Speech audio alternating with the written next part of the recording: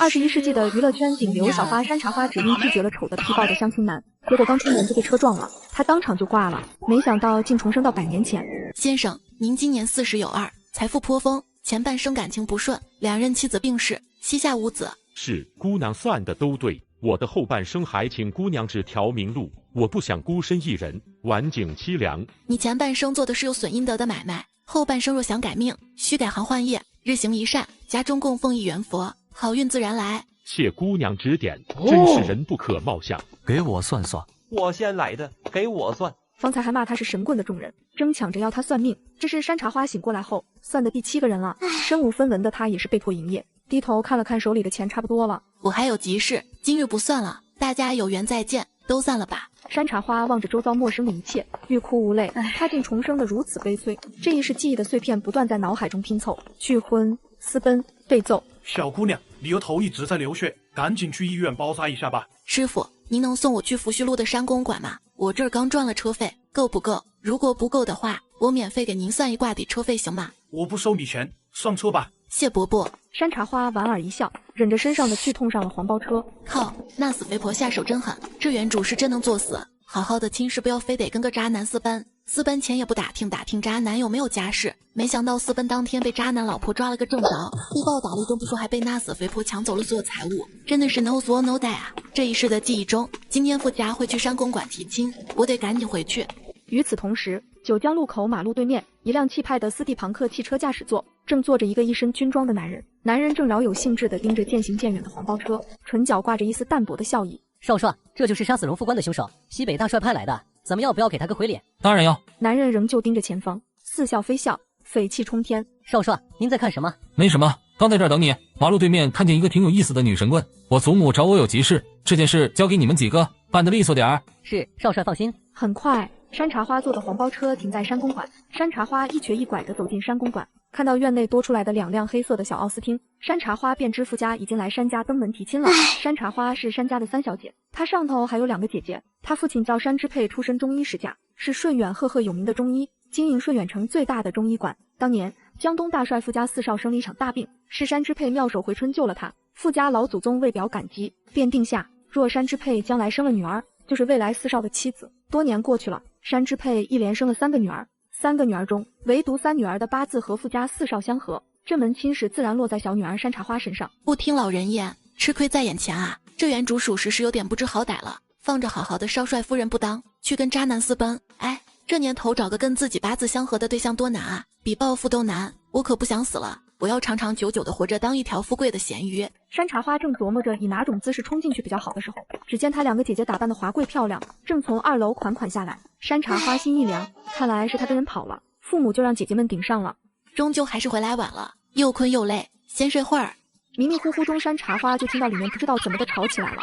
你在圣约翰读书，经常旷课，跟一个穷书生偷偷出去幽会，你有男朋友还想嫁给少帅？你胡说，我们只是好朋友，你可就不一样了。你跟百华洋行的公子去西餐厅吃饭，我看见过好几次了。大姐，你都20几岁了，这个岁数你觉得你和少帅合适吗？嬷嬷像你这个年纪的时候，都生了我们姊妹3个了，你年纪太大了，若想嫁高门，怕是得给中年人做姨太太才合适。山子婉，你说谁年纪大了？你说谁要去当妾？说你，老姑娘。傅老太太被眼前的场景吓得一愣一愣的，这是什么情况？姐姐们都想嫁给少帅，所以打起来了。她正琢磨着要不要进去劝架，忽然一只修长、骨节分明、格外好看的手拿着一个纯白的毛巾递到她眼前，军装袖口的徽章熠熠生辉。谢谢。随后毛巾的主人迈进屋子，大步往前走。这不会是傅家4少吧？虽然没看到正面，不过背面挺帅的。他静静躲在门口边边观望。祖母，您叫我来何事？云金，看你每日戎马孔总，忙得都忘了自己的终身大事。我跟你提过的，你也老大不小了，咱们家也该履行旧约，登门提亲了。今天是个好日子。傅老太太掌管傅家内务，晚辈们嫁娶都是她一手操办。这是你未来的岳父岳母，也是你的救命恩人。老太太收起方才看山家姊妹打架时的惊恐，变得满脸慈爱。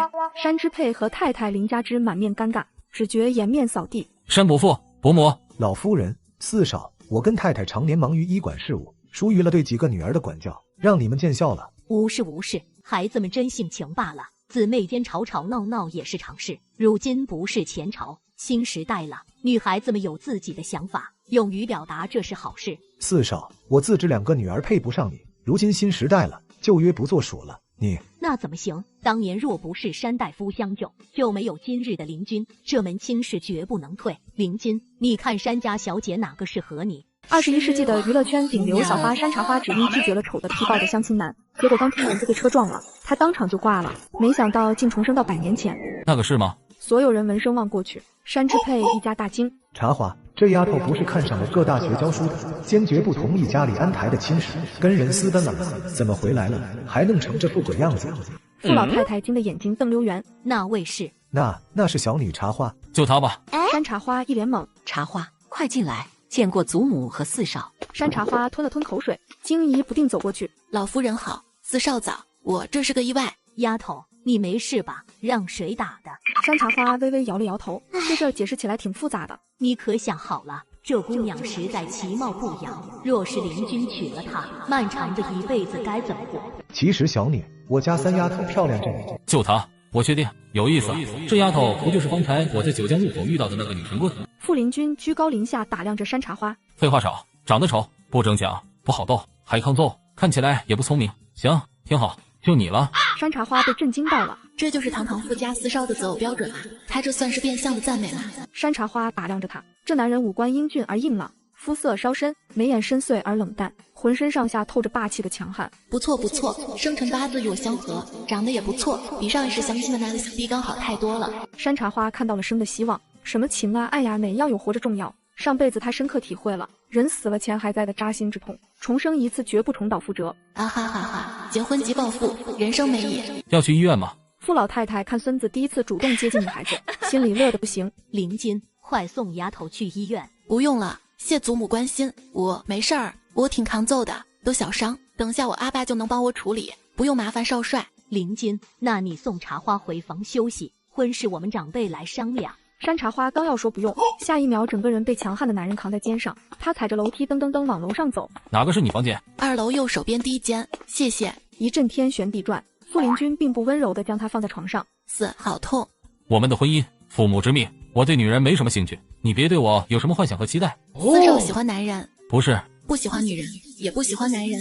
呀！忽然一只庞然大物冲进屋里来，山茶花瞪大了眼睛，才发现是一只银灰色毛的狼。傅林君揉了揉狼的头，乖，去车上等我，很快。原本凶悍的狼顿时乖顺的用腮帮子蹭了蹭傅林君的手掌，不屑的扫了眼山茶花，转头跑了。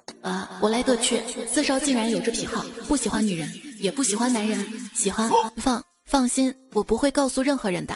以后你是我妻子，只要我活着，我不会让人欺负你，不管是在傅家还是在外。山茶花想说，放心，我会凭本事帮你驱灾避难，保证你活着。但是他没来得及，事情就这么愉快的决定了。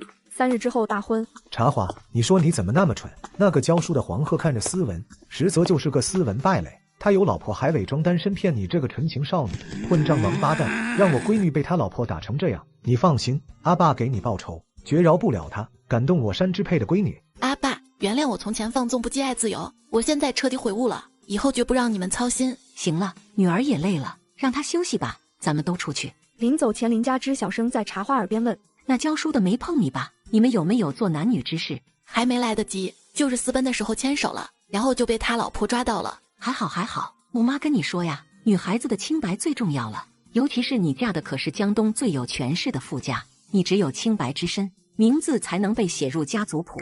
山茶花点头如捣蒜，你赶快休息吧。第二天一早，山茶花早饭都没吃就出了门，他要去找这一世外公送给他的护身符，就在渣男老婆手里。3天后结婚的时候，他一定要带在身上，那护身符能救傅林君的命。你敢不干了？那前3个月的工钱我也绝对不会给你的。可如果我继续留下来，你就会发给我之前的工钱吗？我在你这里做了半年了，你只发了1个月的工资给我，我总要生活。你闭嘴！肥婆巴拉巴拉的唾沫星子满天飞，山茶花端向那肥婆，印堂发黑，眉间勾纹阴深，气色清晦，眼球浑浊，阳寿将近。这肥婆的报应这么快就来了。大婶儿。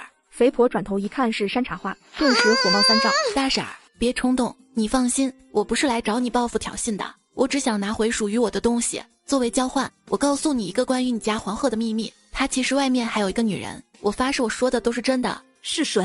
你从我身上拿走了1枚铜币是吧？你还我，我就告诉你是谁，而且让你去现场捉奸。你敢骗我，就死定了！肥婆凶悍地说着，转身进了铺子里。找出那枚铜币，递给山茶花。那破玩意儿不值钱，快说。黄鹤现在在你家，正陪美人谈人生呢，你懂吧？不可能，你放屁！不信你回家看看便知。肥婆一个箭步飞走了。这肥婆伤人性命，为人不厚道，坏事做尽，她的阳寿被自己做没了，过不了今日。小姐，你说的是真的吗？山茶花心情极好的点点头，打量着小姑娘。当然，你在这儿工作，肥婆哦，你老板娘克扣你工钱嘛？你不想干了？山茶花扫了一眼商铺里的皮包、皮带，那你趁她不在，赶紧卖货，然后拿钱跑路。老板娘平日里做生意不厚道，客人们都被她得罪了不少，这家店只能靠在外地生客，生意少得可怜，一天都卖不出去一件。我有个办法，要不要试试？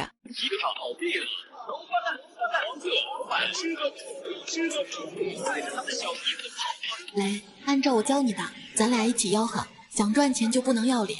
小姑娘觉得山茶花说的有理，于是两人开始异口同声的吆喝起来。本店老板黄鹤带着他的小儿子跑了，原价10块、20块、30块的，今天只要1块大洋。黄鹤老板王八蛋，你不是人！我辛辛苦苦干了大半年，你还我去汉钱。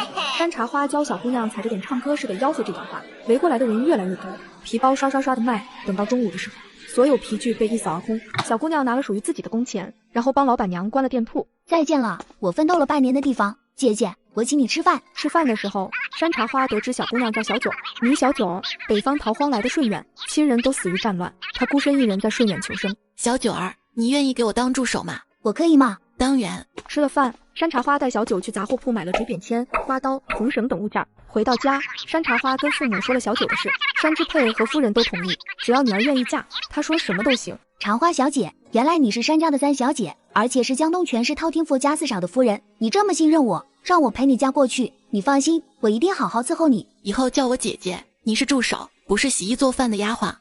谢谢姐姐。来，小九，帮我削竹扁签。山茶花教小九儿削竹扁签，她在上面刻字。茶花小姐，你这做的好像是算命用的签条。山茶花将做好的签条放进签筒中。小姐，那你能通阴阳、改八卦、用符纸给人消灾改命吗？想通阴阳、想改命的人可是要付出巨大的代价的，请你不要尝试。大婚前一天，傅家的人送来了一套凤冠霞帔，山茶花便知道婚礼按旧俗来是中式的。姐姐，你怎么这么淡定？你明天就要结婚了，而且是嫁给权势滔天的四少，你不激动不紧张吗？没感觉，我们又没感情。不过想想跟了他，我就不会在20岁之前挂掉了，我会有长长久久的一生，我还是挺开心的。姐姐，你们明天晚上可是要洞房花烛的，你准备好了没有？山茶花一副咸鱼的姿态瘫在床上。你想多了，他对我没兴趣，那天见面的时候就看出来了，而且我听说他常年在外，不回家的。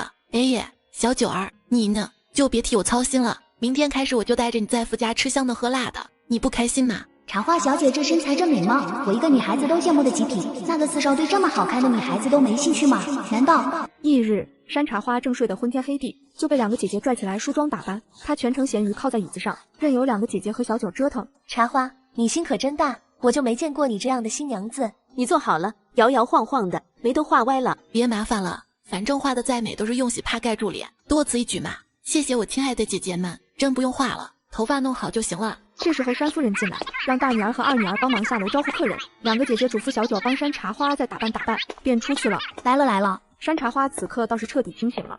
我来接你，跟我回家，此生定不相负，你愿意吗？这是传统中式婚礼每个男人都会说的话。我能不愿意吗？我又不想死。下一秒，整个人就被男人抱起来。山茶花被抱上花轿，父母姊妹不舍得落泪，长长的接亲队伍就这样浩浩荡荡的离开了。很快到了傅家，江东第一府邸，傅家长辈均端坐于此。山茶花是端了茶又行礼，拜来拜去的，有点脑子发晕。终于喜人高喊：夫妻对拜，太狠了，终于要结束了。立成，新郎新娘请移步祠堂，给老祖宗上香。刚直起身，准备去老祖宗的祠堂上香的时候，傅林军的副官急匆匆冲到他身边。四少，多好了。山茶花立刻警觉起来，果然和我前几日算到的一样。祖母、爹，祖宗改日再拜，我有急事处理。胡闹，我必须走，以后这里就是你家。等一下，傅林军正要走，手腕忽然被山茶花拉住。这男人太高了，他只能踮着脚尖，唇隔着洗帕瓶，感觉贴上他的唇，小手顺势搭上他的肩膀。傅林军心头一汗，亲我，他的唇瓣好柔软，小心身边人，有危险。用只有2个人能听到的声音说，悄无声息将手中的护身符塞进他胸口的衣兜里，迅速后退一步和他保持距离，转过身面对着傅家的长辈道：四少有要事在身，我一个人给祖宗上香可以吗？可以，这儿媳妇倒是挺懂事。傅林军跟副官离开，开车前往临近上海偏僻的村落。婚礼上，他的副官高恒匆匆赶来说，他最好的兄弟在敌人那边埋伏了3个月的薛石林断了一只胳膊，身受重伤，藏身村庄，有重要消息带给他，务必让他亲自立刻前去见面。你来的时候，石林怎么样了？傅林军心中一直想着临走前山茶花对他说的那句话，小心身边人，有危险。回四少，断臂处有感染的迹象。我离开的时候，他高烧不退，我本打算送他去医院，可他说他怕自己被人在路上灭了口，我只能找2个信任的军医过去给他治疗，他就等着您呢。很快到了偏僻的村落，方圆百里不见人。高恒将车停在一处农家院落外，就是这儿，四少。傅林军看到院子里有2个江东护卫扛枪守卫，透过草房的窗户能看见薛石林正被军医治疗着，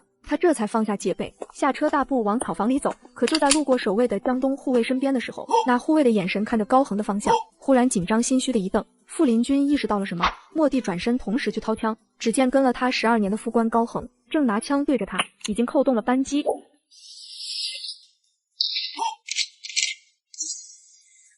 他冲进茅草屋，看到自己的好兄弟薛石林奄奄一息躺在炕上，虽然没有断臂，可身体多处受了枪伤。石林，撑住！他背起好兄弟，冲出去，将薛石林安顿在后座，而后飞速驱车离开，前往顺远的仁爱医院。在去医院的路上，他蓦地想到方才千钧一发之际，胸口那道替他挡了子弹的屏障，于是手伸向军装左胸口处的口袋里，掏出1枚铜币。他为何会知道我会被身边人刺杀？21世纪的娱乐圈顶流小花山茶花只因拒绝了丑的踢爆的相亲男，结果刚出门就被车撞了，他当场就挂了。没想到竟重生到100年前。都这么晚了，四少怎么还不回来？吃宴席的都已经散了，还没人来请新娘子去吃宽心面吗？按照旧俗，新婚当晚，婆家人要做宽心面给新婚小两口吃，寓意往后的婚姻生活彼此宽心，互相包容。爷爷，小九儿，你别走来走去的，我都要孕了。放心，四少肯定不会回来的。你出去找点吃的来，晚上咱俩喝点儿。姐姐，今天可是你跟四少大婚，你确定晚上要跟我一醉方休吗？你心里要是难过，你就说出来。我为什么要难过？我结婚又不是为了爱情，我只是为了活着。安娜不用吃宽心面，我的心就已经很宽了。你快去找吃的，还有酒。山茶花朝小九俏皮眨眨眼，便去洗澡。再出来的时候，小九已经在小阳台准备好了食物。喂，小九儿，我爱你。山茶花坐下来，掰了个额头开始啃。你看我干嘛？吃呀。姐姐，四少对你都没兴趣，我怀疑他不行。有可能。他忽然传来打碎东西的声音，山茶花和小九吓得一怔。傅鹤鸣，我哪里对不起你？你冲我发这么大的脾气，你个把月才回家一次，孩子一哭你就嫌吵了，睡不好了。我看是外面小公馆的温柔乡把你迷得找不着北了。徐梦叔，我受够你了！我每次回家来，你总是冷嘲热讽的，一句好话没有。孩子一哭，你就嘟嚷着是我这个父亲不负责任，是我吓着了孩子，我欠你的，天天看你甩脸。我走，你满意了吧？姐姐，好像有人吵起来了。我们还是继续吃吃喝喝。他从来都不是多管闲事的人，至少我有真入味儿。咚！山茶花的门被什么东西砸了下，发出巨大的响声，接着外面传来傅盛威严的呵斥声。大晚上的又吵什么吵？打架打到我门口了，我不出去是不是不太好？小九点头如捣蒜。爹，傅鹤鸣在小公馆跟他那肮脏的相好腻歪了个把月才想着回来，身上怕是带了外面不干净的脏东西。他一回来，孩子就哭。傅盛有3个儿子，2个女儿，5个子女中，大儿子、2女儿、3儿子都几年前就成了家，其中老大傅鹤鸣的儿子已经1岁半了。徐梦叔，你说谁肮脏？我大哥，你少说2句吧。玉宁从小体弱，大嫂没日没夜的陪孩子，没有功劳也有苦劳啊，你就知道在外面胡混，嫂子说你几句也不为过。说这公道话的是傅家妖女傅温馨，年方15，还在女中读书。山茶花缓缓打开门，一眼扫过去。傅家怎么这么多人啊？我是不是该说点什么打破尴尬？要不说你们继续吵，别理我。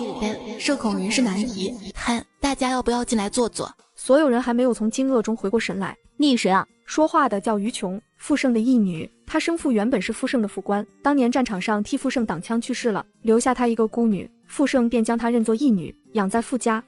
山茶花啊。傅家人此刻都在惊愕中的原因是，那日老太太从山家回来，跟着一起去的副官和仆人都说，老四这未来的媳妇丑的奇葩，不明白为什么老四会选她。而眼前这小姑娘何止是漂亮，简直倾国倾城，放眼整个上海滩，也绝对找不出第2个来。茶花啊，以后就把大帅府当成你自己家，有任何需要尽管跟祖母提，可不能委屈了自己，知道吗？谢祖母。四弟妹，我是大哥，以后有需要帮助的地方，老四常年不着家，你可以找大哥。恶心！徐梦书气得一把将孩子塞给傅鹤鸣，甩袖回了房。徐梦书，儿子不哭啊，乖。忽然，小奶娃在傅鹤鸣怀里抽搐起来。眉间青黑，双肩大垂，眼白浑浊。这小奶娃本该一生福寿安康，长命顺遂，为何此刻会有命不久矣之相？快叫军医来！一家人慌忙将孩子送回卧房。大嫂，你不能摇晃他，我手刚洗过。山茶花半跪在床边，将手指放在小奶娃嘴边，另一只手掐孩子的人中。对，你这是做什么？你想害死玉宁吗？让开！你看不到我们家小姐在救小少爷吗？山茶花没理会于琼，几秒钟过后，小奶娃不再抽搐，呼吸匀称，像是睡着了。四弟妹，谢谢你，无愧是山大夫之女。这时，军医们匆匆赶来。这几日怕是又受了风寒，高烧咳嗽，方才还抽搐了。吴军医，救救我的孩子！大少奶奶，我先检查看看。经历了几分钟的检查，医生脸色不好。父爷、大少爷、少奶奶，小少爷这一次怕是扛不过去了。从前发烧我们已经用了过量的退烧药，这次要想退烧必须加量，可惜药的副作用太大，如果这次加量会造成小少爷心脏等器官的衰竭。你说我儿子要死了，你放屁！我不信。吴医生，我这曾孙儿真的没救了吗？傅老太太面色惨白，接受不了这个现实。这孩子有救。就在众人悲痛万分的时候，忽然传来一抹温柔的声音：“你当你是谁啊？说话不用负责任吗？吴医生都救不了的，你能救？”小少爷饱受宫端正，印堂宽阔，山根平满，耳垂丰满贴近面庞，定然是一生福寿安康。只是他在母体室外邪物入体内，导致生来体弱，有救啊！茶花，月儿真的有救吗？怎么救？大嫂，你怀小少爷的时候2个月左右，是不是参加过至亲的丧礼喜丧？徐梦书蹙着眉琢磨着。傅鹤鸣急忙道：“是你娘家太奶奶过世，那时候你不知道你有孕在身，我陪你一块去的。回来不到1个月，就查出来你怀孕已经3个月了。对，我太奶奶是喜丧，过世的时候108岁。那就是了。明日一早，大哥大嫂，你们去太奶奶墓前祭拜。喜丧墓碑下不是都埋了老人出殡前嘴里放的铜钱，带回来。21世纪的娱乐圈顶流小花山茶花，只因拒绝了丑的皮豹的相亲男，结果刚出门就被车撞了，他当场就挂了。没想到竟重生到100年前。四少奶奶，小少爷出生体质就弱，这1年多来大病小病没断过。你的意思是铜钱带回来，小少爷就能好了？简直荒谬！那吴医生，你有更好的办法吗？四少奶奶，您别怪我说话难听，小少爷当下高烧，怕是根本挺不过明天早上。你让我强行用药给小少爷退烧吗？器官衰竭你能负责吗？滚！都给我滚！没用的东西，我儿子不会死的。傅鹤鸣在混账，却也是个父亲，儿子要死了，他接受不了。大嫂可信我，小时候我们姊妹3人发烧从没打过针，都是我父亲给我们推拿。如果大嫂信任，我给小少爷试试推拿退烧，烧退了让孩子睡个好觉。明天一早你们就去墓地，铜钱拿回来，以后孩子会健康平安的长大。中医推拿博大精深，尤其用在不适合用药的小儿身上，可治愈多种疾病。我信你。徐梦书和傅鹤鸣异口同声道：“呵，大哥大嫂，你们这是病急乱投医啊！我看大哥8成是看山茶花漂亮才给予他肯定。大嫂，你可得理智点儿，你儿子要是没了，以后再生怕是也难了。”徐梦书难堪又愤怒，他嘴笨却说不出一句话来。你给我滚出去！于琼负气出去了。山茶花轻轻拿过小奶娃的左手，在五指指腹的穴位轻柔按压，而后是奶娃小臂内侧的位置，从前往后推经络穴位。大家都出去吧，人多空气稀薄，不利于孩子呼吸。男人们都出去了，唯独傅老太太和徐梦书留在屋子里。茶花，这推拿可治百病。祖母，中医上讲，经络运行气血，连通5脏6腑，沟通上下。我们的身体一旦受了外邪入侵或脏腑功能失调，12经脉便会顿旋不通，这时候就需要中医推拿疏通经络。所谓通则不痛。老太太懂了，欣慰的点点头。茶花，你要老大2口子去墓地取那铜钱，是不是要将铜钱拿回来给孩子戴在身上？祖母，正是，拿回来我给孩子编织个手链，孩子带着长大，定能一生平安。当年大嫂有孕，又逢辛卯年乙未月己卯日去墓地，那日是100年来阴气最重的1日，本不宜出行。若换作命里8字弱的孩子，怕是会在腹中夭折。不过还好育儿五行属火，命中富贵吉祥气极强，只要喜丧的铜钱庇护着幼时，驱赶邪气，健康长大，定能长命100岁，育儿会是个孝顺的孩子。大嫂明日去墓地的时候念叨，让过世的亲人保佑育儿。徐梦书点点头，虽然心中对山茶花并没有几分信服，可眼下他是唯一说育儿有救的人。他的办法总要试试。茶花，你懂玄学命理？难道你是受了你外公的真传？列支一二。父爷，我从医多年，在国外进修西医就足足3年，我从未听说过推拿能退烧。恕我直言，四少奶奶这样，只能让小少爷走得更痛苦。四少奶奶刚进家门就开始班门弄斧，这是想要博好感吗？老爷，老四媳妇不简单啊，才刚嫁进门，今天在婚礼上如此主动，如今又公然反驳几个医生，以后怕是能干大事。这说话阴阳怪气儿的是傅盛如今的大太太林青云，原是北平戏园子里的花旦，后被傅盛看上做了妾，年近40，仍风韵犹存。自从她进门，傅盛的原配病死了，二姨太出家了，她自然而然就成了大太太。英姨，这个山茶花，我看是个中医骗子，还是个神棍，玄学那一套搞得跟真的似的，还去什么墓地取铜钱，他不会是别的大帅派过来的探子吧？祖母，玉儿的体温降了，你看她睡得多熟，都有些轻微打呼了。此刻山茶花温热的掌心已经给小奶娃推到了腹部的穴位，太神奇了！往常这孩子要是睡着了，我稍微动一下，他都可能惊醒哭闹，可您看茶花怎么摆弄他都睡得酣呢？我给玉儿还推了助眠的穴位以及管惊吓的穴位，往后她都能睡整夜。如果哪日半夜哭闹，大嫂再找我过来给玉儿推拿就好。惊吓？茶花，你说之前玉儿从小整夜哭闹是因为惊吓，平时这孩子我都不敢带出门，怎么会受惊？一半是明日你们取回铜钱，往后她在半夜哭闹基本就是惊吓。这么说吧，就是大人的屁声、肛门声、咳嗽声都能惊到孩子，大嫂不必过于担心和自责。往后还有我。四弟妹，谢谢你，我不知道该怎么感谢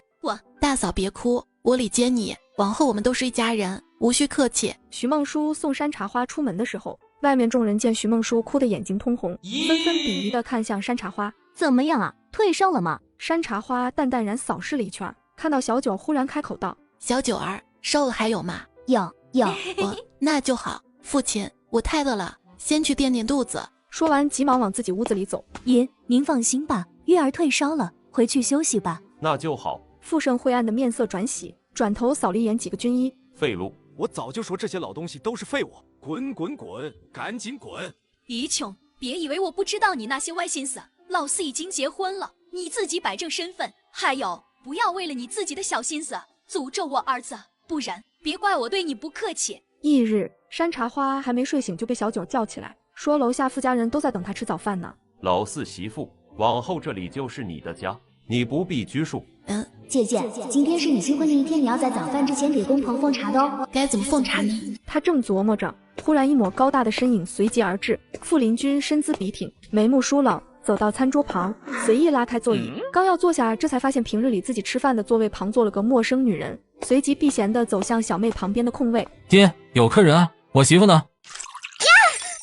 那贱人该死的乌鸦嘴，竟然应验了，这是巧合吗？此刻，偌大的餐厅，傅家所有人惊愕看着傅林君，眼神又刷转向山茶花。是，哈哈哈哈！山茶花只觉得头顶一片乌鸦飞过，他强撑着一抹尴尬又不失礼貌的笑。对，山茶花。傅林君俊美锋利的五官一贯冷漠，可此刻却掩饰不住的惊愣，垂着眸走到他身边，拽开椅子坐下来。山茶花觉得自己从来没有如此尴尬过。看来我那天是真被肥婆揍得面目全非了。傅林君竟然丝毫没认出我来，我初来乍到，以后还请大家多多关照，我干了，你们随意。说完，山茶花特别彪悍的举杯，咕噜咕噜将满满一杯豆浆都干了，而后用空杯朝众人示意了下，又淑女的坐下了。不吃。在傅家众人惊愕中，五妹夫温馨忍不住笑喷，随后众人都笑了。往日里，傅家人吃饭的时候气氛安静严肃，头一次这般快乐。爷，昨晚是玉儿出生以来睡得最好的一天，烧退了，早上也吃得饱饱的，小脸蛋儿都泛红了，真要感谢四弟妹，如果不是弟妹，我都不知道该怎么办才好。这没什么，大嫂不必放在心上，她的心思全在吃上，这是她吃过最丰盛的早餐，偌大的桌上摆满了各色美食。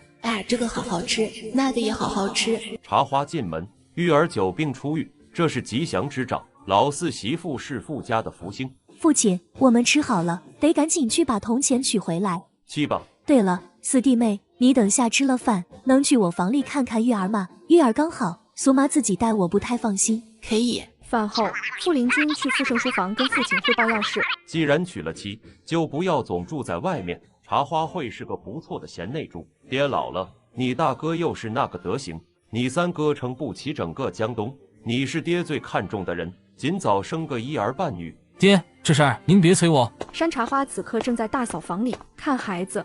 玉儿，美是吧？玉儿是说婶婶美。玉儿咯咯咯的笑了，哈哈哈。山茶花美得不行，有点飘飘然。忽然有脚步声传来，山茶花回过头就见傅林君一身戎装还没来得及换下来，就来了。四目相对，山茶花脸上得意的笑容立刻收住。黄鹤被关进牢里了，他跟小姨子苟且让原配抓到，几个人打起来，他杀了原配妻子，3日后枪毙。你要去见见他吗？想怎么出戏随你。不见，杀了自有报。谢谢你。他能提到这件事，说明他去调查了，知道我跟渣男私奔未遂，没有任何责怪，还想着帮我收拾渣男，人品还不错。应该的，这个是你放在我衣兜里的吧？你怎么知道那日我会遭身边人暗算？我知晓你的生辰八字，卜卦算出来的。你会卜卦算命？傅林君没有丝毫怀疑的相信他，他锐利的眸忽然发现山茶花怀里的小家伙，小手正按在山茶花的胸口，抓抓捏捏的。你休息一下，我抱他。这小子在干嘛呢？不要！玉儿奶声奶气的断然拒绝，小脑袋一转，随即小脸往山茶花怀里扎，贴着婶婶柔软的胸脯，很是享受。没事，我不累。傅林君极力敛去眼中的不爽。这时，徐梦书和傅鹤鸣回来了。四弟妹，麻烦你了。徐梦书将铜钱交给山茶花，孩子也抱了过去。没事儿，嫂子。山茶花拿过铜钱便离开，往自己房间走。傅林君临走前拍了拍大哥傅鹤鸣的肩膀，以后你自己的儿子自己带。后半句话别总让我媳妇替你们抱孩子，他没说。傅鹤鸣一脸懵逼的点点头。四嫂，护身符你随身带着，一定要平平安安的，加油！你活着，我才能活着。对了，你如果这几日不忙，帮我去探望一个人，我的好兄弟重伤住在仁爱医院，那里有我的人在看护他，这个给你。他递给他一枚令牌，江东兵少帅的私人令牌。他手下见了这令牌，就仿佛见了他。好，我办事你放心。当日下午，山茶花做好了手链给玉儿戴上。小家伙在院子里玩得更欢，山茶花左右动了动微酸的脖子。呼困了，回去眯一会儿，睡醒就可以吃丰盛的晚餐了。他开开心心的上楼，不想走到2楼楼梯处的时候，刚好撞见了正下楼的于琼。山茶花往左，于琼往左，山茶花往右，于琼往右。有事。他习惯性的观其相，高挑美艳，五官精致，只是下巴太尖，福薄命短，眼睛突暴流逝，性格多凶暴，多招祸患，婚姻不幸，以后得离他远点。别以为你瞎猫碰了死耗子，治好了玉儿，以后你在这个家就有地位了。呵，痴人做梦！你一个中医的女儿，小门小户根本配不上林军哥，以后你就等着独守空房吧。我习惯一个人睡，挺好的。那个有句话不知道当讲不当讲，不当讲就不要讲。好，你今日有霉运，不宜出门。我是很倒霉，一出门就看见你。我爱了多年的男人，娶了你这个女神棍，我能不倒霉吗？我不是说精神层面的，我的意思是……山茶花双手合十，又猛地张开双臂，砰！小心你的脸哦！说完，他躲开于琼，噔上楼回房了。幼稚，吓唬谁呢？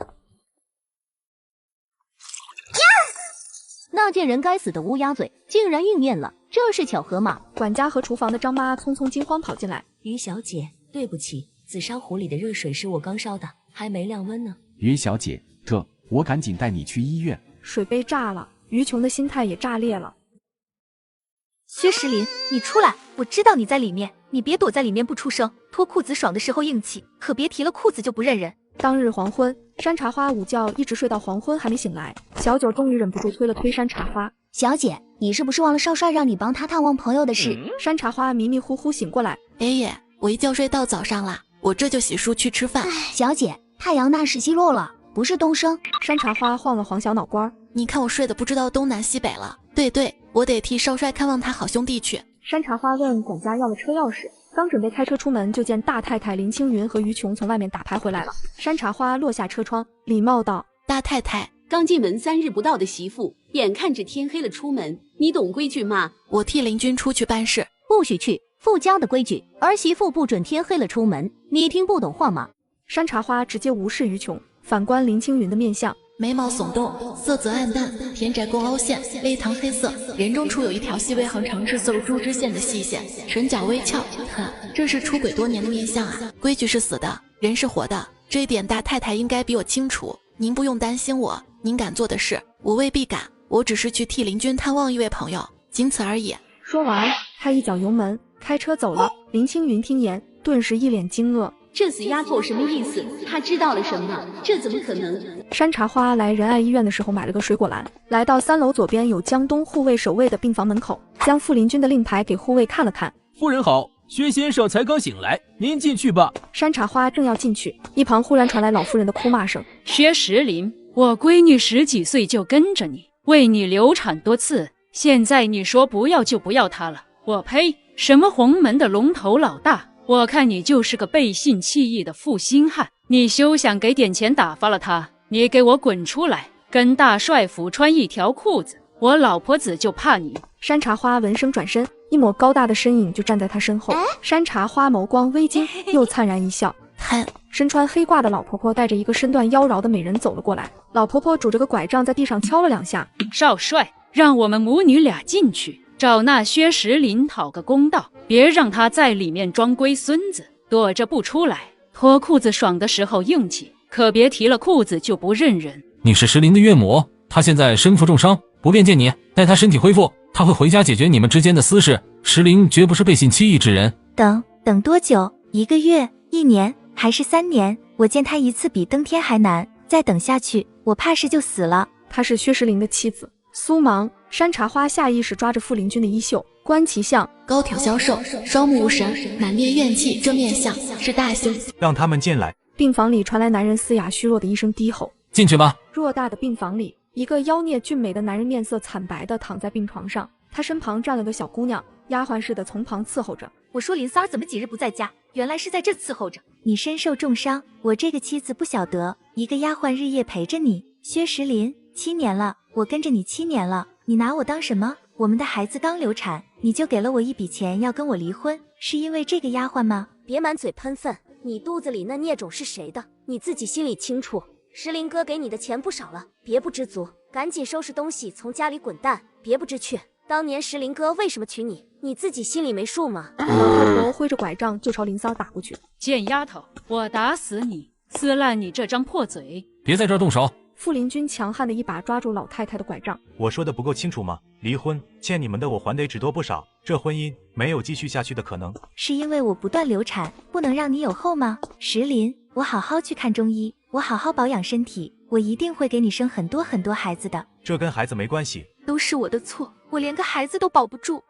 苏芒咬着牙朝病床撞去，山茶花一惊，急忙冲过去拽了他一把。等等，不对，你们都不对。屋内所有人都诧异地看向山茶花，山茶花鲜有的一本正经，认真看了眼薛家每个人。你流产不是身体的事，是你们家里的风水不对，你们每个人的精气神都不对劲儿。印堂有青线，肩上有黑雾，是久居宅凶之兆。老太太眼底一慌，小丫头，你会看风水，能居在辟邪灭祟吗？可以，倒是可以，只是要收钱的。一行有一行的规矩，他给人看风水是要收钱，且还要将一半捐出去。四少奶奶，你方才一进门的时候，我就觉得你不一般，你快帮我们家老宅看看风水吧。呵，自从某些人嫁进来，家里人死的死，疯的疯，猫狗都养不活。老太婆和苏芒同时愤恨地瞪了眼林三儿。那就麻烦少帅夫人，几日之后我出院回家，你来我府上一趟吧。本来打算当条咸鱼的，可这赚钱的活儿摆在眼前，也不能不干不是。再者外公曾说过，遇到这种事不可帮忙，任由邪祟肆意作怪，这是见死不救，有违玄门规矩。老夫人，您看薛先生还病着，要不先送你们回去，几日之后一并处理这些事，您看行吗？好，闺女，咱先回家，有我在，没人敢对不住你。薛石林心中对山茶花多了几分感激。山茶花一行人下了楼。少帅，你先回去吧，我开车来的，送老夫人他们回去之后就回家。这女孩子看起来温温柔柔的，竟还会开车。山茶花帮老太太关了门，自己坐上驾驶座，就见傅林军已经在他副驾驶了。我车坏了。你车坏了啊？别担心，有我在。他忽然低头，也不知道从哪儿掏出一扳手。等我下，我会修车。山茶花正准备下车，傅林军一把拽住他，一双黑黝黝的眸盯着他。不必，副官会处理，开车。山茶花见他好像有点怒了，乖乖将扳手放了回去，小声嘟嚷着：少帅是不相信我吗？小可爱他是真可爱，误以为老公喜欢牲口，不喜欢自己。信不准算了。山茶花先将苏芒母女送回薛家老宅，又调了个头回大帅府。今天想吃醒烧烤喝小啤酒的心愿要落空了。咕噜噜，山茶花的肚子开始不适时的叫了。这也太特么尴尬了吧。前方130米左拐，霞飞路的弄堂口有个只晚上营业的馄饨摊，要吃吗？山茶花点头如捣蒜，丝毫没有矜持。车刚拐进弄堂，前方刺眼的光猛地射过来，接着突然一声巨响。怎么回事？现在什么情况？少帅左臂受了枪伤，我们遇到了刺杀。军医们让众人出去，于琼说什么都不肯走，眼泪噼里啪啦的滚落。我留下来帮忙。傅家众人齐刷刷看向山茶花，咱们出去吧。傅家众人听到山茶花的话，皆是满头黑线。山茶花，你留下。正准备出去的山茶花一顿，缓缓转过身来，于琼一梗，尴尬又不可思议。灵君哥哥，你出去。于琼，等下离君换个衣裳裤子什么的，当然要妻子在才方便。你赶紧出来吧，别耽误军医们取出子弹。于琼羞怒恨恨地瞪了眼山茶花，跑了出去。山茶花来到傅林军面前，军医们已经开始给他打麻药，准备取子弹了。山茶花看向傅林军，需要我做点什么吗？坐下，陪我。他另一只手一把将他拉到自己身边来，紧紧握着他的手不放开，闭了眼。我擦，这是真帅，比我重生前合作拍戏的小鲜肉都帅。你去薛宅看风水的时候，我陪你去。薛先生和他妻子当年为什么结婚？苏芒的母亲救过薛石林一家，老太太要求薛石林必须娶她女儿作为回报。怎么？你觉得那母女俩有问题？他们身上背负了很多复杂的怨气，很少见。军医们手术很快，包扎好之后，告诉山茶花，少帅夫人，少帅的伤口3日不能沾水，不能吃辛辣刺激的食物，避免伤口感染。伤口愈合的药每日换1次便可，消炎药1日3次。好，谢谢各位军医，辛苦了。吴军医等人退了出去，偌大的卧房里只剩新婚小夫妻俩。替我换睡衣。行。山茶花转身去衣帽间拿了套男士睡衣来，经历了9981分钟，总算是换好了。傅林军忽然扣住他的后脑勺，冰凉的唇在他抬头诧异的瞬间蓦地贴上去。山茶花惊了一瞬，下意识一把推开他，真是使了吃奶的劲儿。他跌坐在床尾，一脸惊愕，像是看着怪物一般看着傅林军。这男人不是对女人没兴趣吗？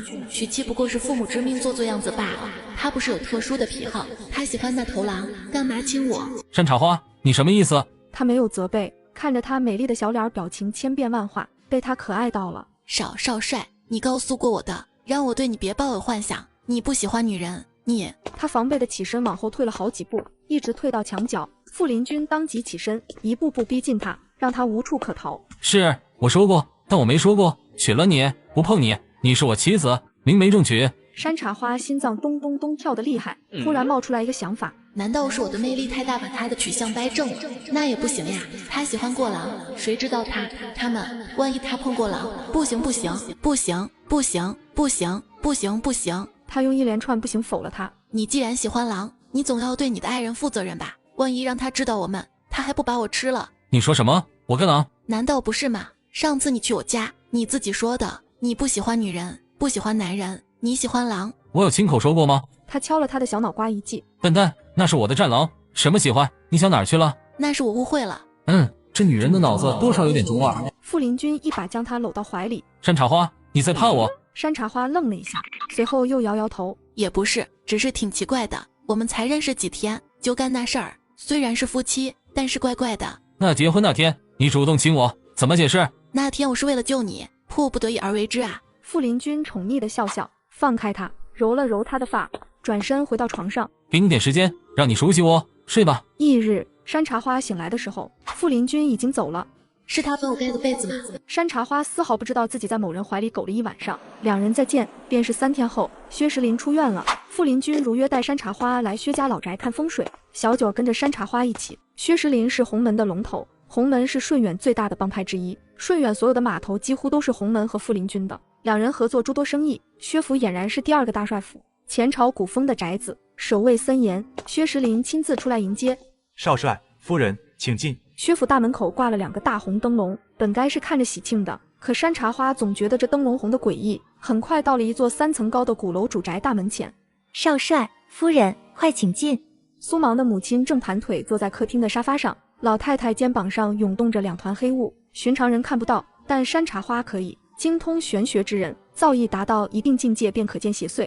你们来了。少帅夫人好，这主宅一共3层，少帅夫人您都帮着看看吧。山茶花点点头。自打他一进薛宅，神情就挺严肃的，踩着楼梯上了楼。走到2楼的时候，忽然感受到一股怨气，他凭感觉往里走。走廊尽头有一扇紧闭的大门，刚停下脚步，大门猛地震开了。此刻山茶花身旁站着傅林军，身后站着小九、薛石林、苏芒和那老太太以及林三儿都跟在身后。这大门一响，小九吓得惊叫了声，跳得老高，薛家人都吓得打了个激灵。请我进去，蛮有礼貌的嘛。就是这个声音，晚上经常会出现。谁请他进去？谁有礼貌？奇怪，我明明已经给这房间上了锁的。林三儿走廊的灯都关掉。山茶花刚要走进去，傅林君却挡了他一下。等等，我先进。傅林君刚进去，山茶花就见一团黑雾在他周身转了一圈，下一秒，哇，都消散了。乱，厉害厉害，鬼魂都冲得魂飞魄散了，这阳气真旺啊！就是这个声音，晚上经常会出现。林三儿话音刚落，就看到不远处的地面上一双白色的高跟鞋自己在地上走。山茶花见状，拿出一张符箓，他贴在高跟鞋上。等下，你先歇会儿。若不是亲眼所见，我简直不敢相信。淡定淡定，别怕有我在。等下我把他们凑齐了，大家再说正事儿。OK。说完，他又拿出一张符箓，啪贴在照片上，紧接着窗户剧烈抖动。山茶花又拿出一张符箓，啪贴在窗户上。差不多了。随后他又拿出7枚铜钱，往地上随意一扔，汇聚成一个7星八卦阵。7星阵，鬼现魂。很快，7星阵法内有团团黑雾涌动。各位，要不咱们先坐下慢慢聊。你这是什么邪门歪道的风水师？不是能驱鬼吗？有鬼你就给我灭了，还坐下来跟鬼聊什么？老夫人，凡事有因必有果，衙门警司替百姓申冤，而我替鬼申冤。事情没搞清楚之前，不管是人是鬼都不能把人家一棒子打死，不是？来，都坐下，他们马上出来了，咱们先坐下，有什么误会大家坐下来，心平气和的谈一谈，好吧？老太婆，你还我孩子，还我的命！接着，所有的鬼都朝苏芒母女讨命。猛鬼怕恶人，只要我足够恶，你们这些鬼又能奈我何？我知道你们怨，来，冷静一下，咱们心平气和的谈一谈，你们之间到底发生了什么事？你能替我们申冤？你不过是老恶婆请来要让我们魂飞魄散的罢了。伯伯，您误会了，我这个人三观很正的，我要是想让你们含冤魂飞魄散，你们怎么可能出现在大家眼前？对不对？咱们今天把话说清楚，等一切结束，我保证送你们去一个安息之地，让你们得到安宁。来，大家都说说你们是怎么冤死的，谁先来？请举手。我先来。我叫苏潇潇，从小跟石林哥是一个村子的。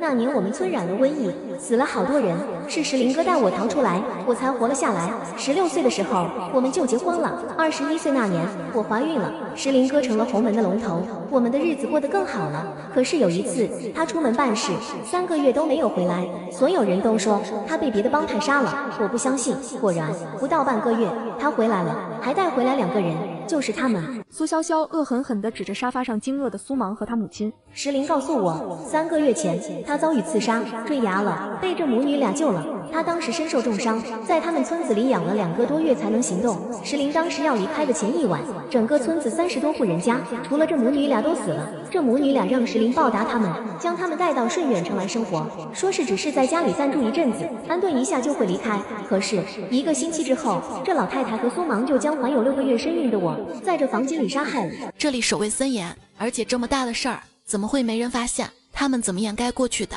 他们自己当然是做不到，但是他们有帮手，就是青帮的龙头邢四。苏芒自己勾引了邢四，用身体作为交换，换取青帮的帮助。那一天，他们趁石林出城办事，青帮在他和他母亲的帮助下，里应外合，血洗了整个薛家。他们母女俩自己刺伤了自己，来掩盖他们是青帮同伙的事实。家里死了好多人。原来是你，是你们杀了我全家和我未出世的孩子。我亲眼看见过他偷人，就在柏林旅馆跟一个男人进了同一个房间。而且我看见过不止一次。石林哥哥，还记得当初太太刚过世没多久，有一次你喝多了，早上在她房中醒来，她哭着要你负责，老太婆逼你娶她那次吗？后来我听他们母女悄悄说，是苏芒给你下了药，之后你们每次行房都是苏芒故意给你下药。石林哥哥，杀了他们。林三儿毫不客气地揭穿苏芒，他曾是苏潇潇的贴身丫鬟，忠心耿耿。自从苏芒来了这个家，太太死后，他一直暗中观察着苏芒母女。对不起，我当时昏了头了。我爱你，我只想跟着你，可是有潇潇在，你拒绝了我，我没有办法，我太爱你了，我只能想到这个办法。对不起。薛先生，先听大家把话说完。你再杀他也不迟。为什么换人偿命？你这老太婆，当时我看到你们要杀了太太，我过来阻拦，你们一刀捅死了我，我恨。还有我，石林哥救了我，把我带回家。我知道他是看我长得像他原配夫人，才会带我回来。可是我对石林哥没有任何非分之想，我都找到了工作要离开了。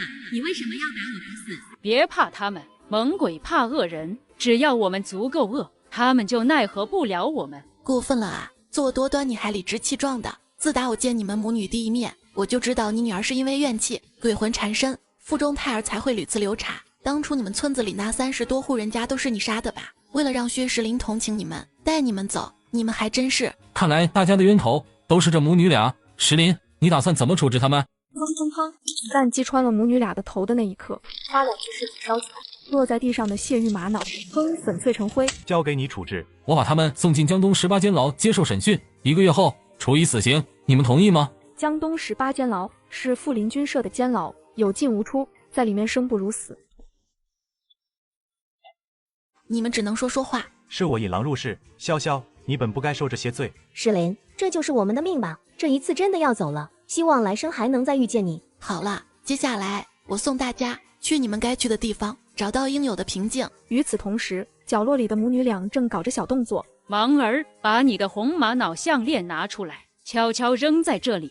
苏芒点点头，用另一只没被铐住的手一把拽掉项链，悄然将那血红诡异的红玛瑙丢到角落里，无人察觉。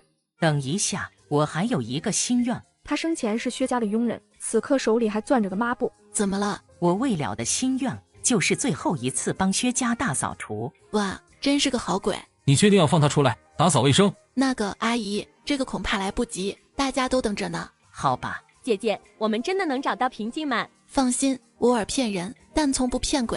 说完，他点燃符箓，丢到七星阵当中。顷刻间，七星阵内符箓燃着的火苗渐渐扩大，鬼的影子渐渐半透明，最后彻底消散，一切像是从未发生过一般，归于平静。来人，将这母女送去江东18监牢。薛石林，7年，我为你付出一切，甚至伤人性命，我只是想留在你身边，可你丝毫没爱过我。你欠我的，我会讨回来的，就算做鬼我都要缠着你。薛石林一眼都不想再见他，一挥手让人带走。薛石林请傅林君和山茶花下楼小坐，一行人正要离开房间。等一下，他转身朝方才苏芒母女待的角落走去。小姐，怎么了？血玉玛瑙，这是苏芒的，从我认识他的时候，他就带着这个，他怎么会把这个留下？还好我方才感受到血玉玛瑙的存在。血玉玛瑙，少帅夫人，这东西到底是玉还是玛瑙啊？这吊坠材质是玛瑙，我说的血玉是地狱的狱。我在古书上曾见过这个玛瑙，它能通阴阳，让灵魂寄居，是明汉时期的阴邪之物。它本来在早年就被一个道士封印在棺材里的，苏芒一直佩戴它，方才将它悄然留在这里，说明他死后灵魂就会回到这玛瑙中，变作厉鬼害人。怪不得方才他会对薛先生说那样的话。走，我们一起去第18监牢。傅林君一行人赶到第18监牢的时候，苏芒母女刚被带到枪决场，傅林君下令苏芒母女要立刻枪决。没想到啊，你们母女俩还敢到死人墓呢，真是阴阳坏事都做尽了。我死了变成厉鬼还回来找你的。山茶花拿出一把手掌大小的桃木短剑，沾了朱砂，在被绑着的苏芒母女头上画了一个符咒。我若是能让你们死后魂魄化作厉鬼来报复我，那我真是白学了玄学术法。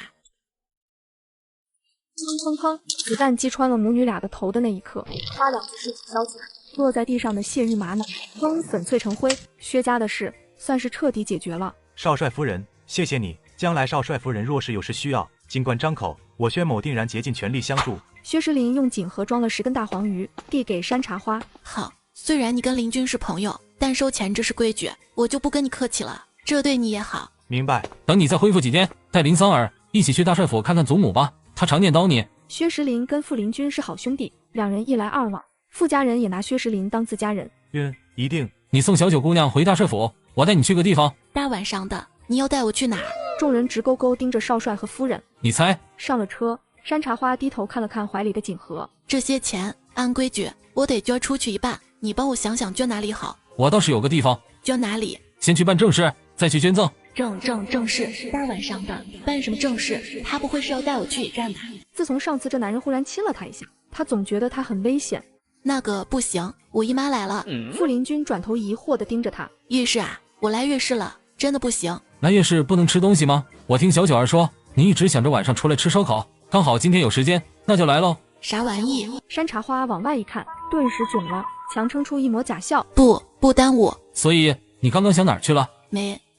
下一秒，他推门跳下车逃了。两人像是寻常小夫妻一般坐在小桌旁，一边吃东西一边聊天。这周末大帅府办宴会，我们是主角。之前我们办了就是婚礼，周末晚上要再办个西式的宴会，我会提前通知你家人。山茶花淡淡应了一声，继续干肉。最近在大帅府住的怎么样？林青云有没有找你麻烦？你跟你继母关系不好吗？没关系。那我跟你一样喽。常言道，嫁鸡随鸡，嫁狗随狗嘛。山茶花大大咧咧说了句，然后朝他灿然一笑。饭后，傅林军带山茶花来到位于滨江路的沁春园。四少，好久不见您了，快请进。梅老板在吗？在呢，梅老板最近都住在这儿。傅林军一边将车开进去，一边对山茶花道：沁春园是唯一看戏不要钱的戏院，收入全靠客人打赏，如果没有可以不打赏。这里的老板梅白先生是个大善人，也是我的朋友，他收养了很多因为战乱流离失所的孩子，20来年了，开办书社供这些孩子读书，教他们中的一些有天赋的孩子唱戏，甚至还会送他们留洋出国。在这年代，这样的人很少了。祖母和大嫂经常来这里做慈善，捐钱捐书，让那些穷困的书生有书读。祖母说，读书才是后人唯一的出路。那我觉得这里刚好。梅老板是唱戏出身吗？是，南北有名，只是年纪大了，退隐了，不再登台了。车开到戏园子大门前，梅老板正和2个年轻徒弟不知道在说着什么。见傅林军下了车，梅老板神色一慌，急忙让2个徒弟去练功。山茶花下车的时候，就将这细节看在眼里了。少帅，怎么今儿这么晚来？你早些来，咱们一道吃晚饭，再喝上一壶多好。梅老板，我们吃过了，给你介绍下，这位是我太太。梅老板。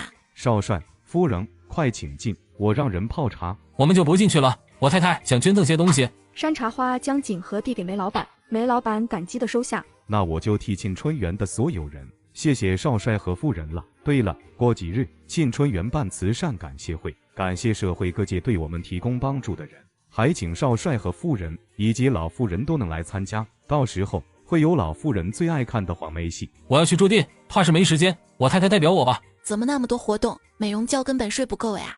轰隆隆，天越来越阴，乌云里传来滚滚雷声。咱俩的快点儿，好像要下雨了。忽然一阵戏乐传来，诡异牵动人的灵魂。师傅，你听到了那声音没？他回来了！师傅！那徒弟吓得浑身发抖，满面惊慌。梅老板顿时脸色惨白。我们会不会死？他一定会找我们报复的吧？师傅，怎么办？山茶花顿时觉得不对，一本正经道：梅老板，是不是戏院遇到了什么麻烦事，需要帮忙吗？我是专业的。没事，我这徒弟学戏学得入迷了，大惊小怪的，没事。三平，先回去练功。这戏多年不唱了，谁放的了？一定是他，金枝，是金枝。不好意思，让2位见笑了，我这徒弟莽撞，吓到你们了吧？这么晚了，就不留你们了。过几日欢迎你们来参加感谢会，到时候定然好好招待。一路上，山茶花心事重重的。怎么了？你觉得梅老板哪里不对？不是梅老板，是方才那个戏乐，是戏曲目联戏的配乐。那是什么戏？没听过。是个很恐怖的戏曲，不听最好。翌日，山茶花又睡到日上3竿。小姐，今儿早上大太太在老夫人面前又吐槽你不懂规矩了，不过老夫人倒是偏向你，说你们小夫妻新婚燕尔，可以理解。梳妆打扮之后，他准备带小九出门。下楼的时候，他遇到了神色匆匆出门的大嫂。大嫂，你出去啊？徐梦舒身体猛地一抖，强撑出一抹笑意。亲戚出了点事，我去一趟，先走了。山茶花有点纳闷，出门的时候还带了个大筐。小姐，带筐子干嘛呀？等会你就知道了。等山茶花将车停在郊外的清水湖的时候，小九儿才知道，小姐这是带他来抓小龙虾。山茶花蹲在清水湖边，伸手一抓，就捞上来2只。快，筐子给我，咱俩一起捞。小龙虾老好吃了。远处悠悠无声，正有人在靠近，2人并未察觉。这是辣骨，它黑乎乎硬硬的，不能吃的。等做好了，你定然吃不够。快过来帮忙。 2人热火朝天的开始抓小龙虾，轰隆隆，天越来越阴，乌云里传来滚滚雷声。咱俩的快点儿，好像要下雨了。山茶花话音刚落，不远处的湖边，悠悠走过来2个前朝宫女装扮的女子，手中都捧着一盏白烛灯，面无表情走到湖边蹲下来，将烛灯放在湖面上，看着烛灯悠悠飘走，滴答滴答，天空下起了雨滴。小九提起筐跟山茶花要上车了，那2个女子却纹丝不动。小九提醒道：“二位姐姐，要下雨了。” 赶紧回家吧！那2个女子还是丝毫没有反应。他们没了七魂六魄，是活死人。什么意思啊？人没了魂魄，就是活死人。在医学层面上讲，这种人还活着，但他们一辈子都不会醒来，没有自己的意识，永远受人控制。那他们点白烛灯是干嘛的？给鬼引路，让鬼找到回家的路。小九儿，走，上车，跟着他们。山茶花开车慢慢跟在他们斜后方，大概跟了半个多小时，在树林深处，隐约可见一气派的前朝府邸，大门上的匾刻了3个字：小九儿，下车。耶，带在身上，邪祟进不了你的身。山茶花跟小九尾随的2个女子来到府邸大门口。小姐，你看那辆车，是不是大少奶奶方才出门的时候坐的那辆？还真是。大少奶奶来这儿干嘛？小九话音刚落，就听到有半男不女的笑声从树林深处传来。渐渐的，小九看到了一长队提着白灯笼的五角太监悠悠飘来，中间几个太监抬着个轿子，暗红色轿子里面像是坐了什么人。鬼太监簇拥着轿子悠悠进了荣王府。走，进去看看。山茶花迈进院子，轻手轻脚往里面的宅子走，可忽然听到了大嫂徐梦书的声音：黄表哥，我爹让我劝你回京，家人一致认为你不能再待在这里了。黄表嫂已经去世好几年了，你再在这里守着，只能增加你的痛苦。你回京吧，家里那么多生意，你有了事做，那些往事自然就淡了。山茶花一听是前方一间卧房传出来的声音，他暂且没跟着鬼太监们来到卧房门外，窗户半敞开着，他悄悄往里看去，只见前朝宫廷风的卧室内，一个30岁左右的男人半靠在方枕上，正在抽着大烟袋。你走吧，往后不要再来了，就当我这个表哥死了。你现在是大帅府的少奶奶，总往我这儿跑不好，毕竟某种意义上讲，我们是仇敌，朝廷没了，各方大帅掌控一切，我心有不甘。表哥，现在是新时代了，朝廷再也回不去了。再说我婆家根本就没把你当做仇敌，如果你愿意，我公公很想请你去府上做客，别再沉浸在旧思想里了，好不好？山茶花忽然听到远处有一阵急促的脚步声传来，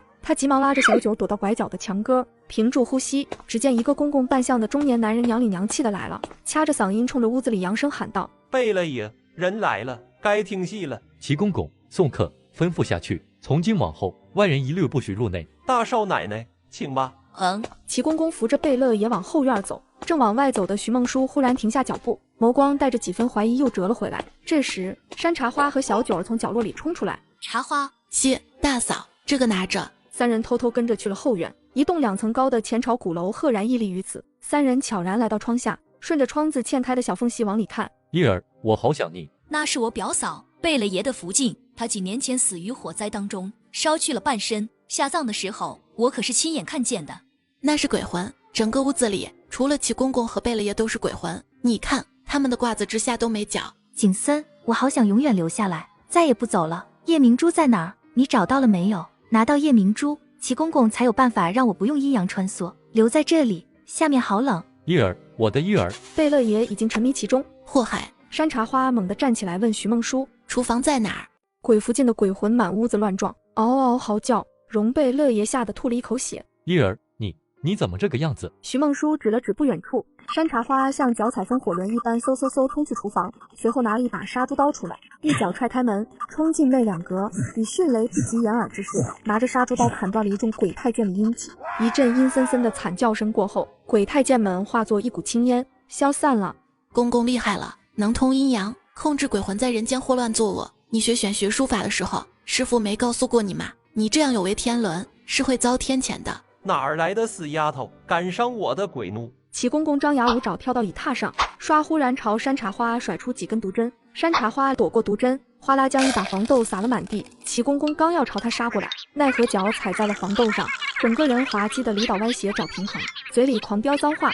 山茶花蓦地冲到贝勒爷的榻上，攥着鸡毛的手一把将躲在贝勒爷身后的女鬼使劲拽了出来，丢在地上，嘴里厉声道：鸡毛画符，魑魅丑类，百鬼伏退。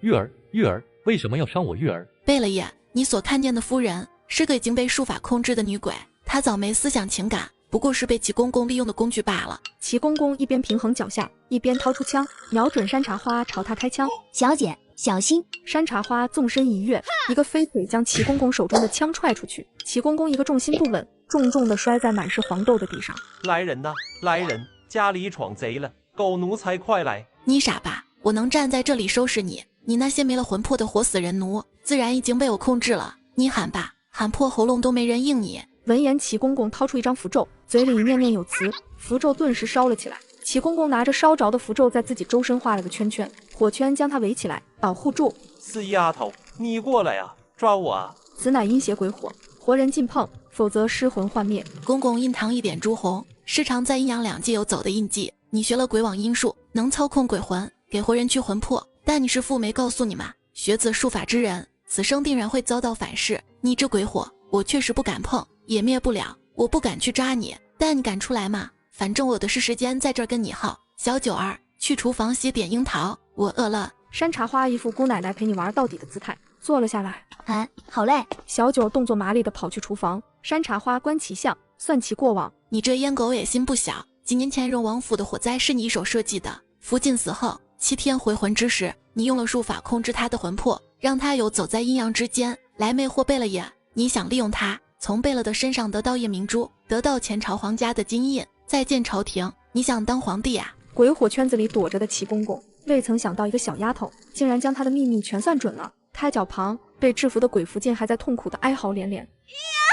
我求你放过玉儿，我愿意同他一起死，入地狱。他不该出现在人间，那我陪他入地狱。玉儿是我此生唯一的光亮。山茶花面对痴情的贝勒爷，颇有几分无奈，刚要劝贝勒爷几句，哐当一声巨响，只见傅林军带人冲进来。就在这一瞬间，齐公公周身的鬼火圈哗的灭了。我擦！上一次在薛宅，傅林军身上的阳气冲灭了鬼魂，这一次他又冲灭了鬼火，还真是百年不出一个的命格。灵魂和肉体皆阳刚之人，任何鬼魅魍魉接近不了他的身。嘿嘿，能配得上我的男人，果然不一般呀！砰砰，傅林军2枪分别打中齐公公的双腿，齐公公痛苦嚎叫2声，而后拼尽最后一丝力气，双臂撑地，青蛙一般朝荣贝勒爷扑过去，尖利的匕首抵着荣贝勒爷。来，杀了我！黄泉路上有贝勒爷作伴，也值了。齐烟狗，你窃取我江东战略布防图卖给西北大帅，导致我兵死伤1000余人，你1万条命都不够死的，敢威胁我？傅林军一副猖狂巨傲王者姿态，正要开枪，徐梦书忽然冲进来。四弟，别开枪，荣贝勒爷是我表哥，咱们是亲戚，你得救他啊！齐公公香炉里的香燃尽了，鬼福晋的鬼魂满屋子乱撞，嗷嗷嚎叫，荣贝勒爷吓得吐了一口血。叶儿，你怎么这个样子？鬼福晋冲向荣贝勒爷的肉身，山茶花沾着朱砂的手掌一把将鬼福晋拽过来，他顺势给他贴了一张符箓。能动嘴，先别动手。被贴了符的鬼福晋整个人蓦地安静下来，恍惚了一瞬，像是如梦初醒。我在哪儿？记忆翻涌而出，鬼福晋愤恨指着齐公公：我死了，我被你折磨死了，又被你一把火烧了。几年前贝勒爷回京城探亲，你逼我交出夜明珠，交出前朝皇室的金印。你说你在秘密训练一批精兵强将，你要灭了傅家，取而代之。我不肯，你就侮辱我，然后拿刀子割我的脸，毁我的容貌，挖空我的双眼，好痛！荣贝勒也不可思议的一摊，嘴里开始吐白沫，眼睛翻了白，正拿他当人质的齐公公一慌，林军趁机一枪爆了他的头，棒棒哒！山茶花正冲过去要抢救贝勒爷，徐梦书和鬼魂福晋跟着冲过去，下一秒，贝勒爷蓦地表情恢复如常，虚弱的坐直了身体。卑劣的烟狗，忒！贝勒爷方才是装的啊，套路真可以，屁服屁服。贝勒爷朝山茶花微微点头，这位姑娘，我看得出来你是个高人，我求你救救我福晋。贝勒爷，你让我把鬼魂变作常人，恕我无能为力，没有人有那样的本事，那是逆天而行。我唯一能做的就是帮福晋厚葬，灵魂安息。福晋生前慈悲为怀，诚心礼佛，只要得当下葬，定然归于平静，来世会福禄绵绵的。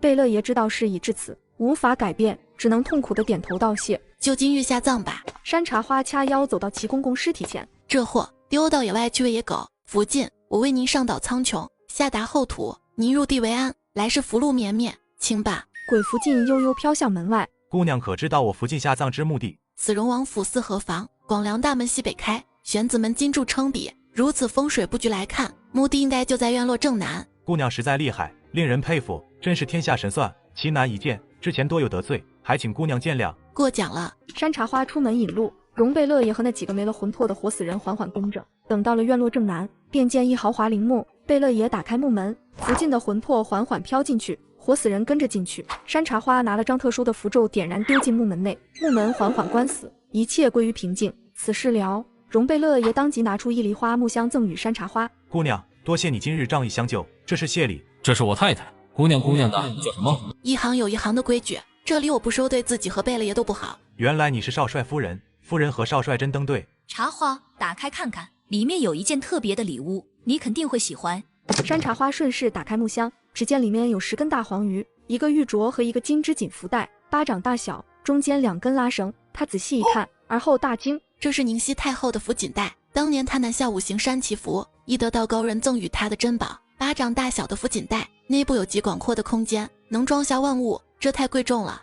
只赠有缘人，他对你有大用处，于我们而言只是个金袋子。多谢贝勒爷。应该是我谢你，将我从鬼门关拉回来。我打算搬离这里，去住我在顺远城内的府邸，离开这里才能彻底走出困顿。少帅夫人，将来我遇事有所求，还希望少帅夫人能帮忙。好，贝勒爷去顺远城可以去我父亲的中医馆，让他给您看看，您的身体便可痊愈。这里的荣王府确实不适合唬人居住。临走前，傅林君对徐梦书道：大嫂，你先带小九姑娘回去，我江东兵营寨就在这不远，几人茶花来了，我带她去看看。今晚不回去了，劳烦大嫂跟祖母说一声。放心，去吧。傅林军的江东兵营寨占地面积广阔，傅林军和山茶花站在烽火台上俯视整个营寨。齐烟狗死了，可他做的那些烂事并没有完，他跟东洋人在顺远合作了好几个买卖，干的都是荼毒百姓的勾当。当初藏宝阁被抢出事那会，他也混在洋人中抢了不少宝贝，我们查搜了不少，后续还有诸多调查，估计会找到容贝勒爷询问。如今乱世，这种狗贼只多不少，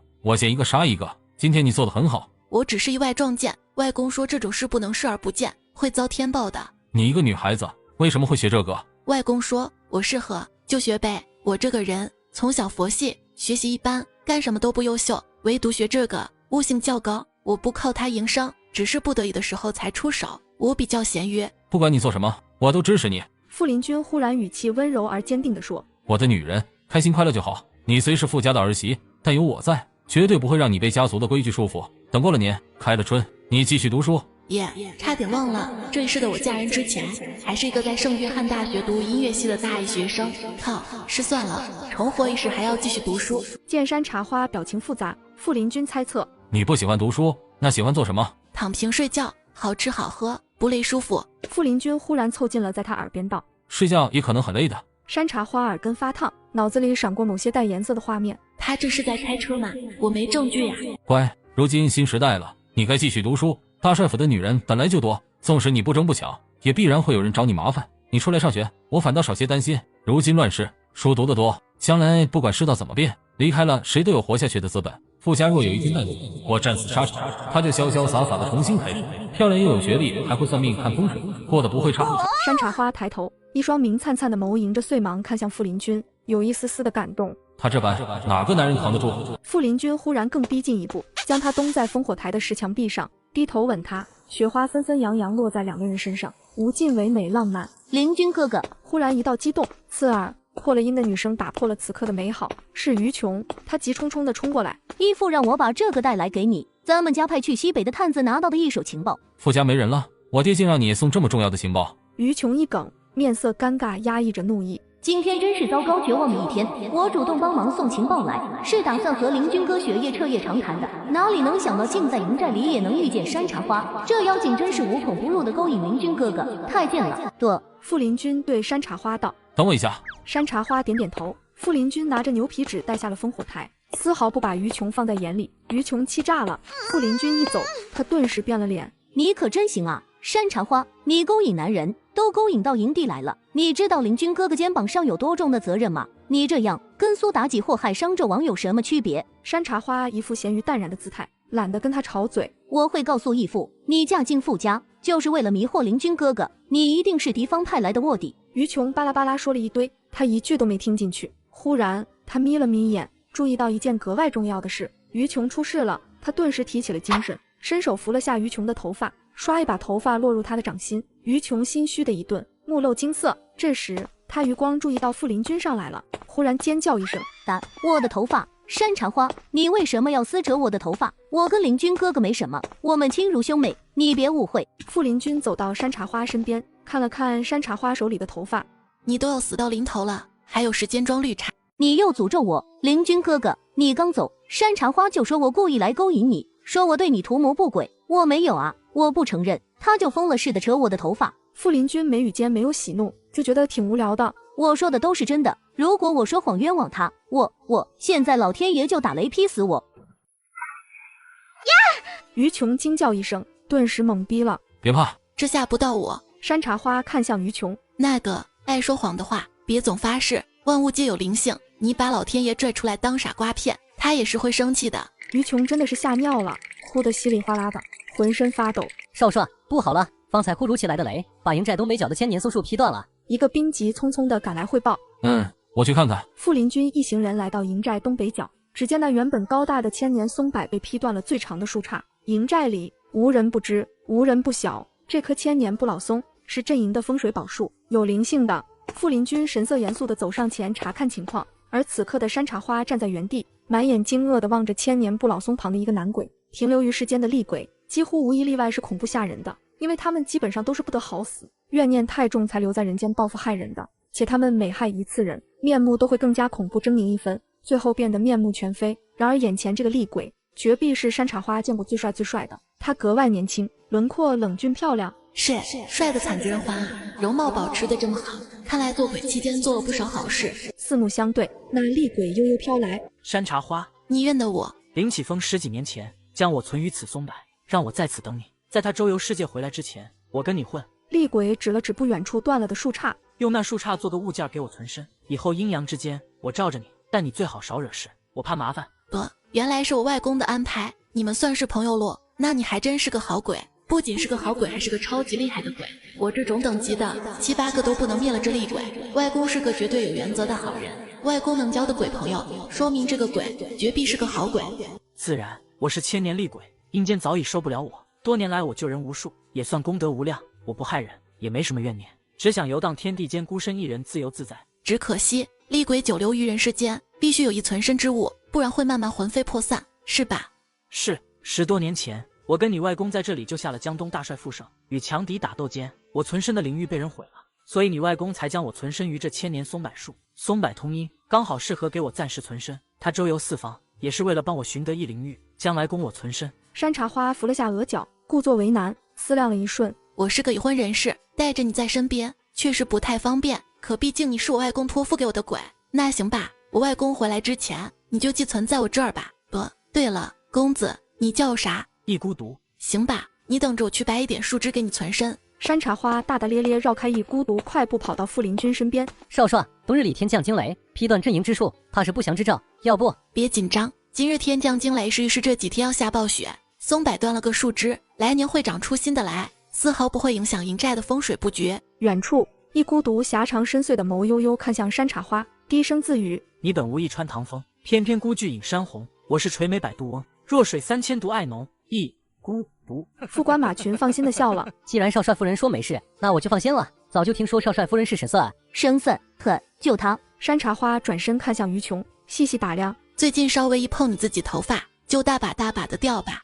没有，方才被你扯了才掉的。山茶花当着傅林军的面，一步跨到于琼身边，伸手碰了下于琼的头发，一把头发落在山茶花掌心。还不承认？我病了，我要死了，你满意了吧？我最近失眠多梦，大量掉头发，悄悄去看了中医，中医说叫我准备后事。山茶花轻轻一吹，手里的头发变成了一股烟。这青丝是怨气所化。你什么意思？我招了脏东西吗？你不是看不起我吗？为什么还要问我？慢走不送。傅林军一个眼神，副官立刻对于琼道：于小姐，请吧，军事重地，不宜久留。于琼气得一跺脚，转身要走，可没走2步，又愤然折回来。山茶花，我刚才错了，请你帮我看看，我是不是招了什么脏东西？不必道歉，我从来不往心里去，我才懒得跟你个傻缺计较。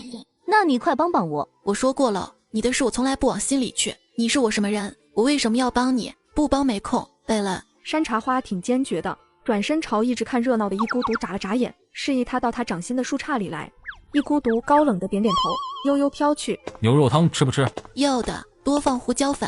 两人边说边转身往食堂走。于琼豁出去了。山茶花，我付钱，你要多少我都给你，只要你帮我。我要你在南江路的一间商铺，你给吗？你过分，不给算了。山茶花早就知道于琼是个富婆，于琼手里位于南江路的商铺有许多间，山茶花甚是喜欢，她想开个店。行，我到底招了什么？你赶紧帮我除掉，烦死了，恶心死了。反正我商铺多的是，少一个又如何？你跟我来厨房。你想要商铺？我们自己就有，想做什么随你用，何必委屈自己帮一个你厌恶的人？不委屈，他手里那间商铺风水太好，跟我八字相合，有钱赚我就不觉得委屈。放心，我心很宽。随你，高兴就好。等到了厨房，山茶花用炉灰绘制了一张符箓，将一符箓丢进灶台燃着的柴火上，而后随手拿了一把杀猪刀，提了个木凳子放在灶台旁边，示意惊愕中的于琼：你过来坐下。你不是要砍我的头吧？大小姐，杀人是要偿命的，我怎么可能杀你？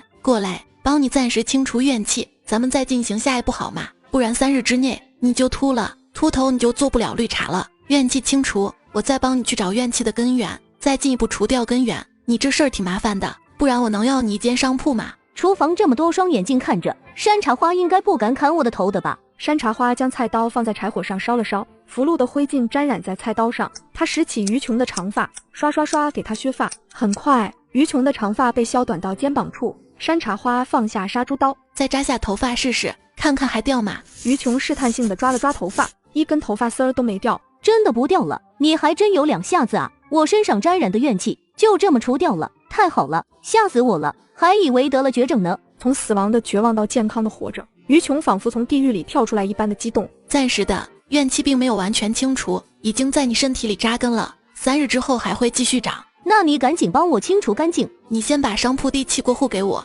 行，我明天就过户给你。马群盯着地上山茶花用杀猪刀削下来的头发，已然变成了一段一段细细的藤条。于小姐这是招惹了什么鬼？吊死鬼，用藤灭吊死的，怨气极重，必须灭了那鬼，于琼体内的怨气才能彻底消除。于琼，你从哪天开始掉头发的？5天前。于琼很清楚地记得那天你去了哪儿，都做了什么，你在哪里看到了藤灭？于琼慌了一瞬，我怎么记得？我给你一个商铺，不就是让你帮我处理这件事的吗？你反倒问起我了，什么神算吗？你是真能做，小姐，是你求我帮你哎，我又不缺你这一商铺，又不指着给人算命吃饭，我不帮你我也不会少什么，而你吊死鬼缠身，别管他，自作孽不可活，吃饭去。于琼急了，脱口而出：我去了武安山，去那个半山坡上的狐仙堂拜了拜，那里山很陡，往山上去的一路到处都是藤面。你跟谁一起去的？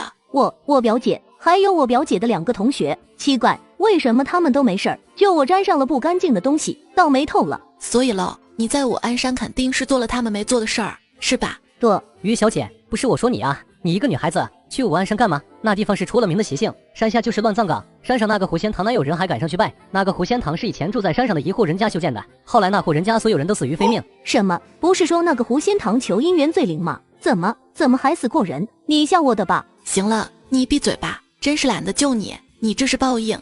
你就救我，你要什么我都给你，我这次真的错了，以后再也不会了，我发誓。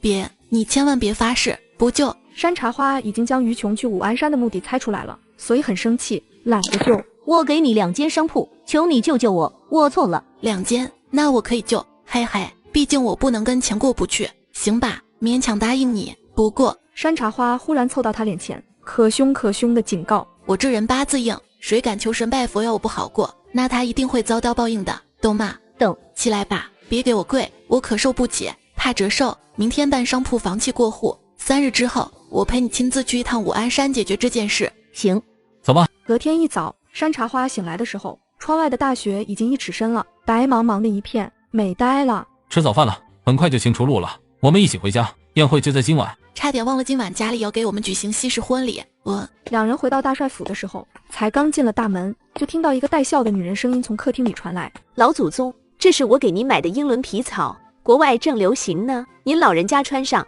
绝对是顺远城数1数2的雍容华美。来，爹，这是我跟老三给您买的手表。山茶花走进客厅，便见客厅里一个打扮得鲜艳夺目的女人正张罗着给大家发礼物，富家人都在呢。女人一双明眸眼尾上挑，瓜子脸精致美艳，身段妖娆，一看就是个不好惹的角色。老四，茶花你们回来了，快过来尝尝你们3哥3嫂从国外带回来的点心，味道不错。3哥3嫂，江映桥打量着刚进门的山茶花，这便是老四媳妇，这也太漂亮了吧，四弟妹啊，可真漂亮，难怪我们老祖宗稀罕的要命呢。快来，嫂子给你带了礼物，看看喜不喜欢。我们从英国回来的时候，原本掐算好了时间参加你们的婚礼，可谁知半路遇上冰山，船舶在海上耽搁了好几日，就耽误了。我戎骂一声，一向猖狂巨傲，从不屈膝，但如今心甘情愿单膝跪无期。你愿一身白纱叫我无悔，我便一身戎装护你一世周全。谢谢三嫂。山茶花尴尬地接过三嫂递来的礼物。傅林军的三哥傅洛鱼看向傅林军，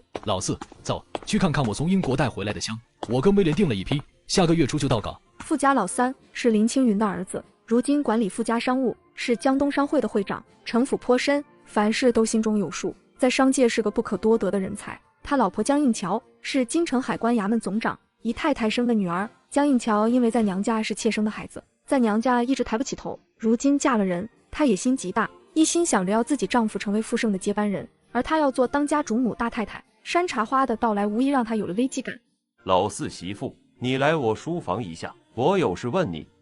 好。大帅夫人林青云一听这话，顿时收敛了脸上柔婉的笑容，视线在山茶花脸上停留了一瞬，眼底有一闪而过的慌神。等到了书房，傅盛让山茶花坐下说：茶花，今晚你和老四的西式婚宴在华茂大饭店举行，原本是定在家里的，可今年要来的宾客太多，在家中举行多有不便，而且华茂大饭店的老板樊尚歌先生主动邀请我们去华茂大饭店办宴请，他全权赞助，他希望我们傅家成为华茂饭店的股东。这次婚宴也算是让我们对他的饭店进行的一次考察。西式婚礼在哪里举行都好，我们听父亲的。傅盛颇为满意的点点头。茶花，你让玉儿身体恢复了康健，又帮薛家和荣王府除了邪祟，现在顺远城贵族圈子里，你可是名声大噪啊！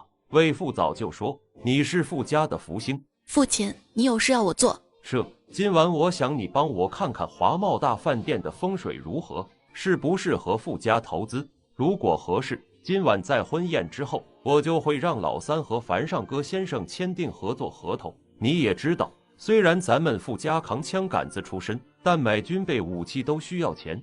枪杆子固然重要，但钱决定了咱们有没有枪杆子抗。与其向他方大帅去找个实力雄厚的支持者，我想咱们傅家不如自己成为自己的靠山。父亲，我明白了，放心，这件事交给我。茶花，你会算命，给魏父算算如何？父亲耳大福厚，福源深厚，命中贵人多，眉骨福高宝马，九牧有神，精气神足，自然是心性坚韧，把控全局成就非凡之人。明面向上，伏羲骨至头顶，冠入百会，士大夫大贵长寿乡。父亲，您这样贵不可言的人，不要轻易算卦，好命扛不住三算。好，魏父懂了。当晚夜幕降临，华茂大饭店内，前来参加婚宴的宾客悉数到场。身着华衣锦服的宾客们眉眼在迷蒙的灯光下显得和善富贵。傅林军正同父亲和两个兄长在婚宴大厅喜迎宾客，听着众人的奉承。饭店后门，一个外人注意不到的偏房，性感妖娆的林青云正坐在一男人身上。尚哥，差不多了，傅盛在等我了。让他等，以后我们就是要在他眼皮子底下耍，你不觉得这样很刺激吗？你急什么？等我们拿到了傅盛的投资款，随时都可以双宿双飞。你真舍得？傅帅大太太的位置，多少女人求之不得，你舍得拱手让人？可我更爱你呀！林青云眼波流转，假话说得逼真，尽可能迷惑着男人，好任由他摆布。两人正折腾着，不远处洗手间，蹑手蹑脚的两个女子探出头往外看。大姐，你看那偏厅沙发椅上缠绵的男女，那个女的是不是茶花的婆婆？山子婉和大姐山希言来洗手间补个妆，意外听到了奇怪的声音，好奇的看了一会儿，还真是，天你，她婆婆真不要脸，这事儿得告诉妹妹去。走走走。与此同时，山茶花正在饭店2楼的休息室换好了婚纱。山茶花的大姐山希言和二姐山子婉都来了，巧生将方才所见都告诉了山茶花。大姐二姐这件事务必不能告诉任何人，否则怕是会惹来杀身之祸。山希言和山子婉点头应下。小九儿，你陪我两个姐姐说说话，我去找父亲商量点事。好。山茶花此刻所在2楼，这个华茂大饭店共有4层，宾客们正在1楼、2楼往上都有江东兵把守，并没有外人。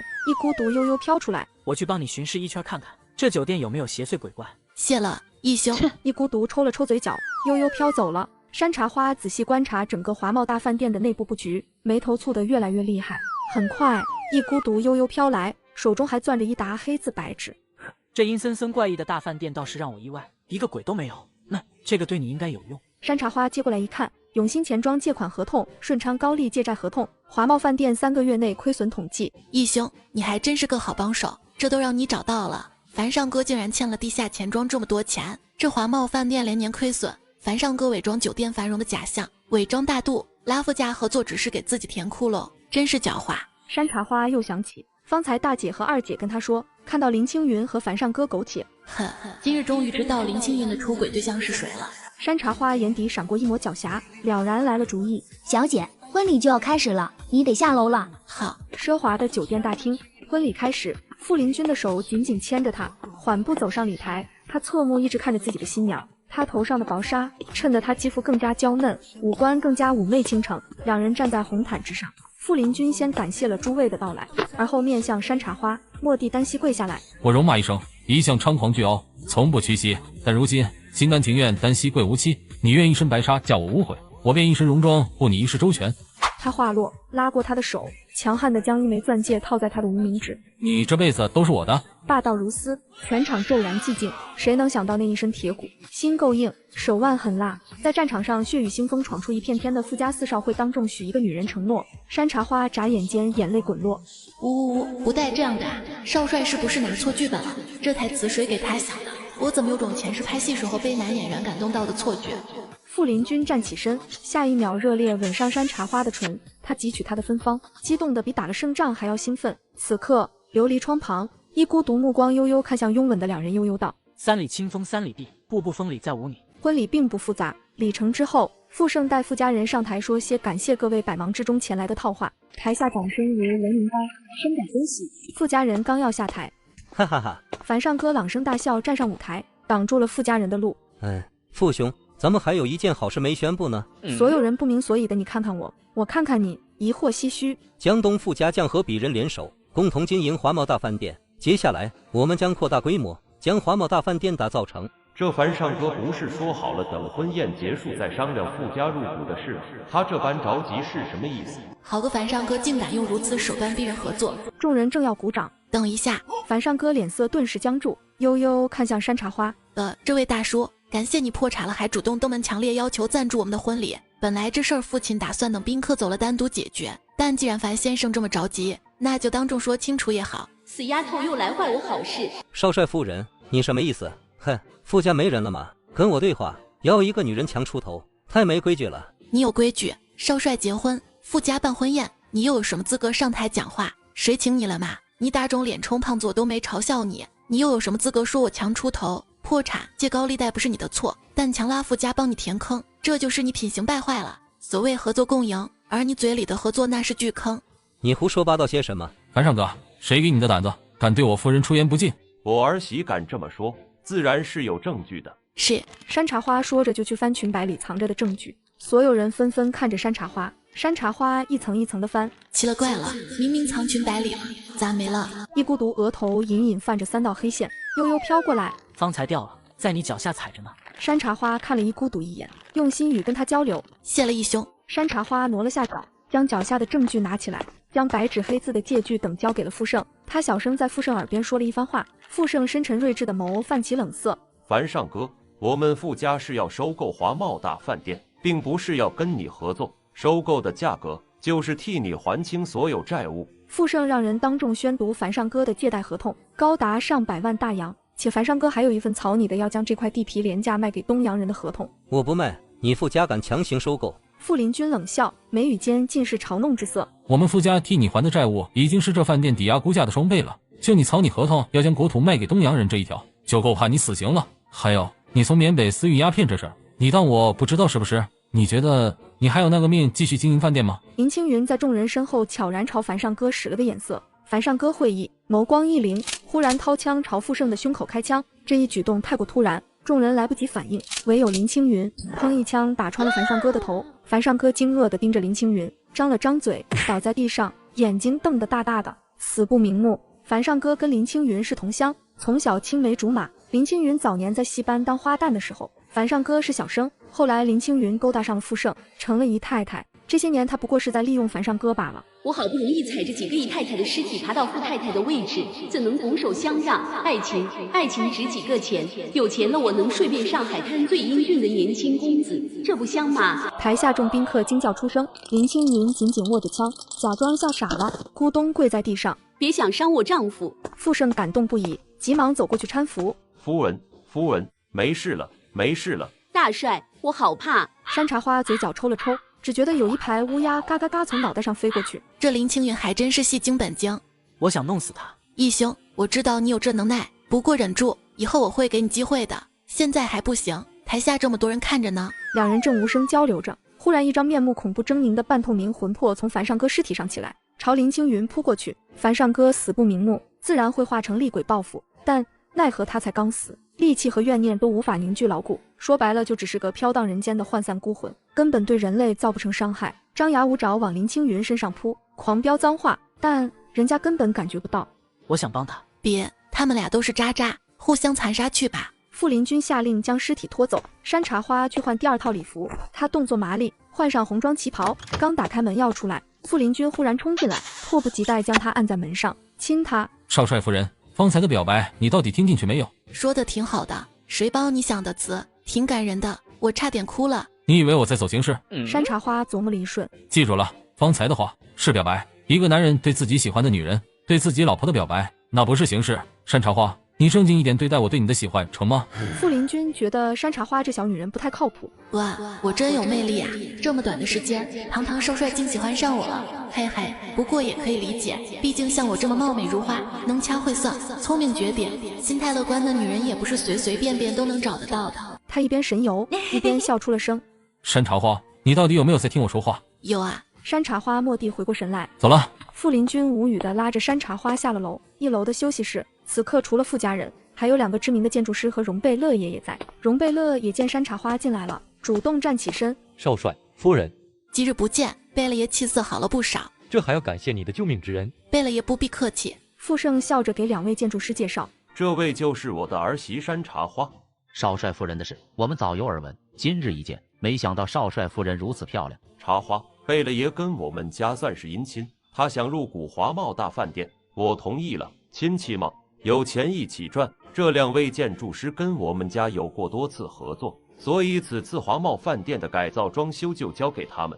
在风水布局上，爹就交给你了。2位建筑师配合你来完成华茂饭店的改造。好。一行人来到2楼中厅的环廊，山茶花居高临下观察大厅内的布局。父亲，你想把华茂大饭店改造成什么场所？如今洋人猖狂，总统又睁一只眼闭一只眼，我想我总该做点什么，让那些来我们的土地上捞金放肆的洋人放血。我要将这里打造成洋派的赌场、舞厅、餐厅、休闲娱乐一体化，让洋人来消费。茶花，我担心这块地皮风水不好，万一重金打造之后无人光顾。懂了，现在的华茂大饭店是筒柱形的意大利混合前朝宫廷风格建筑，奢华至极。院内有人造湖、人造树林、人造小桥流水，这只是表面上看起来金碧辉煌奢华至极，但其实布局上处处带煞，处处挡财。首先大家看外面，山茶花指着远处一大片透明的玻璃窗外，站在这里我们能看到普化山寺庙里的露天观音像。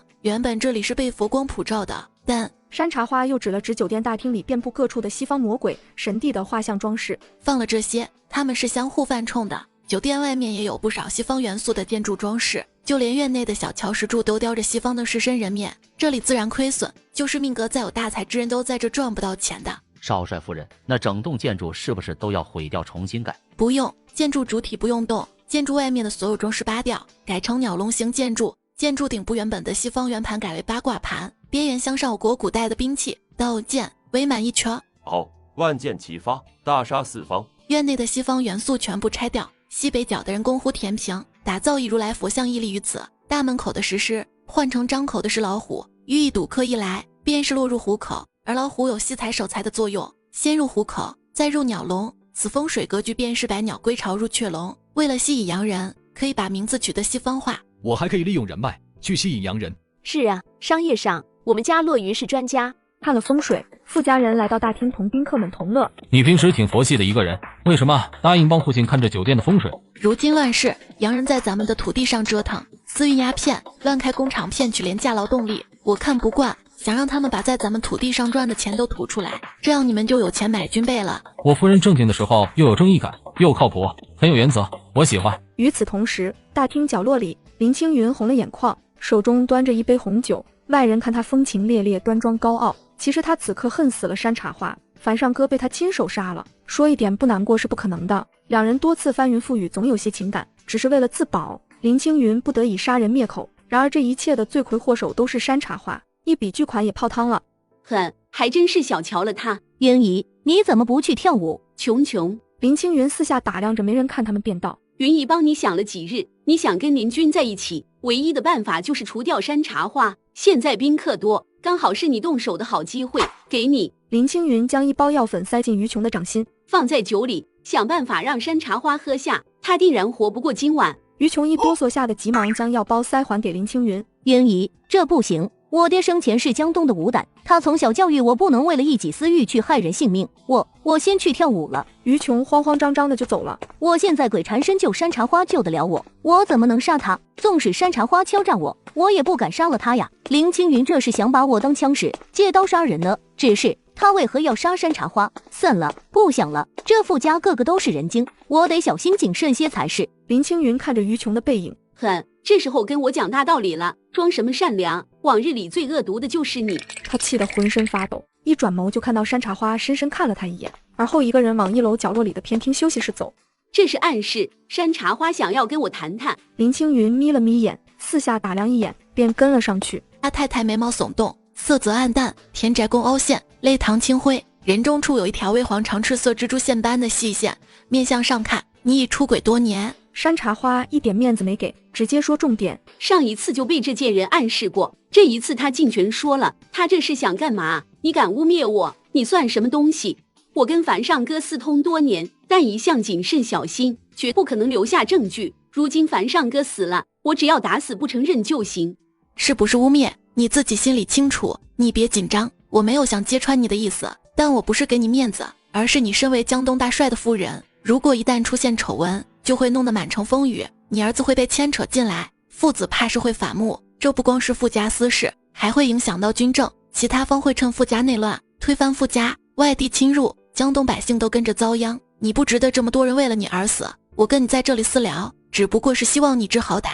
既然樊先生已经死了，你就收敛点，坐稳你大帅夫人的位置，且别再找我的麻烦。我咸鱼一条，不争名夺利，只想好吃好喝在富家当四少夫人，我不希望时不时有疯狗出来咬我一口，那我可就不高兴了。林青云心虚，无语又愤怒，他怒极反笑。哈，你真会幻想，凭空捏造些有的没的，就想冤枉我。山茶花，我算是你婆婆，你敢这么对我说话？我从前没找你麻烦，但不代表以后会让你在富家待得舒服。我告诉你，我捏死你，比捏死一只蚂蚁还容易。林青云面容抽搐，蓦地伸手反方向在自己的胳膊上抓出3道血痕，又故意将自己头发扯乱，高跟鞋一歪，跌坐在地上。我如今是富盛的救命恩人，我被欺负，他这个做丈夫的怎么舍得这么好的妻子受委屈？林青云豁出去了，今天要让山茶花百口莫辩。啪啦，山茶花顺手将几枚铜币撒在地上，优雅淡笑道：七星阵，鬼现魂。顷刻间，只见一团黑雾在铜币包围的圈子里显现，慢慢的出现了樊上哥恐怖狰狞的脸。林青云吓得顿时面色惨白，想惊叫却发不出一丝声音，满眼的不可思议。不，这是梦，这是梦。林青云，我不会放过你，我做鬼纠缠你生生世世，你利用我，欺骗我，我会折磨死你的，我会折磨死你。樊上哥在七星阵内张牙舞爪要吃人似的，他终于能被林青云看到了。滚开，滚开！我才不怕你，我不怕。我一心一意为你，你却一枪杀了我。林青云，你还不知道吧？你已经怀了我的重了，我故意的。嗨。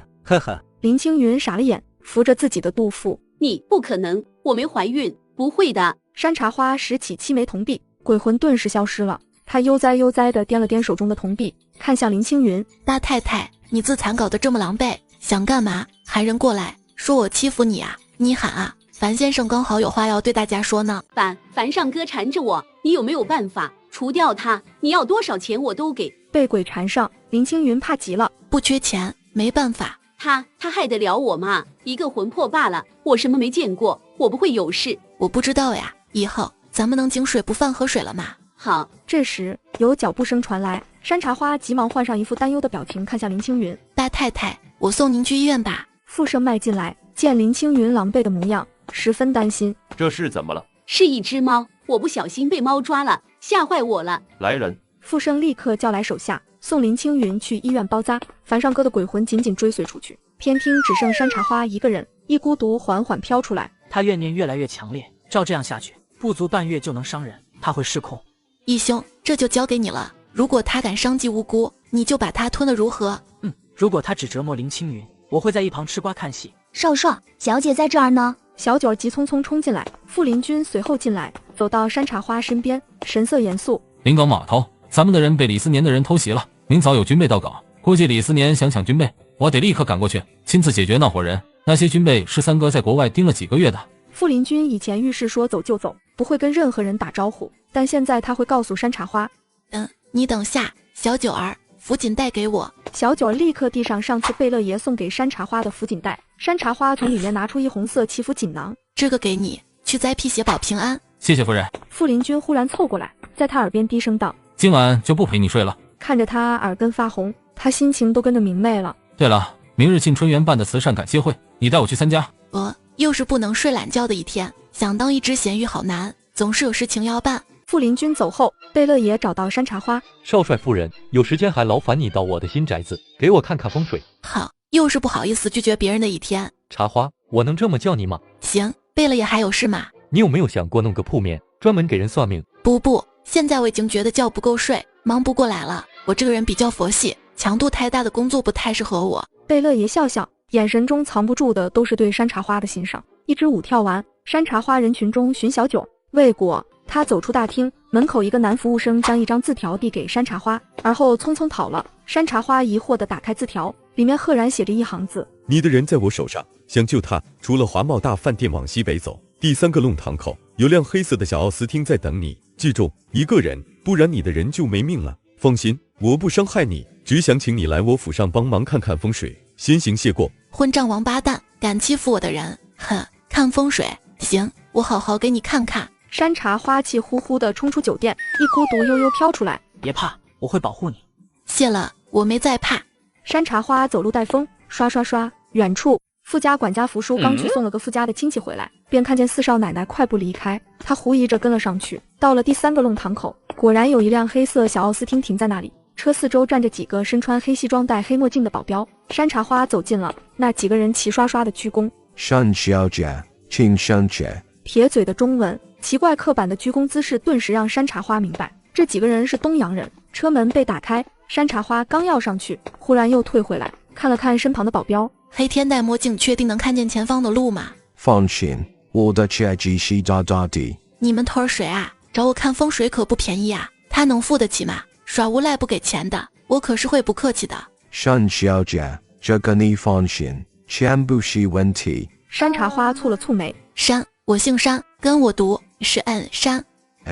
山茶花黑了脸，特别无语。放心。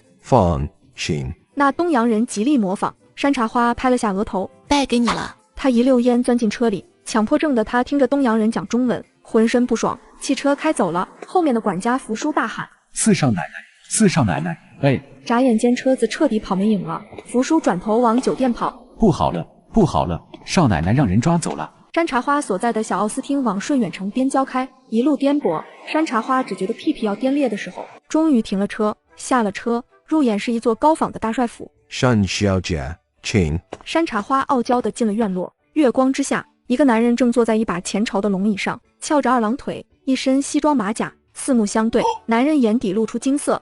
不是说傅林军的夫人长相丑陋吗？这明明美得不可方物，整个顺远城怕是也找不出第2个女子能和她媲美的人。傅林军还挺有福气。李思年妒意升腾。李思年是偏安临近江东，南方一隅的大帅，不服傅家掌控江东，总想搞些事情。小九儿呢？山小姐，你都不问问我是谁吗？男人站起身，双手插兜，牛逼哄哄地走向山茶花。他喜欢在美女面前装13，自以为很酷，其实很呕。我问你，小九儿呢？男人装13的打了个响指，随后小九被2个彪悍的男人提着胳膊拽出来。小姐，我没事儿。你这是请我来看风水，还是逼我来看风水？你有种绑我丈夫来威胁我啊！你绑个小姑娘算什么能耐？欺软怕硬，你当我们女人是软柿子，随便捏啊！得，好一个伶牙俐齿的娇小姐。不过我喜欢你这种有挑战性的女人。你犯贱！山茶花冲到小九身边，推开控制小九的2个保镖，咚咚揍了2个保镖1人1拳。让开！小姐！小九怕极了，眼眶都红了。别怕，有姐在。山茶花拍了拍小九的肩膀，你是我丈夫的第几号仇人啊？你怎么知道我是你丈夫的仇人？若我不是仇人，早就登门请我了，还用逼我？自然是被我丈夫踩在脚下的渣渣，有求于我，又怕我丈夫不让。聪明，我喜欢。自我介绍下，在下李思年。李帅，美女骂人总让人不那么生气，这要是个丑女，我特瞄上去就是一巴掌。李思年偷袭了傅家，准备在临港码头抢傅家即将到港的军备。这李思年是故意的，好一招声东击西，调虎离山。你就是李思年，有所耳闻。山小姐，近日我听了有关你的传言，所以我今日请你来，是想让你帮我看看我这大帅府的风水。如果你敢不诚心看，耍花样，那你和你的小姐妹就再看不见明天的太阳。我李思年，你应该听说过吧？我一向手段狠辣。我还真没听说过你这号人。还有明天你们也看不见太阳呀。明日刮大风6到7级，阴天有大到暴雨。山小姐，我是认真的，没跟你开玩笑。这女人怎么不怕我？看上去没个正经，挺能对人的。你当我闲的？有时间逗你玩嘛？你看清楚，我在结婚哎。山茶花指了指自己身上的旗袍红装，你强迫我给你看风水，你跟我开玩笑，还是我跟你开玩笑？你搞清楚哎！你有没有听说过一句老话？宁拆十座庙，不毁一桩婚。你把我从我婚礼上逼来，你这是在毁我，你作孽啊你！李思年饶有兴致地看着山茶花，忽然忍不住笑了。有个性，我喜欢。山茶花翻了个白眼，靠，犯贱啊！我看风水，100两黄金，给得起我才看，给不起，那你杀了我好了。不过你可别骗我，这风水我也是略懂一二的。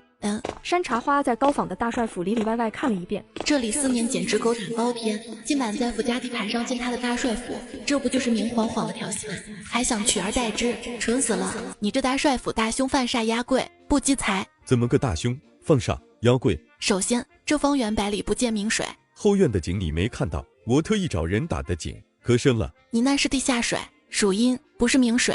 明水指江河湖海，山涧溪泉，吸收日月之精华的才是明水。山茶花指了指大帅府后面的山道，寻龙山水要见论，山望人丁水旺财，只见山峰不见水，名为孤寡不成胎。你的意思是山水要相依，我要如何引明水过来？山茶花摇摇头，这个就超出我的能力范围了，你得去找地质学家。李思年咬着牙，一股怒火升腾，强压下。继续。你这房子最大的问题是建造的时间，你是去年乙丑年乙丑月开始建房的，去年乙丑刚好是太岁，太岁星所在的方位为凶，你在这一年这一方位破土，自然祸事不断。太岁头上动土，不出事才怪。李思年的脸全黑了。你能看风水，必然有化煞的办法吧？山茶花没搭理他，顾自进了主宅，来到客厅，站在一尊佛像前。这尊佛像是我跟慈安寺的方丈新请的，一般人可是请不来呢，这难道也有问题？你怎么请的？用暴力强行抢来的吧？违背道德强人所难，你觉得菩萨会保佑你吗？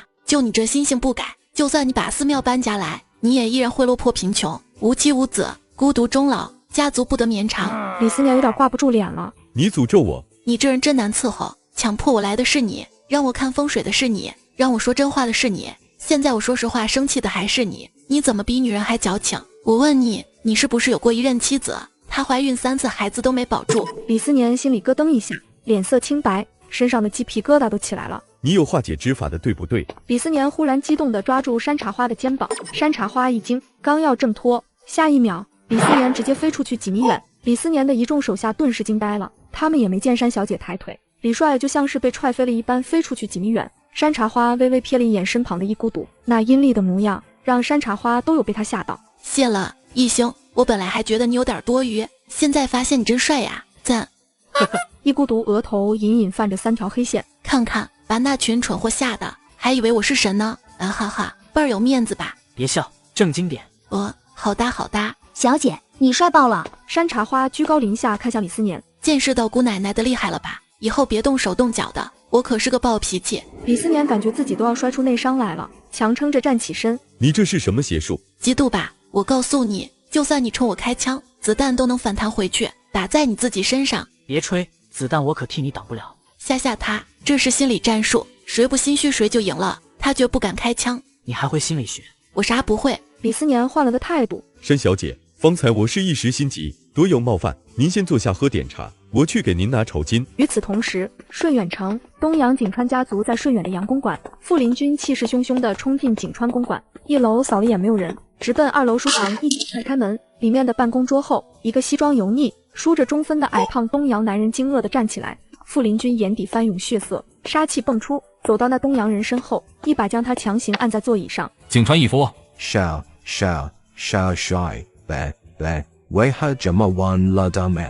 景川义夫已经吓得身体抖如筛糠。东洋人抓了我的太太，并且是在我们的婚礼上。人呢？景川，你不给我个解释，我就地把你一层皮。傅林军听到下面有奇怪的声音，他低头扫了一眼，呵，这货吓尿了。少帅，您夫人之水我都不晓得，怎么做呢？您也知道，我就是金川家族的一条狗，在水源帮金川家族看门儿的，我啥都不敢做啊。东洋人犯了错，也不能去我来找我是不是？傅林军眸光一狠，顺势从墙上抽出一把日式弯刀，一砍景川的胳膊断了。傅林军一把拽起他的头发，逼迫他仰头。那些狗不都是你控制吗？不知道是吗？我砍断你4只。我知道。景川哭嚎着，认怂了。先把我胳膊站起来给我，还能再上吧。傅林军一个手势，副官急忙将断臂捡回来丢给景川。今天早上，江东南边的李帅问我叫了几个人。少帅啊，我哪里知道他家人只要帮着你夫人？我要知道给我100个单子，我也不敢借给他呀。傅林军按着景川的脖子，将他的头对在桌面上。我夫人要是少了根头发，受一丝丝伤，我就要你们景川家族全族的命赔罪。跪下，跟你们那个什么黄祈祷，我夫人平平安安。少帅，我能先把胳膊加上吗？加上我就知道，我发誓。傅林军带人撤了，急忙前去救媳妇。另一边，李思年拿了酬金出来的时候，笑得暧昧。他双手拿了一锦盒。山小姐，100两，只多不少。山茶花让小九接过金条，防备地打量着李思年。这货换套路了，还换了身更帅气金贵的西装，这是要用男色勾引我？我呸！我见过傅林军的盛世美颜，还有个翩翩公子一孤独是我守护神。像李思年这货色根本入不了本姑娘的眼，好吧？山小姐，我李家祖上时代前朝为官，家底颇丰，可以说远超傅家，只是我兵马少，暂时不是傅家的对手。不过我相信，以我的财力和能力，若是得一贤内助，定然会赶超傅家。江东未来是谁的天下，那要看谁的财力雄厚，你说是不是？天下大事，我没那本事，看不出来。山小姐，能不能请你帮我们家改改风水，驱煞辟邪，多子多福，别的我也不求了。山小姐，不瞒你说，方才月下初见你，我有片刻的讶异，只觉最是凝眸无限意，似曾相逢在前生。李帅，你可别逗我了，我已婚，我只能指点你一句，就是立刻离开这里，我也得赶紧离开，你这宅子保不住了，我只能保你和你手下一命，当然是你信我的前提下。山小姐，你是在耍我吗？既然如此，那山小姐就留宿1晚。别，小九儿福锦带给我。山茶花从福锦袋里面拿出一张符箓，放在佛像下。行了，这符箓绝对驱灾避难，拜托，放我走吧，成吗？嗨，我可没说这张符箓是替谁消灾避难，出了事跟我可没关系。现在可不能把这美人惹急了，等我把她纳为己有，家中风水不好都不行。那我亲自送山小姐回去。别，我自己跑回去，我锻炼身体。说完，拉着小九就往外跑，脚下像是踩了风火轮。李思年怔了一瞬，没派人拦路，看着这小女人的背影，勾唇笑了笑。有趣的女人，真了。山茶花刚冲出院落，就感觉地动山摇，然后听到山顶轰隆隆的一阵巨响。小九惊愕地往山上看去，只见山上有巨大的石块滚下，下一秒，山茶花和小九只觉得脚离开地面，嗖往前飞了数米，稳稳落在一坡地高处。一孤独放了手，山茶花感激地转头，呜，谢谢义兄，我发现你越来越有用了，你真是我见过最帅最有能力的厉鬼，你是我大哥。呵呵，客气。地震了吗？小九傻了，像是做梦。只见坍塌的大帅府里，不断有浑身是血的李思年的手下往外爬。我就说让他赶紧离开吧。方才我夜观星象，便看出此地会有短暂的地震，太岁头上动土，这是迟早的事。善哉。小姐，不对啊，我刚才好像嗖的一下就飞过来了。小姐，是你救了我。小姐，你太厉害了。其实不是，但是我总不能说是厉鬼救了我们吧？小九儿会吓坏的，一孤独也不让我把他的存在告诉任何人。算了。小九感动的不行。与此同时，傅林军总算是赶过来了。花花，你怎么在这儿？李思年呢？他伤你了没有？我去宰了他。不用你宰他，他貌似入土为安了。傅林军不明所以，抬头一看，远处李思年私建的宅子已经塌了。傅林军陪着山茶花去坍塌的宅子，一尊佛像立于废墟之上，完好无损。它下面还压着一张符箓，是方才山茶花放的。那符箓可以保佛像不碎。让你的人将佛像抬上车送还寺庙，这佛像是被李思年从寺庙抢来的，应该回到他原来安身的寺庙。送山茶花回去的路上，傅林军才了解了整件事情的经过。他一边开车一边狠厉道：如果不是祖父当年对李家祖父许下过承诺，永远给李家在江东留一块地方，我早就收了李思年的兵，让李家滚出江东了。我没事的，不用担心我。等到了大帅府门口，小九识趣的捧着金条先下了车。今天码头死了很多兄弟，我得亲自去补偿安抚他们的家属，你先回去休息。山茶花听闻，推门让小九把金条拿来，递给傅林军。这个给你，你分给家属，这是我敲诈李思年的。花花，还好我选择了你。是啊，我善良漂亮，聪明识趣，多才多艺，能掐会算。我要是男人，我也选我这款。少帅太有眼光。不，回去早点休息，晚上见。当晚，山茶花给了小九一根大黄鱼，这是山茶花第3次给小九了。小九坚持不要。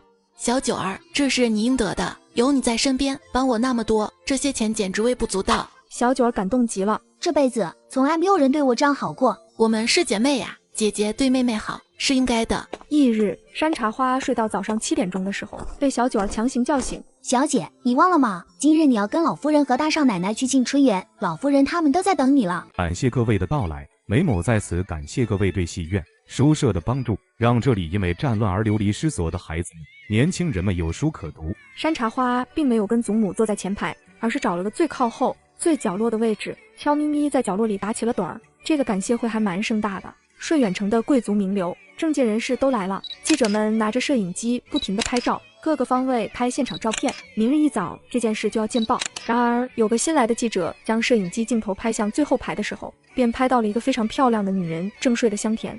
哎呦，脖子好痛！他迷迷糊糊地睁开眼，左右动了动脖颈。然而下一秒，他就发现所有人的目光好像齐刷刷地朝他这个方向投来，众人都在笑。这是在笑谁呢？他也露出了假笑，转头看了看身后，身后却空无一人。在看我。山茶花傻眼了，尴尬地想找个地洞钻下去。嘉宾当中有人认出了他，那就是少帅的结婚夫人呗。好像是山家的小女儿，长得真好看。大型社死现场。就在这时，黄梅戏唱完了，戏台的灯全黑了，幕布也拉上了，气氛骤然安静的诡异。接着一阵凄厉的乐声响彻整个戏院。坐在台下的梅老板听了乐声一惊，台下所有人都惊呆了。众人只见幕布缓缓拉开，震撼的一幕出现了。台上几个唱戏的都穿着戏服，画着脸谱，摆着姿势，而舞台上还吊着一个人，是吊着脖子上吊。大家都以为是节目效果。接着伴随着凄厉戳人心灵的乐声，那些唱戏之人开始表演起来。梅老板和几个徒弟吓得在台下愣是没敢上台。台上唱戏的是谁？梅老板压低了声音问一旁的徒弟：这个节目本该是书法表演，不是唱戏，我不知道，看着像是小七儿他们几个。小七儿几个人是从北方来的，10几岁的小姑娘，因为战乱没了家，刚来戏院不到1年。这个节目戏班并没有安排。小七儿他们为什么要表演这诡异恐怖的戏曲？我从未教过他们几个女孩子这戏曲。山茶花看着这具有恐怖色彩的戏剧，顿时精神了，奇怪的一边看戏，一边看着前方的梅老板和他几个慌张的徒弟。远处，门卫阿伯正目不转睛看着舞台，脸上露出诡异的笑容。上次山茶花和傅林军晚上来这里捐赠的时候，就见过这个阿伯一次。本来山茶花也没觉得怎么样，但是如今那阿伯的一笑，让山茶花觉得不对劲儿了。此时台上戏曲表演完，几个表演者鞠完躬之后，纷纷倒在了地上，而吊在房梁上的演员一直吊着，就连这节目结束，他动都没动，台上的人都倒下了。宾客们还以为是节目效果，然而几分钟后，那些演员都没起来，台下慌了。梅老板急忙冲上台试探了下，几个演戏的小姑娘呼吸都没了。死了，快去报巡捕房，死了这么多人，这可不是小事，得有专业的人来破案。山茶花这下全精神了，上了台。所有人不要碰尸体，等巡捕房的人来了再说。这几个姑娘怎么就死了？才10几岁，还都是孩子。过了一会儿，巡捕房的张探长带人赶来了，叫手下将悬在房梁上的死者放下来，便立刻跟梅老板了解几个小姑娘的情况。梅老板，这些小姑娘是你这里的演员，你为何要让几个小姑娘演这么压抑的戏曲？节目的最后集体自杀，是梅老板安排的吗？梅老板一听，顿时厉色掀起怒意。探长先生，你是在怀疑我杀了他们？这戏曲节目木莲戏从来就不是我安排的，我有10几年没有教过我的徒弟们这戏曲了。不信，你可以问我的其他徒弟们，我没白有没有这样做过。这些小姑娘从北方战乱的村里来投奔我怎么可能杀害她们？我没白干不出这种事。山茶花走过来，打量着这位张探长。这人长得自带喜感，但怎么看起来貌似比我还不靠谱？张探长，案子是要查的，不是直接问你是凶手吗？你是吗？我觉得是不是应该问问在他们上台前，有谁看到了他们在后台做准备，或许能找到些线索。哎呀，他是你说的对，谁刚才在后台看到了这些小姑娘做准备了？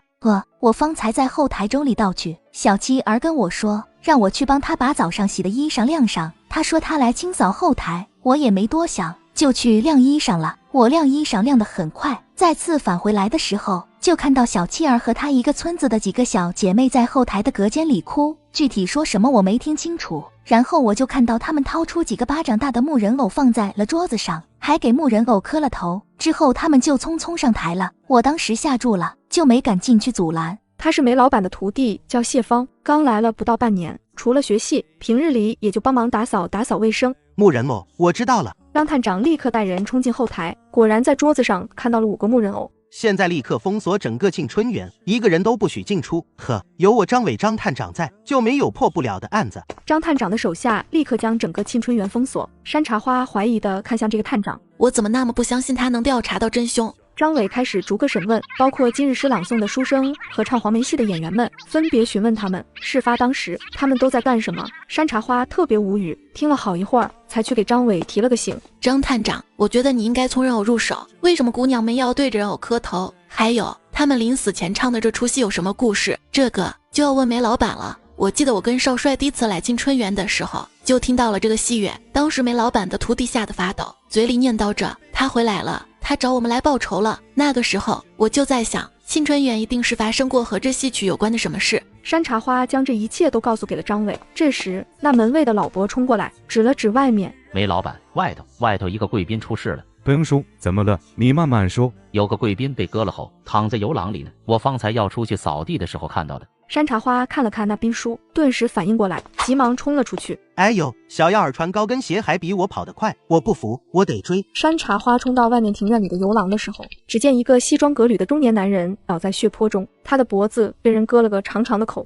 山茶花急忙检查了下，立刻帮那男人压住伤口。快救人，叫救护车，这人还有呼吸。快让李医生过来救人。李医生匆匆赶来，他是庆春园的医生，梅老板从医院聘请过来的。徒弟们学戏，总有个跌打损伤，有个医生在好些。割喉的伤口比较浅，位置也很偏，及时发现还有救。他现在这是昏迷。太嚣张了！巡捕房的人正在现场拍照取证。敢在我眼皮子底下杀人，简直不拿我这个探长当一盘菜啊！我记得你们这庆春园这一年总出事吧？这5死1伤，之前还有3个死了是吧？梅老板点点头。张探长，不知道前面3个凶案你查出结果没有？我们都在等。张探长，你绝对是盘菜，还是一盘下酒菜？你这封锁也封锁了，现场也取证了，调查了，询问了，那对于凶手，你有线索了吗？张伟心虚地咳嗽了一声。现在可以肯定，凶手就是今天出现在庆春园，此刻被封锁在这里的所有人中的一个。山茶花无语，再次提醒了下，可以从人偶和木联系入手。张探长眸光一亮。对，梅老板，事到如今，你是不是该告诉我们木联系的故事了？你这里每次发生命案都和这戏曲有关，一定有什么事，你没说，你不说实话，我们怎么查？终于开窍了，伟大的探长先生。这时救护车来了，将方才的男人及时送去了医院。怎么回事啊？梅老板，你是不是隐瞒了什么？这庆春园总死人一定有问题。梅老板，我可是听说你们这里经常闹鬼啊，这到底怎么回事？大家别慌，听我慢慢说。梅老板安抚前来的所有贵宾们。我一直不肯说，担心再也没有人再来庆春园给这些书生们、流离失所的可怜人捐款了。我们这里闹鬼，经常半夜就会响起木联戏的戏乐，你们喜欢听戏的也都清楚，那部戏讲的是阴曹地府之事，诡异恐怖。我们很多年不演了，我们想过很多办法，请了道士来驱鬼，法事也做了，可鬼并未驱除，或许是他怨念太深了吧。鬼，不可能吧？这货也太怂了吧！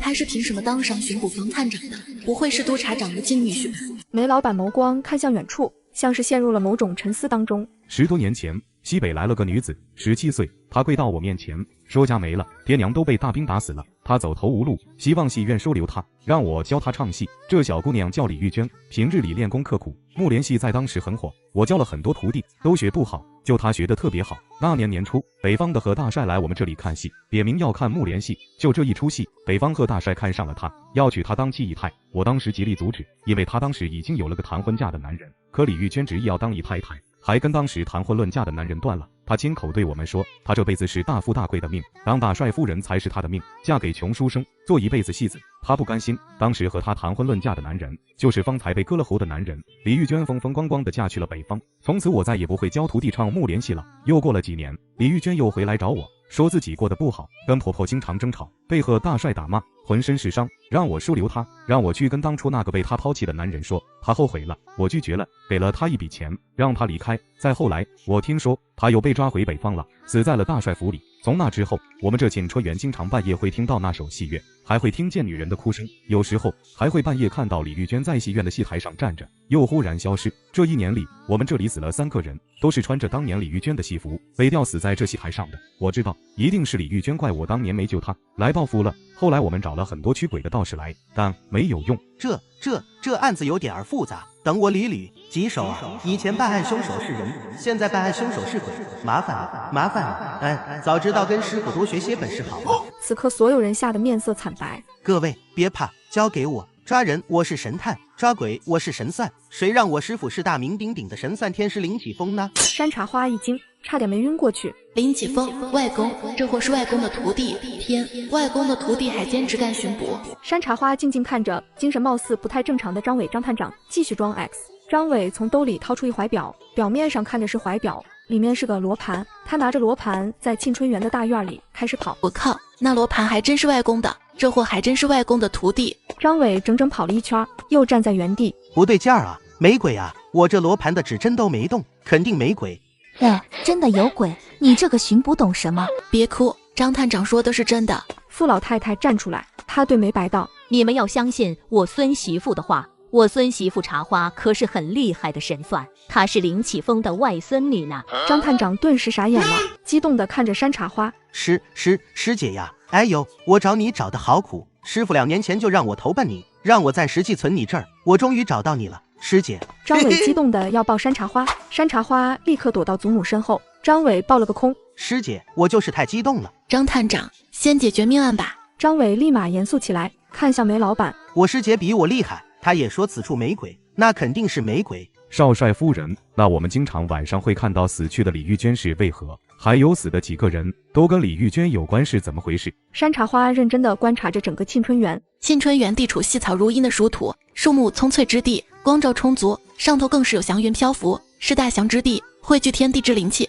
这里的书生和学戏的，将来走出去，必然10有8九都必有大财大运。纵使这里死过人，也并没有鬼魂怨气。此地躲风聚气，择山半日，前朱雀而后玄武，左青龙而右白虎，方位极佳。就连是常来这里捐赠的人们，都会沾染到此地的祥气。哎呦，我师姐真厉害，真厉害！难怪师傅让我暂且跟着你学习呢。山茶花又看向梅老板，梅老板来自东北，属相青龙，属木命。这里的书舍有位先生跟你一起打理沁春园，他来自西北，属白虎，属金命。你们2人共同经营此处，乃阴阳动静如明德，配合生生妙处寻，极好。这沁春园绝对会越办越好。少帅夫人真厉害，从不相识，却把我和我合伙人的命格属相来自哪里都算出来了。所以这些凶案跟鬼无关，是人为。老板刺过去。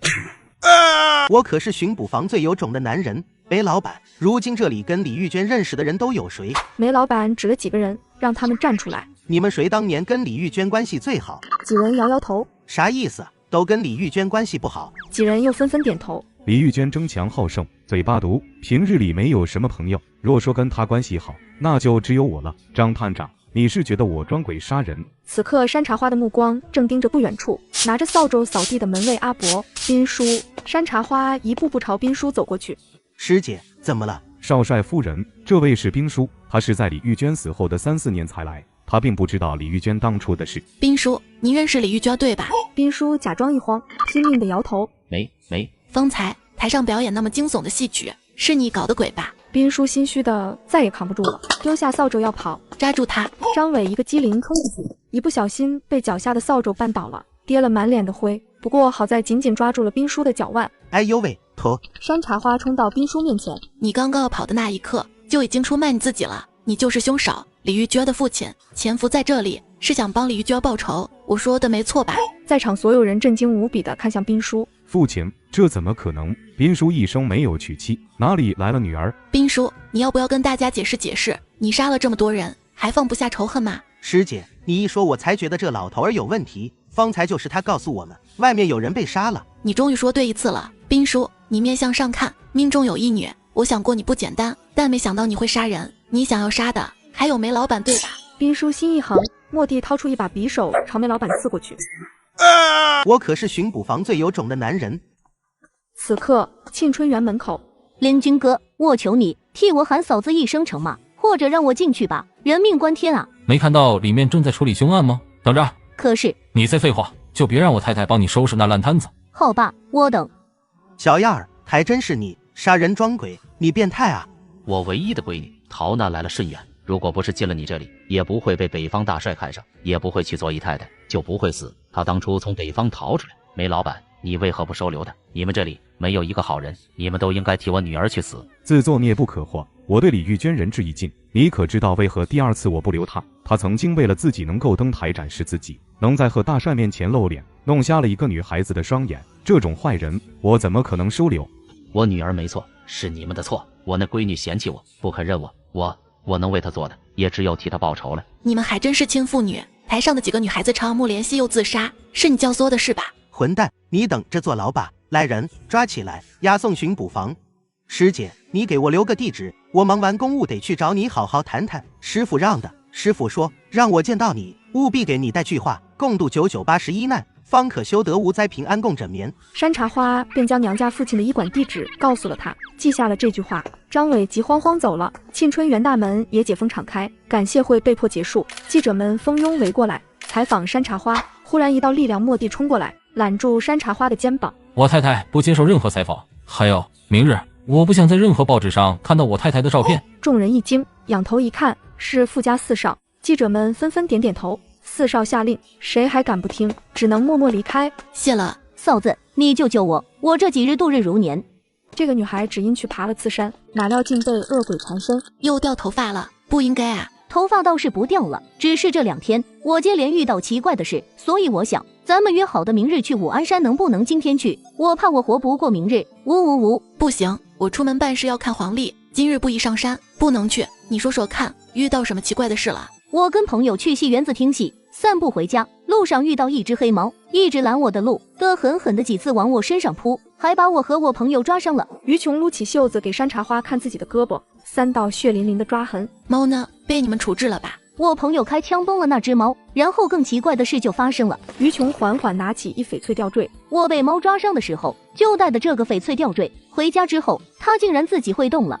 我把它放在抽屉里，抽屉自己就打开了。我把它压在书本下，它能推翻书本，你信吗？我怀疑它还能杀我。晚上我关了灯睡觉，它当当当的敲桌子，真的太恐怖了。于琼的精神都要崩了。山茶花接过吊坠，放在手心掂了掂，便知这里面的不是鬼，而是生人的3魂3魄。人有3魂7魄，特殊情况下被从人体强行剥离分散，才会不得已附在通阴的灵物上。这不是鬼，就是单纯的魂魄，且魂魄的原身体病人还活着，只是魂魄的主人是谁，如今在哪里？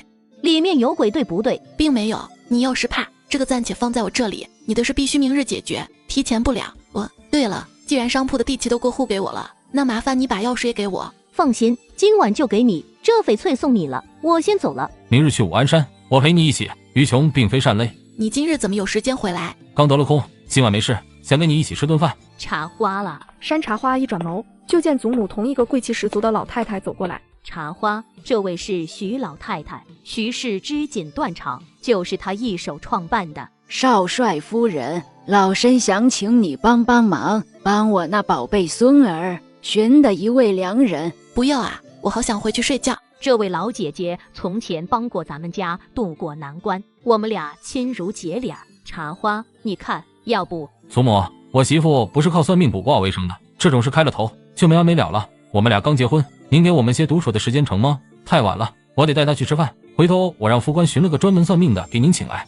老姐姐，你看我孙儿，从前啊，女人的边儿都不着，如今娶了我们茶花，你看看他，把媳妇放在手心里疼着。我真羡慕啊！要是我那孙儿也能有一位这样的伴侣，我才好放心了。少帅夫人，我老太婆厚着脸皮，为了我那孙儿求你们一次，他这是真的很棘手，我们全家实在是没了办法，不耽误你跟少帅今日相约，我们约在3天后行吗？山茶花看着2位长辈那祈求的眼神，实在不忍心。行，徐家奶奶，我也不是神通广大万能的，总之我尽我所能，不违背道义的情况下尽量帮您。哦，理解理解。傅林君和山茶花到饭店的时候，已经晚上将近9点钟了。山茶花刚进饭店，就猛地心口一沉，奇怪的感觉油然而生。别多想，别多看，先填饱肚子再说。他强迫自己不看四周，心无杂念，满脑子火锅牛肉虾子。了，甚是想念呀。来，少帅，这是我先打的手工虾滑，虾子都是中午新到的，鲜得很。谢了，吴叔。这家饭店的老板吴叔是傅家早年的团长吴良才。少帅，今天怎么这么晚来？怎么了？有事？傅林君见老板欲言又止。吴叔，你如果遇到了什么事，就跟我说。没什么，你们快吃吧，吃完了早点回家，千万。吴叔，你到底想说什么？只是提醒你们一句，快吃吧，我就不打扰了。当你走在荒郊野外的时候，如果突然遇上黄鼠狼给你拜年，你可千万不能这样做。你在这里别动，我出去看看。你快去，我没事。傅林君摸黑走出去，山茶花借着同火锅的一丝丝炭火，继续捞羊肉，马上又有活干了。傅林君站在2楼栏杆旁往下看，1楼的红灯笼全灭了，吴叔和几个店里的伙计纷纷披麻戴孝，腿脚木讷往前移动，手中都提着个白灯笼，借着白灯笼的光，可见楼下仅有的2桌客人已然吓昏过去几个，还有几个钻到桌子下躲着，饭店大门紧闭着。吴叔和他的伙计们没有任何反应。山茶花走过来，定睛一看，吴叔几个人开始在半空飘了，而后又往一旁的柱子和桌子上撞。这是被什么操控丢起来的？不是，我看不到。是啊，他说着，闭了闭眼又睁开。是黄皮子，好久没见过这东西了。看来这黄皮子倒红不停，我一个千年厉鬼都看不到它。是的呢，我下去看看。山茶花从福锦袋里拿出2张符箓，交给一孤独。义兄，帮忙封住大门，谢了。一孤独接过符箓，落地消失。傅林君在1楼大厅，一把抓住吴叔的肩膀。吴叔忽然力气极大，一把将傅林君的手打开，继续木讷地往前走。山茶花冲下来，指尖沾着点朱砂，蓦地按在吴叔的印堂之处。亥时一刻，魂清墨精；亥时一刻，魂清墨精。走。周围轻微的淡薄烟雾顿时消散。黄皮子现了形，猛然间到处逃窜，门被封印，他们撞了撞，见出不去，又跳上房梁，藏入暗处。被操控的几个人纷纷跌躺在地上。惊醒过来，吴叔一睁眼看见了傅林君，顿时一懵，怎么回事？怎么刚才又什么都不知道了？躲在桌子下面还清醒的人已经吓尿了，连连磕头。是黄皮子，黄大仙饶命！少帅，真的是黄皮子吗？3个月了，每到晚上这个时辰，我们店里的人都会忽然失去意识，第2天醒来浑身疼不说，还披麻戴孝的，折腾得我心力交瘁。吴叔3两下摘了身上的白孝符丢在地，狠狠地踩。吴叔，别担心，我来处理。傅林君忽然掏枪，刚要朝躲在房梁之上的黄皮子开枪，山茶花蓦地按住他的手。别，你杀了他们，明日还会有更多的黄皮子下山来报复吴叔。少帅夫人，我都听说了您的本事，还请帮帮我吧，我是实在没办法了。前些日子找了2个大仙来看事儿，也没看出个1、2、3来，这太折磨人了。再这么下去，我们的命就搭上了。吴叔，这些山上的东西一般不会轻易下山来惹人的，你们是不是得罪过他？吴叔仔细回想了一会，我想起来了，3个月前，我带几个伙计去灵沟山上采草药，那天我们采药晚了，天都擦黑了，半山腰上忽然撞见个黄皮子，拦住我们的路，他们伸出爪子，像是要向我们讨什么，我们也看不懂啊，就想着绕路走，结果这黄皮子不依不饶，我们店里的一个伙计急脾气，一脚踹开了那黄皮子，还拿刀吓唬了他，然后我们就逃也似的飞奔回来了。然后从那天之后，每到了晚上，我们店的大门都会忽然被邪风关上，我们会瞬间失去意识，醒来的时候就披麻戴孝，浑身疼。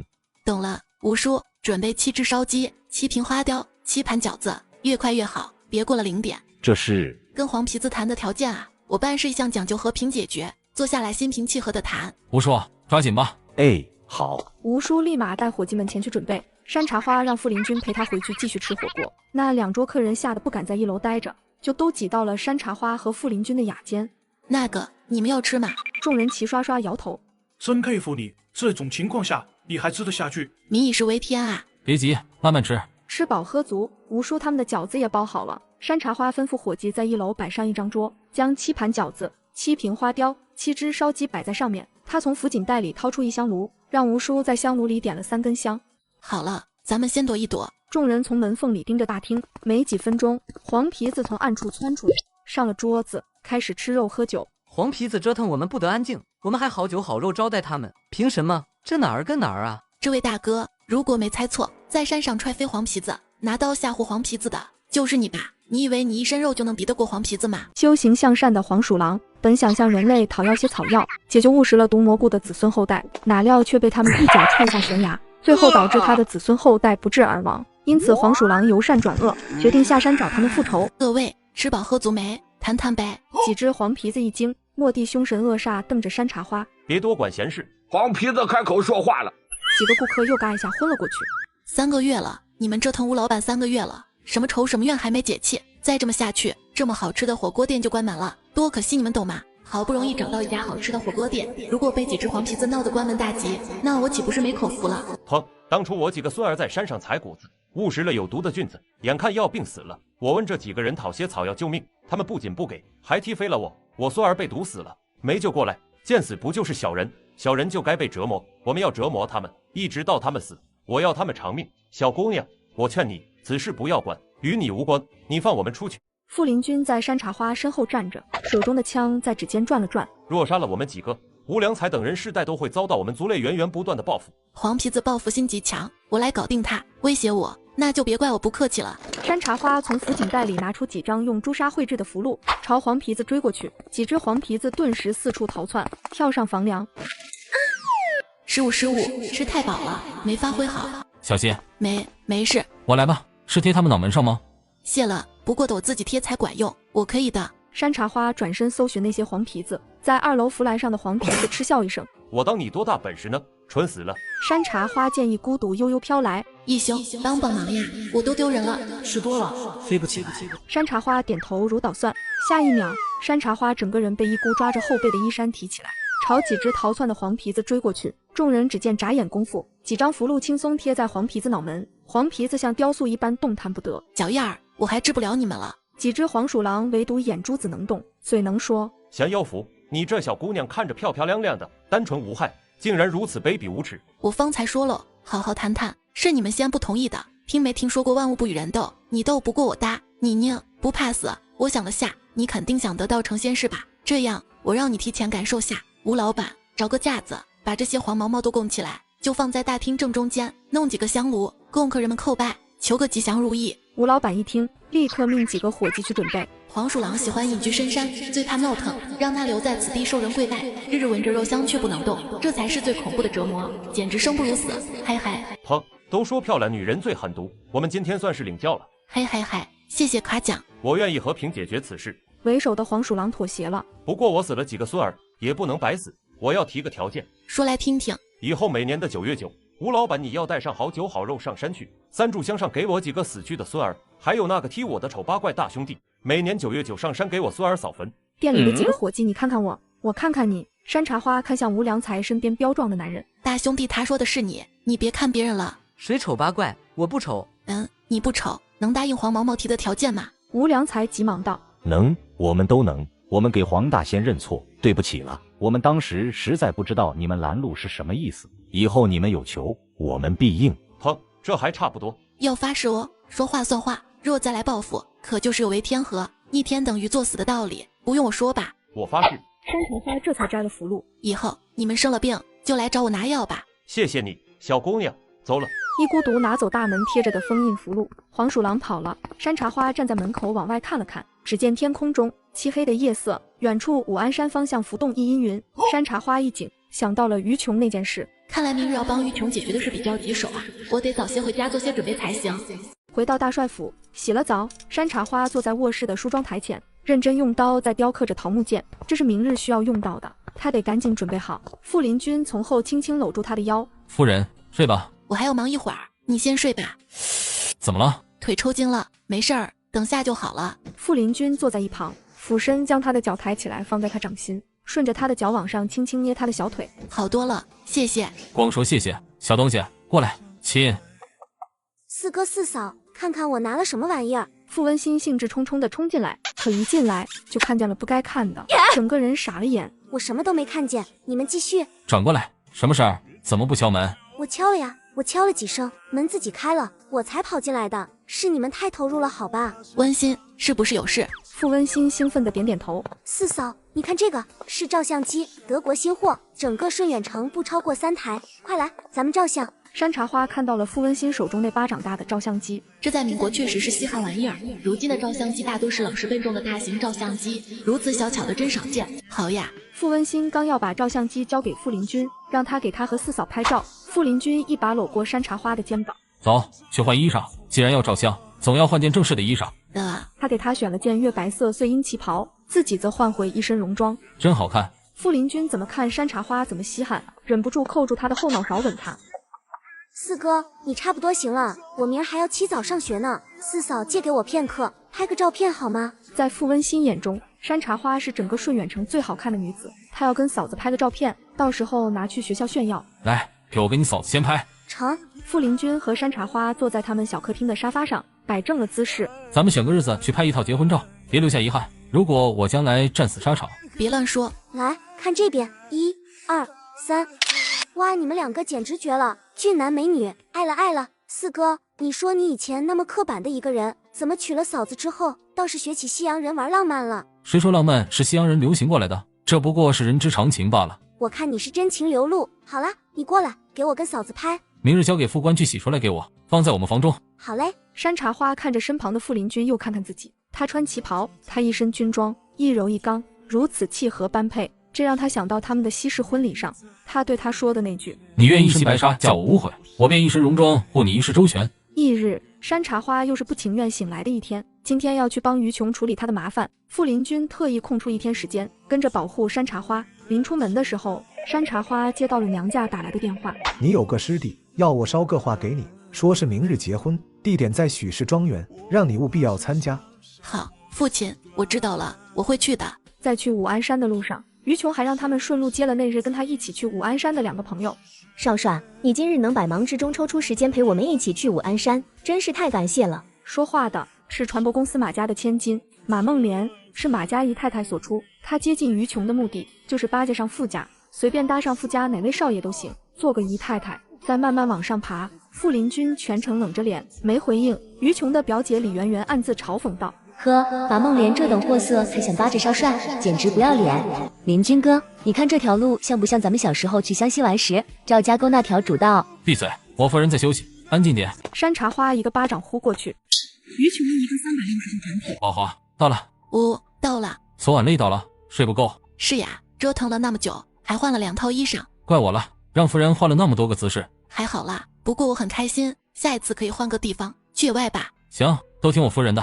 几个女人面红耳赤，满脸写着不可思议。闺房中是这2人就当众这么讨论，下一次还要去野外。他们不知道的是，傅林君和山茶花讨论的是昨晚拍照的事。武安山很陡，又树木杂草遍布密集。山茶花走了没几步，傅林君道：“我背你。”没事儿，我不累，锻炼，很久没爬山了。山茶花一路上仔细观察蓬软的草地，到处都是藤篾，藤篾颜色比绿草深，看着就诡异。乌云之上尽是雷声，天色越发暗了。终于到了半山腰上的狐仙堂，山茶花定睛一看，而后立刻上了3炷香，跪下来叩拜，双手合十，微微动着唇。山茶花在睁眼的时候起来，转身看向于琼和他表姐以及另外2个名媛，他眼底倏然浮起一层寒光。你们几日前所求还跟我有关？哼！于琼几人吓得脸色惨白，唯独一个叫孙冉的面色凉薄平静。孙冉独居顺远，据说是北方名媛，来顺远帮家族开拓事业，在顺远开了一家金店。求什么？不说就恶鬼缠身一辈子吧。我求狐仙让你去死！我觉得你配不上林君哥，我怀疑你是敌方派来的卧底。马梦莲说让我招个小布人，写上你的名字，埋在这狐仙堂的外面，我所求就能灵验。你们两个是？山茶花瞪着马梦莲和李圆圆，梦莲直接吓哭了。我求能嫁给少帅当姨太太。李圆圆才不怕山茶花，她只觉得山茶花是在炸他们。关我屁事，我又不认识你，我所求怎么可能和你有关？你当你是谁啊？一股毒悠悠飘出来，出去拽了根藤篾，直接将李圆圆挺起来。众人只见一藤篾忽然缠上李圆圆，接着将她悬空吊起。马梦莲吓昏过去，李圆圆直接吓哭了，唯独平静的还是孙冉。什么鬼东西？山茶花，你这是用了什么妖术？放我下来，放开我！山茶花双臂环胸，饶有兴致地看着半空中被吊起来的李圆圆。你不说，藤篾会慢慢爬进你的皮肤，穿进你的心脏，我哪里会妖术？这只是你诅咒我得到的报应。对了，忘记跟你们介绍下，你们所求的狐仙是我外婆本家的狐仙，保佑我们家世世代代。谁敢向他祈求，诅咒我们家人，自然会遭到报应。李圆圆只觉得皮肤越发刺痛，顿时怂了。我求你活不过今年，重病惨死。我求傅林君能爱上我，为我痴迷。我求傅林君能爱上我，为我痴迷。一股毒一松手，砰！李圆圆掉在地上摔惨了。于琼闻言冲过去，狠狠踹了李圆圆一脚。你还真是我的亲表姐，表面上说帮我追傅林君，其实你自己暗地里使劲儿，拿我当枪使，利用我接近傅林君。李圆圆挣脱了藤篾和于琼厮打起来，一股毒飘到山茶花身旁道：这件事有点棘手，外面有个怨气很重的吊死鬼，他有事相求，而且他认识傅林君。收到。一股毒瞬间消失。山茶花注意到了孙冉，观其相，掌心渐渐浮起一层薄汗。傅林君叹了一声，从兜里掏出山茶花之前给他的平安符袋。刚刚忽然很烫。山茶花接过符袋打开一看，里面的符箓已经燃烧化成灰烬了。怎么了？有危险。山茶花转头看向孙冉，孙小姐是哪人啊？来顺源有何目的？孙冉凉薄淡漠地抬起头，我不明白你在说什么，我也没有诅咒过你，也不想给傅林君当姨太太，你大可放心，不用拿我当敌人，我只是陪他们来的。你当然不想给林君当姨太太，因为你为人妻，你丈夫是北方少帅，而你是他派来江东的探子，多年来你一直带给他不少情报。孙冉从不信神棍这一套，此刻却被山茶花吓傻了。傅林君对山茶花的话从来没有过怀疑，蓦地掏枪指着孙冉，北方贺家还真是豁得出去，让家中内子来干这么危险下作的勾当。孙冉冷冷一笑，像是将生死都已看淡。喂，你们两个别打了。傅林君呵斥一声，看向正厮打的李圆圆和于琼，谁把孙冉绑起来，我太太就帮你们谁，暂且留着女人一条命，必要时候能一命换一命。山茶花惊叹地看向傅林君，可以呀，和我想到一块儿去了。李圆圆和于琼一听，纷纷朝孙冉扑过去。孙冉忽然掏枪，可于琼一记飞腿直接将孙冉踹懵了，枪也飞了。于琼的父亲生前是江东武胆，他自然也是从小习武。于琼拽过李圆圆身上松散开的藤篾，将孙冉五花大绑起来。于琼可怜巴巴地求山茶花，我真的错了，以后我若是再敢对林君哥哥有一丝不轨之举，我就不得好死，我真不该诅咒你，嫂子，求你救救我。他句句说的都是真话，男人可以再找，但命就一条，挂了就完了。说实话，要不是看在你那俩商铺的面子上，我绝对会见死不救的。忽然，山茶花脖子上戴着的翡翠吊坠疯狂乱动起来，像是有人在拉扯一般。于琼吓得惊叫出声，差点昏死过去，还好他按住了自己的人中。山茶花一个巴掌呼过去，于琼一个360度转体，回了魂，定在原地。走，出去看看。停！山茶花手中拿着一个罗盘，中间的指针缓缓移动。山茶花顺着指针的方向往前走，此刻天空黑压压的，走在陡山的树林之中，走了30多米，便见一歪脖槐树立于山间。忽然，他脖子上的吊坠疯狂摇晃了几圈，便安静落在他脖颈，彻底没了动静。山茶花用手一摸，怎么了？这里面的3魂3魄消失了。山茶花秀眉微蹙，正琢磨着是什么原因，远处忽然传来凄厉的哭喊声。于琼吓得直接抱住山茶花的大腿，呜呜呜，嫂子，我怕，亲嫂子，我的花花，救救我！于琼，放开我的花花！傅林君长臂一伸搂住媳妇的肩膀，于琼打死不撒手，抱大腿更紧了些。是我的花花，我的。山茶花上半身和下半身分别被一男一女朝不同方向搂着，只觉得自己要断了。放开我，拜托！前面那位小姐姐正看着呢。傅林君和于琼同时抬头，只见不远处的歪脖槐树上，一个女鬼正被藤篾吊在树上，怨气极重，死亡时间超过了1年以上。不用山茶花施法，她的鬼身就能被人看见了。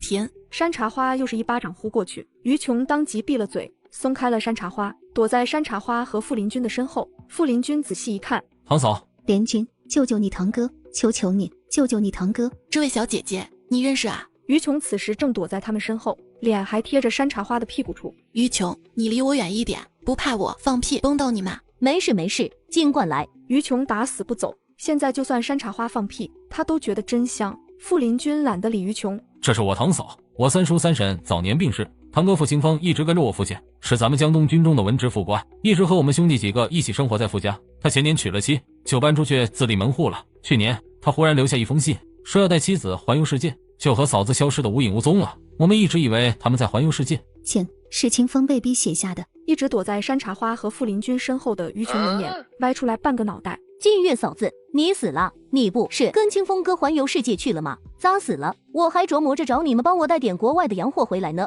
许家名媛的俄国皮草可好看了，还听说国外的小羊皮高跟鞋时髦得很。一看是熟人，于琼终于不怕了，缓缓站起来。小姐，人命关天呐，你还想着让人帮你代购？清风哥呢？女鬼郭晋月根本不搭理于琼。是北方大帅贺允堂抓了我们夫妻俩，为了逼清风说出未来10年傅家的军机计划，逼清风去北方做文胆。他们在清风眼前把我一点一点折磨死。你堂哥是什么人？你知道的，他不论如何宁死都不会背叛傅家。我们都知道，若是贺家得了咱们江东的军机，害得傅家战败，那会给百姓带来致命的伤害，绝对不能让贺家独大，不能让贺家掌控天下。江东的安危就是我们夫妻的信仰。我死之后，我不知道他们把你堂哥怎么样了。联军，嫂子求你去救你堂哥，求求你。傅清风是江东文胆，他是江东的谋士，傅家的军机计划以及军事布局大多是傅清风拟定的。嫂子，对不起，你放心，这个仇我傅林君替你报定了。贺家让你受的伤，我要他们万倍奉还，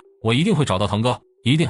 有你这句话，嫂子就放心了。你堂哥没死，可能在承受着非人的折磨。我跟你堂哥心有灵犀，我可以感觉得到，真的。于琼从旁扯了扯山茶花，花花，帮忙问问我的事呀，我脱发。山茶花猛踢了于琼一脚。于琼，你再敢做害我，我就送你下去。山茶花低头看了看脖子上戴着的吊坠，蓦地抬起头，我知道堂哥在哪里。你知道？山茶花点点头，摘下翡翠吊坠。那天于琼给我这个的时候，里面藏着三魂三魄，他在狐仙堂的时候还在动，可是就在刚刚，他忽然就从这翡翠吊坠里消失了。所以这三魂三魄的原生主人就在这周围，三魂三魄距离身体太近，就归位了，回到本来的身体里。你的意思是，这翡翠吊坠中的三魂三魄是我堂哥的？是，于琼一直带着这通阴的翡翠，一定是他上次来这里的时候，堂哥的三魂三魄刚被人强制性剥离，孤独飘荡，刚好撞上了带着通阴翡翠的于琼，所以附在这里了。堂哥的魂魄想让我们知道这一切，所以控制翡翠动来动去，引起我们的注意。魂魄会靠近的，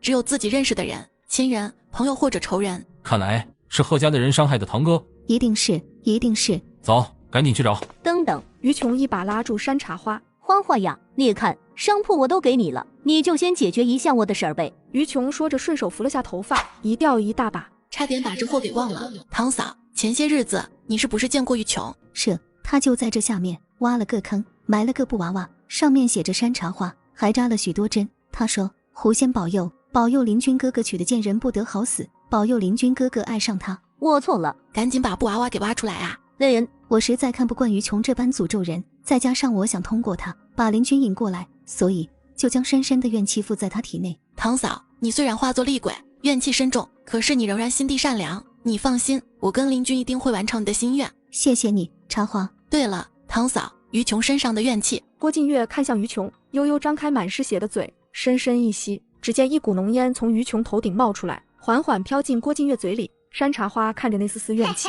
忽然来了注意，扯了一段藤篾团成一个球，然后走到郭晋月身边。堂嫂，怨气来点。郭晋月微微张嘴一呼，丝丝怨气融入到藤球当中。谢了。这时于琼刚好挖出来了娃娃，他拼命地撕毁了那娃娃，看着怨气被抽离，拽了拽头发，一根都不掉了。呜呜呜，这些日子真的是吓死我了。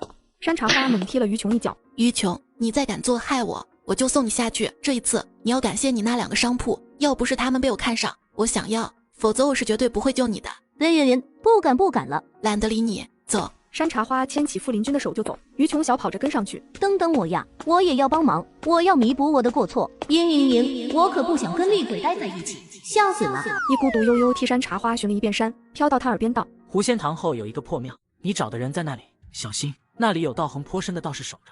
义兄，感激不尽，么么哒。一孤独高冷地抽了抽嘴角。那边，山茶花指了指狐仙堂那边，3个人快步来到狐仙堂后，果然有一座破庙，周围杂草丛生。这里看上去好像800年没见过人了。堂哥确定在这里吗？闭嘴，多做事，少说话。傅林君没等他说完，一脚直接将小胖子踹飞了。于琼立马怂了，乖乖闭上嘴，跟着我，小心点。忽然，一个穿着黑色粗麻布褂子的小男胖子，不知道从哪儿冒出来，立在傅林君身侧，眼睛眯成一条缝。于琼吓得惊叫一声呀！山茶花震惊地看着于琼，这货也不是一点用没有的嘛。那小子晃晃悠悠站起来，脸都被打肿了半边，仍旧眯眯眼。来者何人？如此无礼！此地禁见，闲杂人等不得入内，不然别怪我不客气。去，这小胖子好像我重生前相亲的那个小刚，啊哈哈，眼睛眯眯的。你是人是鬼啊？骨头真硬。于琼甩了甩打得发疼的手，他是人。呵，吓死我了！小胖子，你睁开眼睛好好说话。于琼看着他那眯眯眼，强迫症都要犯了。山茶花拍了拍于琼的肩膀，人家眼睛就那么大，你别强人所难呀。你们可以打我，但不能侮辱我。开走！小胖子忽然甩出一张朱砂黄符，打！山茶花一惊，雷暴符，商人的符箓。他蓦地掏出一枚铜币打过去，铜钱将雷暴符打回去，贴在小胖子脑门。惊雷在小胖子眼前炸开，小胖子整个人被炸飞出去几米，一口鲜血喷出来。小胖子正要说话，傅林君几步冲过去。傅清风在哪儿？我不知道。傅林君一拳砸过去。我脾气不好，最后问你一遍，傅清风在哪儿？傅林君没等他说完，一脚直接将小胖子踹飞了。傅林君三人来到破庙门口，庙门紧闭，他一脚踹开门。破庙里，一个道士正对躺在草垫子上昏迷的年轻男人做着什么术法。堂哥，傅林君一眼认出来躺在草垫子上的男人是自己的堂哥。傅林君气势汹汹地冲过去，别过来，胖子过来拦住他们，我的术法还没结束。胖子，老头儿，别喊了，胖子化成蝴蝶飞走了。傅林君一拳炮打过去，于琼看得一惊一惊的。欢欢，你要不要出个什么符治一治那老头？四哥能打过他吗？相信我，当下林君暴揍他一顿最管用。他想用术法都反应不及，马上打残了，就是不了邪术了。半分钟之后，倒是苟延残喘的栽歪在地上，一动不动，除了还剩一口气，别的啥都没了。山茶花走过去，朝老头撇撇嘴：“咦，好惨哦。”哥，堂哥。傅林君晃了晃傅清风的脸，毫无反应。茶花，你看堂哥怎么回事？山茶花看了看堂哥脑门上的血化符，换魂术，老头正在给堂哥换魂，也就是把他原本的魂魄去除掉，换上新的魂魄，且留住堂哥原本的记忆。老头残喘了半分钟，随即猛地抬头，朝着傅林君的后背张开嘴。山茶花蓦地冲过去，一把将手中的藤灭球塞进老头嘴里。你把厉鬼的怨气塞入我体内了，你敢动我男人，我就敢弄死你。你师父是谁？你我是同道中人，你为何残害我？山茶花正要回怼，只见一孤独从外面冲进来，有危险！山下北方大帅的兵把整个山包围了。山下北方兵已经气势汹汹地准备上。谢了，义兄，林金，北方大帅的兵就在山下，把整座山都包围了。从方才你拆穿孙冉的身份，我就预料到了这一点，别怕。少帅，今日你怕是难逃一劫了。为了个女人，你只身上山，实在是大意了。北方贺家少帅此刻就在山下替你守山，你若放了我，将东临北3省割让给贺家，你和你夫人今日就可活，要不然武安山便是你们夫妻2人的葬身之地。行，我们给。于琼满眼恐惧，当场就怂了。傅林君和山茶花同时眸光凌厉如刀射向他。四哥、四嫂，3个省换咱们3条命，知了。若是义父一定会换的，我不想死，真的。你闭嘴，你的命没那么有价值，别说是1个省，就是这1座山都不行。呜，死定了，死定了！山茶花一脸厌烦，闭嘴，去把孙冉带过来。于琼哭咧咧地跑出去，山茶花转身给傅清风把了个脉，而后看向傅林君。堂哥的3魂七魄虽然归位了，但是魂魄被剥离过，与身体阴阳平衡需要术法和时间恢复，暂且不会醒来。咱们先解决了山下的事，再救堂哥。贺家定人很快会派人上来跟我谈判，让我割让土地绝无可能。你说会不会贺家已经派人去跟父亲谈判了？是，父亲的想法肯定跟我相同，咱们几条命换江东3省百姓安稳度日，值了。他一把拉过山茶花的手，花花，跟了我这个没前途的人，让你受委屈了。说什么呢？嫁给你我很幸福，别担心。我是谁呀？我会尽我全力，不让我男人出事的。花花，我从不怕死，但我怕你跟着我受到伤害。山茶花主动扬唇吻上他的唇。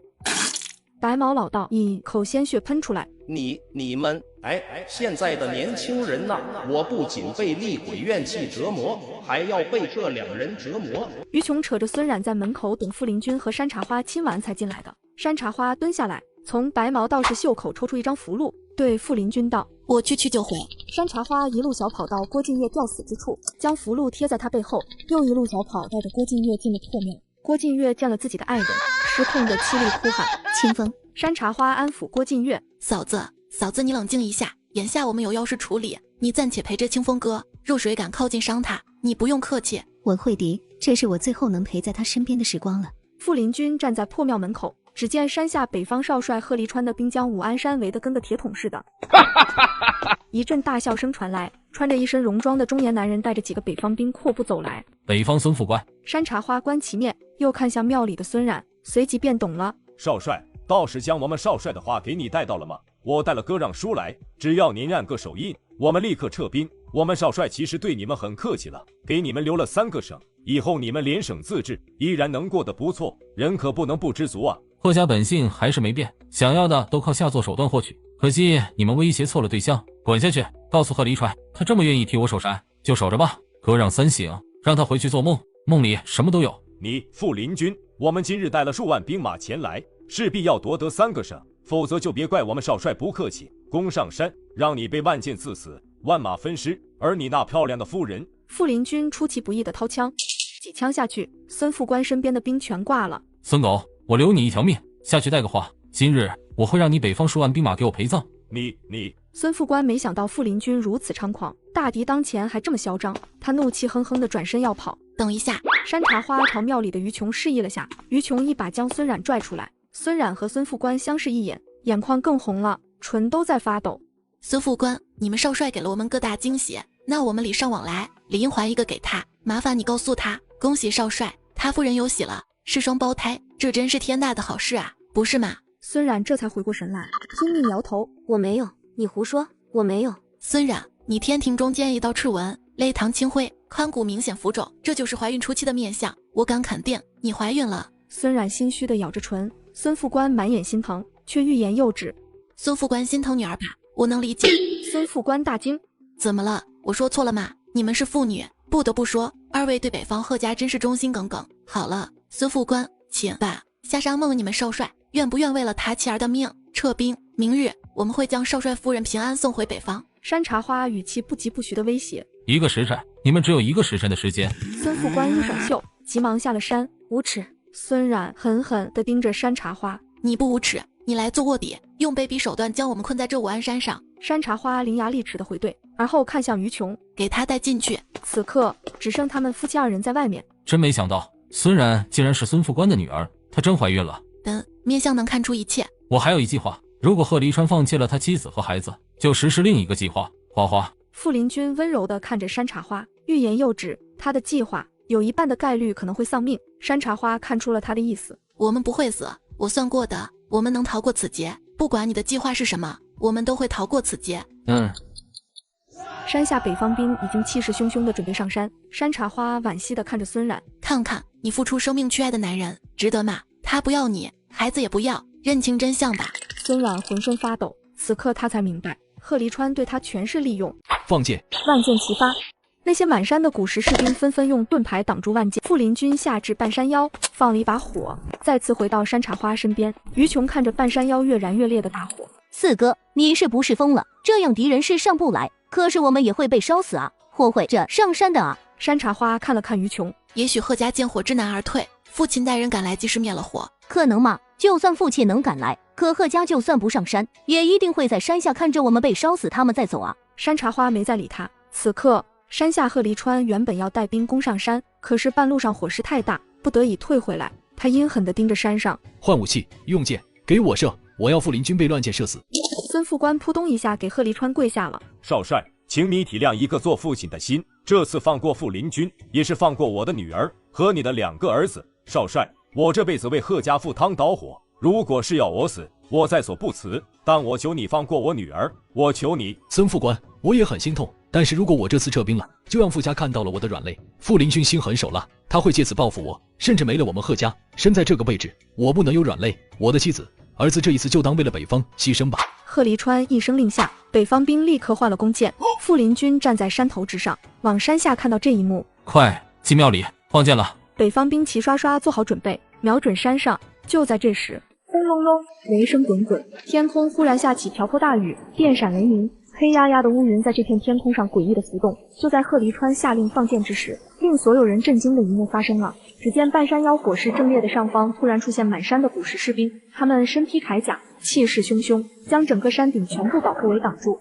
手上还持着盾牌。山下的贺黎川一惊，以为自己眼花了，使劲揉了揉眼睛。孙副官，孙副官，你看山上是不是冒出来众多士兵？孙副官冷漠的点点头，心寒的他一句话不想说，也算是看透了贺黎川。怎么可能？傅林军不是没带兵上山吗？那些兵也不是江东兵，哪儿冒出来的？他们看起来像是几百年前的士兵。贺黎川慌了，却还是一声令下，放箭！万箭齐发。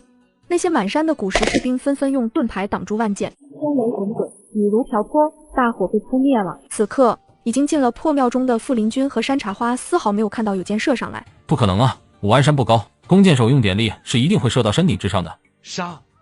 外面传来诡异的气势汹汹的齐喊声，傅林军和山茶花对视一眼，庙里的众人纷纷冲出去。众人只见半空中围满了古时的士兵，背对着将山顶团团保护住。那些古时士兵就仿佛眼前出现的幻境，似梦非梦，严严实实挡住了山下射过来的箭。这是什么？山茶花此刻也是一脸懵，我真不知道，从未见过这场景。于琼使劲揉了揉眼睛，谁给我一巴掌？我是不是在做梦？趴在地上的白毛倒是惊恐道：狐仙显灵了，是狐仙显灵了，狐仙庇护，兵马驾到，无人能敌。小姑娘，这狐仙堂里供奉的狐仙可是你家族的本家仙？是我外婆的本家仙。这就对了，胡大仙显灵了，显灵了。倒是这是千年狐仙，了不得！你外婆家祖上救过这狐仙，这狐仙曾助你家祖辈除瘟疫灭鼠怪，周济四乡贫民，有功德，惹不得，惹不得！这是胡大仙调天兵庇护呢。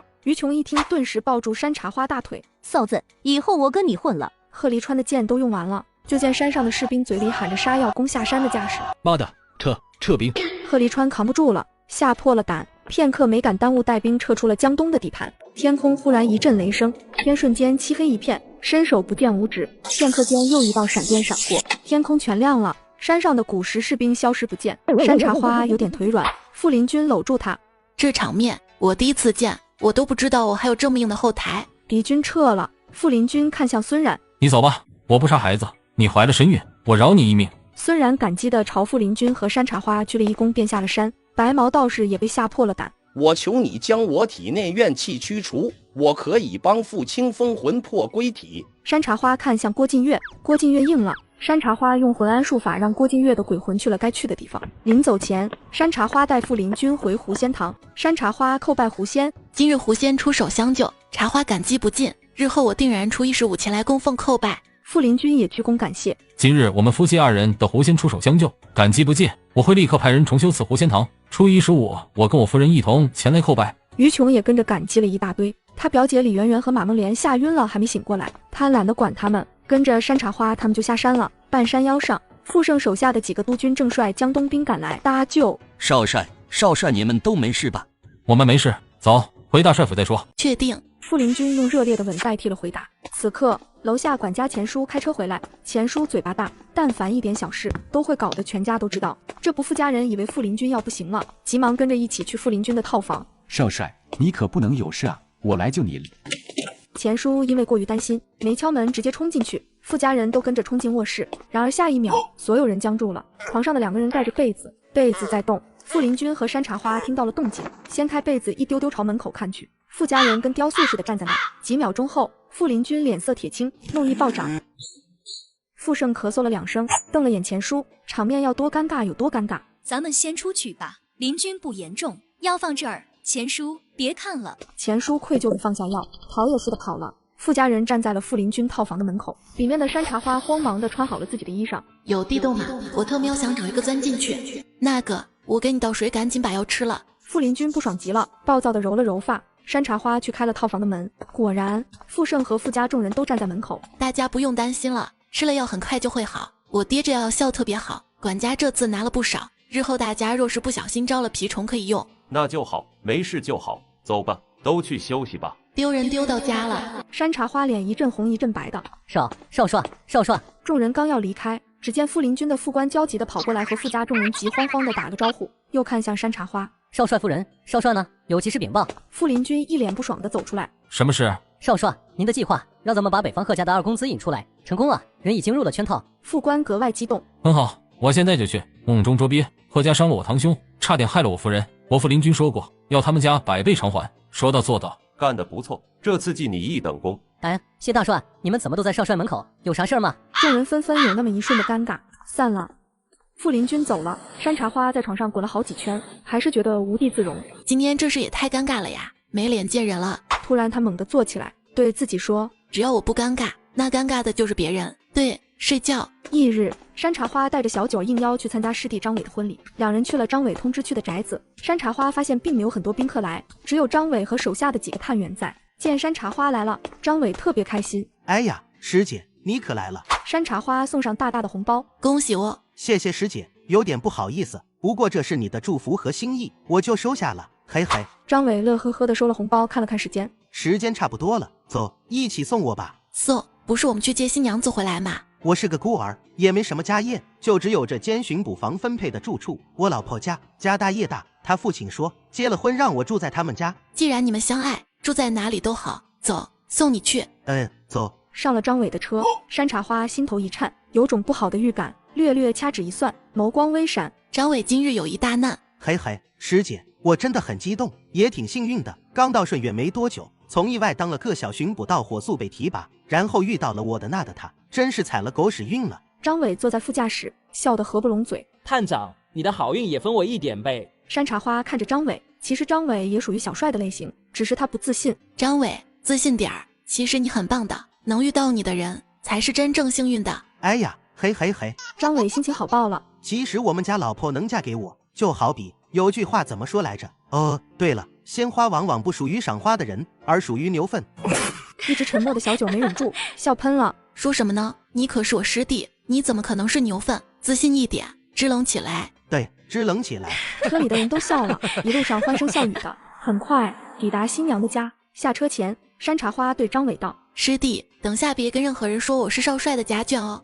车上的几人都跟着连连点头。新娘家的宅子是前朝老式府邸，棕红大铁门上挂着刻字牌匾，今日胡家办婚礼，按理说应该宾客喜迎门，热热闹闹的喜庆场面，可是大门紧闭，丝毫没有喜气。张伟下了车，府上管家开了门，将众人迎进去。进了胡府大门，才看见院子里到处挂着刻着双喜的红灯笼，胡家亲戚全来了。山茶花大概扫了一眼，发现并没有朋友宾客。山茶花纳闷，胡家是不想搭伴吗？山茶花小声问身旁的小巡捕：你们探长之岳父家是什么来头？山小姐，你还不知道啊？我们探长的岳父是胡凤贤，顺远巡捕房的督察长。山茶花点点头，又问：你们探长和督察长的千金是怎么认识的？3个月前，督察长的千金刘洋刚回国，一次偶然相遇，对我们探长一见钟情，还主动跟我们探长表白，我们探长一下子就答应了。2个人交往了不到1个月，就开始商量婚事了，而且娶媳妇房子都不用准备，直接住在督察长家里。我听说督察长还让我们探长和督察长千金出国旅游呢，若是看上了国外哪里，就在国外定居。你说探长幸运不？小巡捕边说，脸上露出了羡慕的表情。有这天上掉馅饼的好事儿吗？一击即中，阴阳先生被砸了个倒仰。哎呦喂，是谁敢暗算我？婚宴在胡府正厅举行，中间的梨花木椅上坐着胡家的老太爷和胡凤贤督察长以及他夫人，而后新郎和新娘穿着大红喜庆的婚服，扯着大红花缓步走来，仪式如寻常婚礼一般。仪式过后，所有人一步偏听吃喜宴。山茶花今天没光顾着吃，他一直观察着胡家人。胡凤贤和夫人脸上没有任何喜悦，就是几个亲戚轮番敬张伟的酒，让他喝。一轮酒敬下来，张伟懵了，趴在桌上。山茶花双臂环胸，脸色全冷了。这是当张伟这娘家没人了。山茶花努力隐忍着，我倒是想看看你们胡家人想干什么。喜宴过后，胡家人主动过来请山茶花他们这一桌回去，还说要派车去送。山茶花礼貌地拒绝了。等他们出了大门，胡家的门立刻反锁了。小姐，胡家有问题。哪有问题？我们探长马上就动防花烛了。山茶花见天色快黑了，便道：你们几个跟你们探长铁不铁？几个小巡捕急忙点点头。如果说你们探长有危险，你们上不上？几个小巡捕又齐刷刷点点头。那好，跟我来。山茶花带几个小巡捕翻墙又进了胡府，悄悄转悠了一圈，最后躲在祠堂附近。他们之所以躲在这里，因为祠堂古怪，祠堂门口挂着纸钱，里面放着一口棺材，还有2个小孩戴着孝布。胡凤贤打开了棺材，棺材里冒着寒气，里面躺着个已经死去多时的年轻男子。儿啊，爹今日就救你回来，你别怕。这时，后院几个小厮抬着个黑色轿子出来了。山茶花看到张伟的新婚妻子就站在轿子旁边。阿爸，准备好了，咱们出发吧。胡凤贤点点头，扣上棺材盖。此刻夜深人静，胡家府邸位置偏僻，晚上基本不会有人出来。常常漆黑的街道上，唯有胡家一家人浩浩荡荡抬着棺材，抬着轿子往前走。山茶花等人悄悄跟在最后面，一路尾随。胡家人来到依三面环山的河旁，躲在草丛后面的山茶花看到中午给张伟主持婚礼的司仪喊了一声：“吉时已到，准备祭祀。”张伟，出来吧，我们全家都会感激你一辈子的，世代都会给你留一盏香火。你安心的上路吧。张伟双目无神，脑袋上被人血化了符，手中捧着自己的牌位，悠悠木讷的一步步走出来，踏入河中，走向河深处，眼看着腿没入水中。躲在草丛后面的几个小巡捕惊呆了，怎么回事？我们探长在干嘛？这是什么结婚的习俗吗？这是一种祭祀仪式，是替死还阳的邪术。几个小巡捕一惊，那咱们赶紧冲去救咱们探长。够义气，小伙子，前途无量。山茶花猛地站起来，大声喊：“张伟，你去哪儿啊？张伟，跟我回家。张伟，你师父喊你回家。”这3声叫喊破了咒，让站在水中的张伟顿时回了魂，低头看了看自己当下的处境，懵逼了。耶，咋回事？我做梦吗？胡凤贤等一众胡家人纷纷转过身来，山茶花双臂环胸地走向胡凤贤。胡督察长，你们这是什么意思啊？要拿我师弟的命换谁的命啊？欺负张伟娘家没人是不是？小姐，咱们是婆家人。我不管你是张伟什么师姐，总之你不要多管闲事。胡凤贤厉色道，他朝几个小厮使了个眼色，几个小厮急忙冲进水里，将张伟按住。张伟浑身无力挣扎着。喂，你们这是干什么？娇娇，你们要干嘛？娇娇，咱们结婚了，你为什么？胡娇娇冷冷扫了眼张伟，你闭嘴，乖乖听话。你不是爱我吗？你不是愿意为了我去死吗？我现在就要你为了我去死，拿着你自己的牌位往里走，让你自己被淹死。我会一辈子记住你，我们胡家世代会供奉你的牌位。你说啥呢？娇娇，我是爱你啊。呵，张伟，你蠢不蠢啊？这个女人不爱你，跟你结婚就是为了让你替她割死，从头到尾就是个陷阱。来人，把这女人他们几个统统拿下。胡凤贤下令，几个小厮朝山茶花他们冲过去。你去搬救兵。山茶花身旁的几个小巡捕奋不顾身冲上去，将山茶花和小九团团护住。两方还未碰头，胡家的打手便纷纷飞出去几米远，山茶花便知是一孤独出手了。那位主持婚礼的司仪惊愕地愣在原地。胡娇娇推了推他，这什么邪术？鬼打墙！为什么我们的人进不得他们的身？待我开天眼看看。他说着，像模像样的盘腿坐下来，嘴里念念有词，双手先是攥拳，又忽然伸出食指和中指，刚要放到双眼前，山茶花翻了个白眼，拾起地上的石头，一击即中，阴阳先生被砸了个倒仰。哎呦喂，是谁敢暗算我？我去，你拍电影呢，还如此开天眼，真会演，还阴阳先生，哈哈哈哈，笑死我了。看看吧，我师弟都能看出来你是个骗子。张伟虽然玄学学得不精，但好歹是林启峰的门徒，天眼早开了，随意就能看见鬼怪，也看到了是一孤独在帮师姐。一孤独这个人，张伟在师傅的画卷中见过，师傅也曾给他提起过。一孤独飘到河中央，一把将张伟拽起来，一脚踹飞一个按住张伟的小厮，往河岸上飘。胡家人只见张伟忽然挣脱了2个小厮的控制，凌空起飞，惊呆了。张伟无比惊喜地在空中遨游了一瞬，稳稳落在河岸上。你就是一孤独吧？我师父经常跟我提起你，你太帅了，惊天现。一孤独懒得听张伟的碎碎念，高冷地飘到山茶花身旁。胡凤贤护着夫人和女儿，狠厉瞪着山茶花。你到底是张伟哪里冒出来的师姐？如此多管闲事，你到底是什么来历？闲事？你欺负我师弟，这对我来说就不是闲事。山茶花一个巴掌扇过去，呦呦呦，疼死我了！你这么漂亮的小姑娘，怎么打起人来这么狠？蛇蝎心肠啊你！山茶花又是一巴掌呼过去。弟兄，我好久没动手了，养，先不用帮我，等下若我打不过，你再去帮我。一孤独冷冷点点头。山茶花朝胡凤贤走过去，左右动了动脖颈。你要干嘛？你要打我吗？我是巡捕房的督察长，你敢动手，我分分钟让你坐牢。山茶花彪悍冲过去。欺负张伟是过是吧？欺负他娘家没人是吧？拿他一个大活人祭祀，替你们那作恶多端的儿子去死，简直泯灭人性！我今天就好好教训教训你们！山茶花一拳一拳下去，胡凤贤3口人凄惨哀嚎。张伟从旁看着，走到一孤独身边，呜呜呜的哭了起来。一孤独冷冷瞥了他一眼，继续看山茶花。很好，茶花战胜风格，虽然姿势不美观，但战斗力过得去。我太感动了，大家对我太好了，师姐，呜呜呜，还从来没有一个女人保护过我，被女人保护的感觉真好。一孤独终于忍无可忍，你再哭，我就把你丢到河里去喂狗。脸收。胡家3口人被打服了，鼻青脸肿的。山茶花又冲到阴阳先生那儿，阴阳先生被小九几个人打得惨烈，牙都掉了，满嘴是血。说到底怎么回事？为什么要算计张伟？你给胡家出的什么幺蛾子？胡家公子在这河里被淹死了，总是给胡家人托梦，说他在这条河里被恶鬼纠缠折磨，想要回家。我是桃花村的阴阳先生，胡家人找到我，让我处理这事儿，我就给他们想了个办法，将活人献祭给这河里的恶鬼，这是替死还阳的术法。我也是从我师父留给我的古籍上学到的，献祭成了的话，胡公子的魂魄定然能回到他的本身，会醒来的。阴阳先生激动道：这也算功德一件不是吗？山茶花一个巴掌扇过去，阴阳先生360度来了个转体。呦，疼死我了！你这么漂亮的小姑娘，怎么打起人来这么狠？蛇蝎心肠啊你！山茶花又是一巴掌呼过去。漂亮跟打人这两者没有直接关系，混账王八蛋！功德一件，胡家恶棍的命是命，好人的命就不是命了。他又气呼呼地看向瘫坐在一旁惨兮兮的胡凤贤。所以从你让张伟进巡捕房开始，这一切都是你的阴谋，你们全家一起上，欺骗一个善良的好人，全家十恶不赦。胡凤贤哑口无言，胡娇娇躲在父亲身后愤愤道：张伟不过是个孤儿，一个人死，全家不饿了。我哥哥是胡家的独子，将来要继承家业，传宗接代，这能比吗？喂，说吧，我们胡家给你多少钱你能闭嘴？让这祭祀继续下去，要多少我们都给得起，保证你荣华富贵，这辈子享用不尽。山茶花惊愕愤怒，张伟失望地咬着唇，浑身哆嗦。对，姑娘，我们求求你了，我们就这么一个儿子，你行好吧？他的身体我们存了几个月了，好不容易找到了合适的人替他死，若是这次不成功，再拖下去，我儿子的身体就腐烂了，我求你。小九气得一脚将胡夫人踹翻。我从未见过你们这么恶毒的人。一孤独看不下去了，悠悠飘到山茶花身边。为这种人的恶让自己生气不值得，对待这种人最好的办法就是让他们亲眼看见他们的儿子魂飞魄散，断了他们的所有希望，免得他们再害人。山茶花应了一声，一孤独随即回到存身之处。你们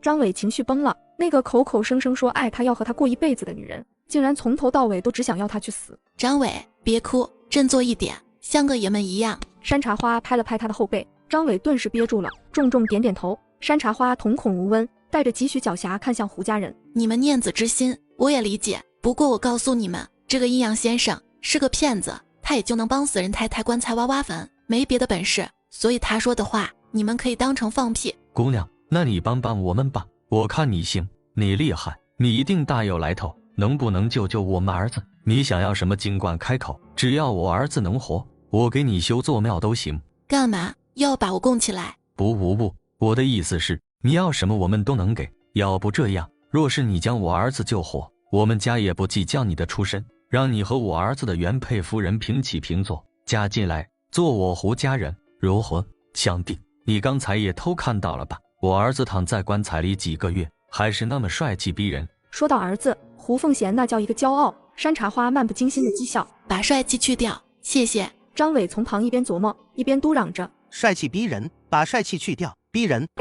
张伟破涕为笑，小九和几个小巡捕都跟着笑了。山茶花无语轻笑。这样吧，我先让你们见见你们儿子，让你们叙旧，七星阵鬼现魂。山茶花掏出几个铜币丢进河里，一阵翻涌之后，一群厉鬼撕扯着胡家儿子的鬼魂冲出河面。胡家3人跪着爬到河边去，也顾不上害怕。他们只见儿子胡荣昌浑身苍白浮肿，嘴里都是污泥，头发和身体四肢正被那些恶鬼撕扯。你们做什么？你们为何如此折磨我儿子？放开，放开！我求求你们，求求你们！胡督察长，看看这些厉鬼，他们现在呈现在你眼前的模样，就是死时的模样。这些厉鬼有一个共同点，都是被你儿子折磨死的，他们的怨气都来自于对你儿子的恨，听听他们怎么说吧。山茶花随意坐在一旁的大石头上，怀中抱着未成型婴儿的女鬼悠悠开口：胡荣昌杀了我丈夫，强行和我发生关系，让我怀孕，又逼我堕胎，让我大出血而死，把我丢在这孤冷的河里。他是个人渣，我化作厉鬼就是要折磨他。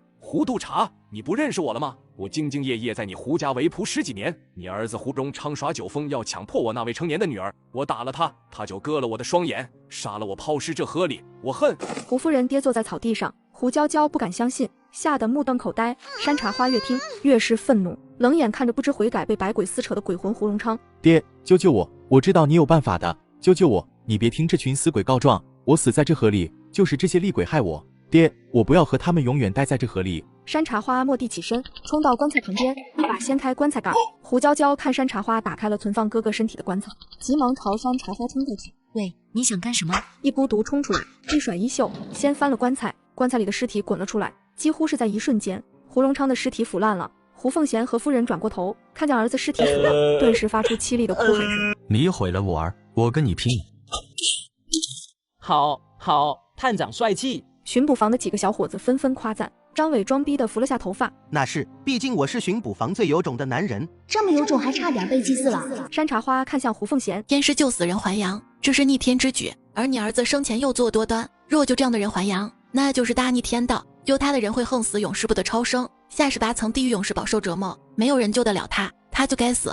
阴阳先生一听这话，吓得要哭了。真的吗？姑娘，你说的可是真的？我这种想救没救成的呢，不会遭天报吧？不晓得。阴阳先生看向胡凤贤，得了，你们家这单生意我可不做了，阴阳先生我也不做了，我还是干回老本行，卖猪肉去吧，我走了。阴阳先生逃也似的跑了。姑娘，我儿子做错了很多事，我这个做母亲的日后每日礼佛，日行一善，替他忏悔。我求你让他安息，别在这里饱受百鬼折磨了，好不好？山茶花看向百鬼，往前走了几步。你不用担心你儿子日后会被百鬼折磨，因为这些折磨他的鬼生前都是好人，为人善良，只要消除怨念，他们会走向往生极乐，离开这里。而你儿子不会，他的恶报是天定的，我管不了。你故意的，你在替你师弟报复我们。山茶花请缨孤独帮忙，将他丢在水里的铜钱捡了回来。百鬼消失在众人眼前。这时一阵轰鸣声传来，数十辆警司厅的公车停在河边。警司厅的厅长胡凤安来到胡凤贤身旁。凤贤，你没事吧？我来晚了。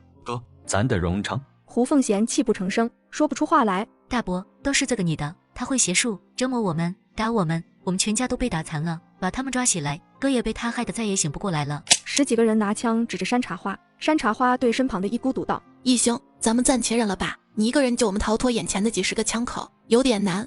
见机行事，我会救你们，不用怕。张伟忽然2意思思的举手，报告厅长，我们是冤枉的，胡家人对我骗婚，我师姐只是救我。放屁！你们聚众打架，伤害正义的督察长一家，这是重罪，全都给我带走。哎呀，你省点力气吧，解释没用的，他们是穿一条裤子的。山茶花想了想，试探着道：那个，如果我说我是傅林军的夫人，你信吗？胡凤安嘲讽：我说我是傅林军他爹，你信吗？就这样，山茶花一伙人被抓了。这一路车程挺长，山茶花半路上迷迷糊糊睡着了。等车开到福煦路的时候，一辆气派的汽车与山茶花所坐的警车擦身而过。山茶花怎么会坐在警司厅的车上？停车！薛颖，怎么了？你下车，立刻去告诉傅林军他夫人在警司厅的车上，我开车走。山茶花一伙人被关进警司厅的监牢。这次你们几个工作肯定不保了，等咱们平安出去，我给你们找工作。山茶花话音刚落，几个警员冲了过来，将张伟直接拽出去，带走了。小姐，胡家人不会还要拿张伟去祭祀吧？回来就好。几个前去营救的督军将天空突现古时士兵那一幕都跟傅盛说了。傅盛看向傅林军，傅林军道：那老道士说是茶花本家的狐仙显灵，派天兵天将前来庇护，若不是亲眼所见，我也不敢相信。茶花是江东福星，一切都是最好的安排，感激不尽。爹，我打算重修武安山，重建狐仙堂。应该的，这次你们还找到了清风，茶花真是咱们家的福星。贺家真是手段下作卑鄙，爹，咱们绝不能就这么算了。北方的香珠一带咱们给他夺来，那里原本也是咱们江东的地盘。此事交给林副官，让林军在家中休息几日。是。山茶花回到房中，跟小九将今天发生的一切都说了。小九后悔的直跺脚，我真该跟着一起去的，竟然错过了这么精彩的一天。小姐，下一次求带。必须的，明日参加我师弟张伟的婚礼，你跟我去。山茶花俏皮的眨眨眼。这时傅林军走了进来，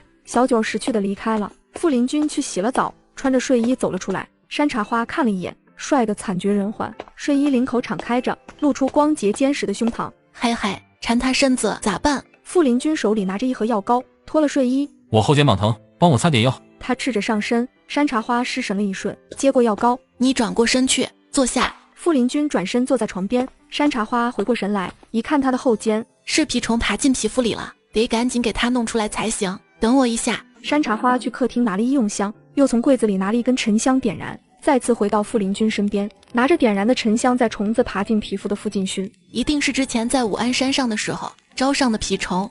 小时候腿上被这虫子钻过，我母妈也是拿沉香熏，虫子很快就爬出来了。对，这一招很灵。很快，山茶花便看到蜱虫爬出来，他拿了个镊子将蜱虫丢到陶瓷罐里烧了。别动，伤口的消毒，万一这蜱虫有毒就麻烦了。山茶花拿碘伏帮忙清洗伤口。山茶花发现他皮肤有点烫，伸手试探了下他的额头，也发烧了，这蜱虫肯定是有毒的。我没事。傅林君从不认为一只虫子能将自己如何，可山茶花却很担心，他冲出去吩咐管家去自己娘家跟他父亲拿解毒药丸。管家一惊，立刻去办。山茶花在回房的时候，发现傅林君面色惨白，现在是不是很不舒服？忍一下，管家马上取了药就回来。我阿爸的解毒丸吃上1颗，明日就好了。你担心我啊？当然呀。傅林君此刻赤着身躺在他身边，透着无穷的野性和致命的性感。山茶花眨了眨眼，假意挪开视线，口干舌燥的。傅林君方才还觉得好好的，此刻身体开始发冷，意识甚至开始涣散，眼皮睁不开。冷。山茶花一摸他的额头，滚烫。这蜱虫毒性很强，我去让军医过来。不必，岳父的药比军医的药有效得多。山茶花咬了咬唇，一溜烟钻进他被窝里。山茶花这一举动让迷离中的傅林君突然睁开了眼。好点没有？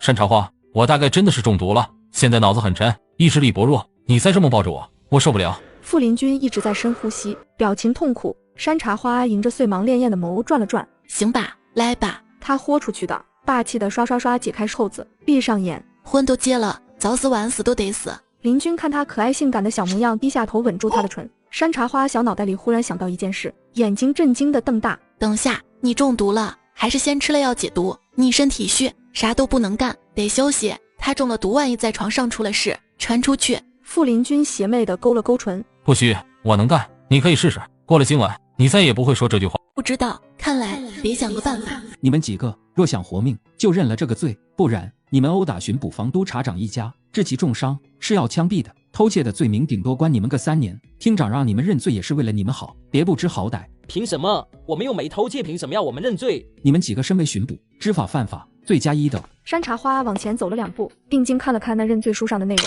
眼睛一亮，认，我认，我来按手印，等下见了失主，我就说我偷的，东西搞丢了，成吗？警员拿着山茶花按手印的认罪书走了。山小姐，不是你偷的，你干嘛认啊？你不会以为他们让我们认偷窃罪，真的是为了让我们减轻罪行吧？他们是要给我们罪加1等。我太知道这年头这些警司的嘴脸了。咱们就快出去了。小九儿和几个小巡捕，你看看我，我看看你，完全不理解。没过几分钟，又有警员过来。审讯室里面站着几个面无表情的警员。爷，您这边请。犯人我们连夜给您找到了。男人一进门刚好看到了山茶花，眸光一顿。这就是你连夜给我找到的盗窃贼？是啊，爷，您丢的可是前朝万岁爷的遗物，我怎敢拖延？那个女的就是带头的，她都认罪了，您看看。胡凤安拿出山茶花按了手印的认罪书。咱现在就审他，这审讯室的家伙在他身上过一遍，不怕他不招把东西藏在哪儿了。偷金印的人已经被我杀了，眼下再把这几个背锅的解决，我再转手将金印卖给东洋人，又能大赚一笔。我他娘的真是个天才！放了他，你抓错人了啊！就是他，爷，您可别被这女人的外表骗了。他……贝勒爷走到山茶花身边。茶花，你怎么会在这儿？胡凤安走过来。爷，您认识他？贝勒爷，认罪书上报案人丢失的是前朝金印，那是万岁爷的遗物。上次替贝勒爷灭鬼太监的时候，我曾听到过金印在他手中，所以我想这人一定是贝勒爷。放人！我让你放人！胡凤安为难极了。爷，这……他绝不是小偷，他是我的朋友。胡厅长，我劝你立刻放人，不然你会官位不保。你觉得堂堂富家少帅的夫人会偷我的金印吗？贝勒爷此话一出，胡凤安傻眼了。这时门外传来动静。薛爷，您这是做什么？我们厅长。所有人往门口看去，只见审讯室冲进来一个妖孽俊美的男人。厅长，薛爷，我拦不住啊。今儿是怎么了？洪门的龙头怎么也来了？薛爷，您有事啊？抓他做什么？薛石林冲到山茶花身旁。这女人一伙打群架，重伤的巡捕房督察长一家，而且她还是偷窃贼，都认罪了。大帅府的少帅夫人打群架，什么时候？傅家人需要你胡凤安来审判了。薛石林怒极，转头看向一旁的手摇式电话，拿起来拨通了大帅府的电话。告诉你们少帅，警察厅的胡厅长说他夫人打群架、偷窃，给抓到警司厅了。他真的是傅林军少帅的夫人？胡凤安脸色青灰，耸的一批，笑得一脸褶子，看向山茶花。少帅夫人，我实在不知道您的身份，今日多有得罪，还希望您大人有大量。山茶花看向胡凤安，张伟呢？您等先去接待室，我让人给你们泡一壶好茶，我这就去把张伟给您送过去。放心。山茶花一伙人被毕恭毕敬请进了接待室。接待室有个麻将桌，山茶花坐在牌桌上，几个小巡捕绘声绘色将今日之事全说给了薛石林和贝勒爷听。两人听完，怒意盎然。这时，胡凤安搀扶着张伟进来了，张伟头上包着纱布，纱布上还隐隐渗血。师姐，胡凤安扶着张伟坐在一旁，毕恭毕敬走到牌桌旁。少帅夫人，我的手下不小心打了张伟，不过不严重，你放心，那几个人我定然狠狠处置他们。我吩咐下去要耐心的审问，谁知道他们竟然敢动手。山茶花手指忙摸着麻将，妖姬打出一张牌，果然是妖姬。旁边的胡凤安等人一惊，随后纷纷夸赞：好厉害，少帅夫人摸牌真厉害。坐下玩会儿。山茶花漫不经心地看向几个警司厅的人，好久没看人打牌了，今儿刚好得空，想看。行，陪少帅夫人玩牌是我等的荣幸。胡凤安和副厅长颤颤巍巍地坐下陪着，又拉了个警员一起。玩多大的啊？5块大洋的如何？5块大洋，这大晚上的，我放弃美容觉不睡，感情跟你们在这儿打发时间呢。少帅夫人，您说玩多大的就玩多大的。100块大洋，炸上翻倍，杠上翻倍，如何？张伟不能这么被白打了，我得在胡凤安死之前，从他身上替张伟讨点补偿。傅林军闻言，一脚踹翻了胡凤安。本来我今日是去胡督察长家吃喜酒的，未曾想胡家竟骗婚，害我师弟差点丧了命。少帅夫人打群架进了局子，被逼认偷窃罪，这事儿要是传出去，你说外人会怎么说？我今日可算是领教了胡厅长的官威啊！少帅夫人，都是我那兄弟胡凤贤的错，我老早就说人死不能复生，他偏不听，非要搞些偏门左道的东西。你放心，这事儿谁要敢传出去，我非打断了他的腿。您更不用担心顺远上流圈子里的人知道，毕竟谣言止于智者，上流圈子的人都是智者，就算有人听说，也不会有人敢传出去的。谣言是止于智者，但止于不了智障。胡凤安被对得哑口无言，山茶花没再说话。2圈牌下来，除了副厅长赢了一把，其余都是山茶花赢。这时傅林军来了，他冲进来一把将山茶花抱在怀里，紧张的仔细检查。你有没有事？打群架有没有受伤？少帅，是咱们打了胡家，没受伤，只是胡凤贤骨折了，牙掉了。那就好。傅林军将他紧紧搂在怀里，闭了闭眼。顶多少2根头发。什么？傅林军杀气迸出，看向胡凤安。因为你，我太太少了2根头发，我现在心如刀割。胡厅长，你官威好大呀！胡凤安面子也不要，直接跪了。少帅，我真不知道山小姐是您夫人，如果我知道，我会毙了我那兄弟替山小姐出气。张伟一瘸一瘸地走到胡凤安身边。哎呦，厅长，我记得在河边我师姐说过她是少帅夫人的，结果您怎么说的？胡凤安连连摇头，吓得嗓子发哑。少帅，他说他是少帅的爹，问我们信不信，我们都在场呢。小巡捕绘声绘色把今日之事全都跟傅林军说了。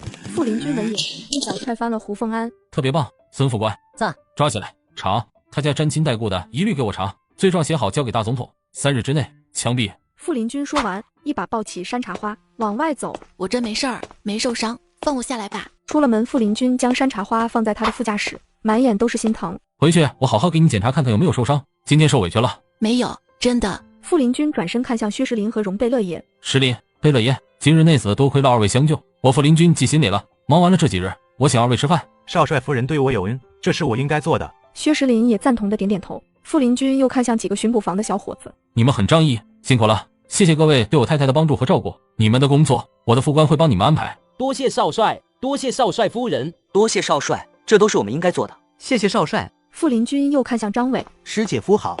山茶花将一把钥匙递给张伟，你先去医院看看伤，3天之后在南江路53号的商铺等我。这是钥匙，我给你找个事做，绝对适合你。张伟情绪一下子就来了，谢谢师姐，师姐你对我太好了，我如此落魄，媳妇没了，还差点死了，多亏了兄弟们，还有师姐。不，张伟抱住一个巡捕房的小伙子哇哇大哭，一旁的贝勒爷和薛石林都看呆了。别哭，男子汉大丈夫，有泪不轻弹，别动不动就哭，你怎么还不如我爷们儿？不就是没了个女人吗？有什么想不开的？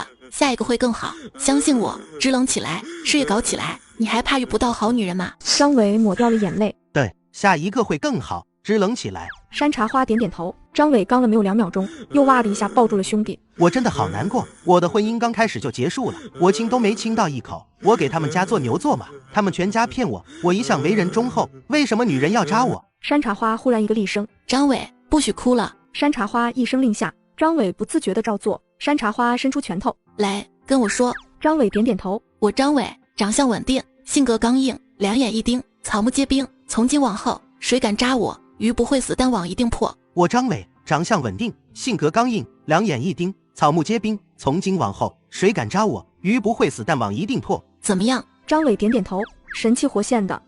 好多了，自信回来了。众人没忍住都笑了。师姐，以后你的这句话，我要当做我人生的座右铭。没事就好，我好困，要回去休息了。大家也都早点回家。今天谢谢各位了，改日请大家吃饭，咱们一醉方休。晚安。你咋进来了？过来，我看看你身上有没有受伤。又是打群架，又是坐牢，肯定有伤到哪里。早发现早治好，别落下病根。我皮糙肉厚的，不会有事。再说我又不是小孩子了，这种事可以自己来的。自己来？你确定我要做的事你能自己来？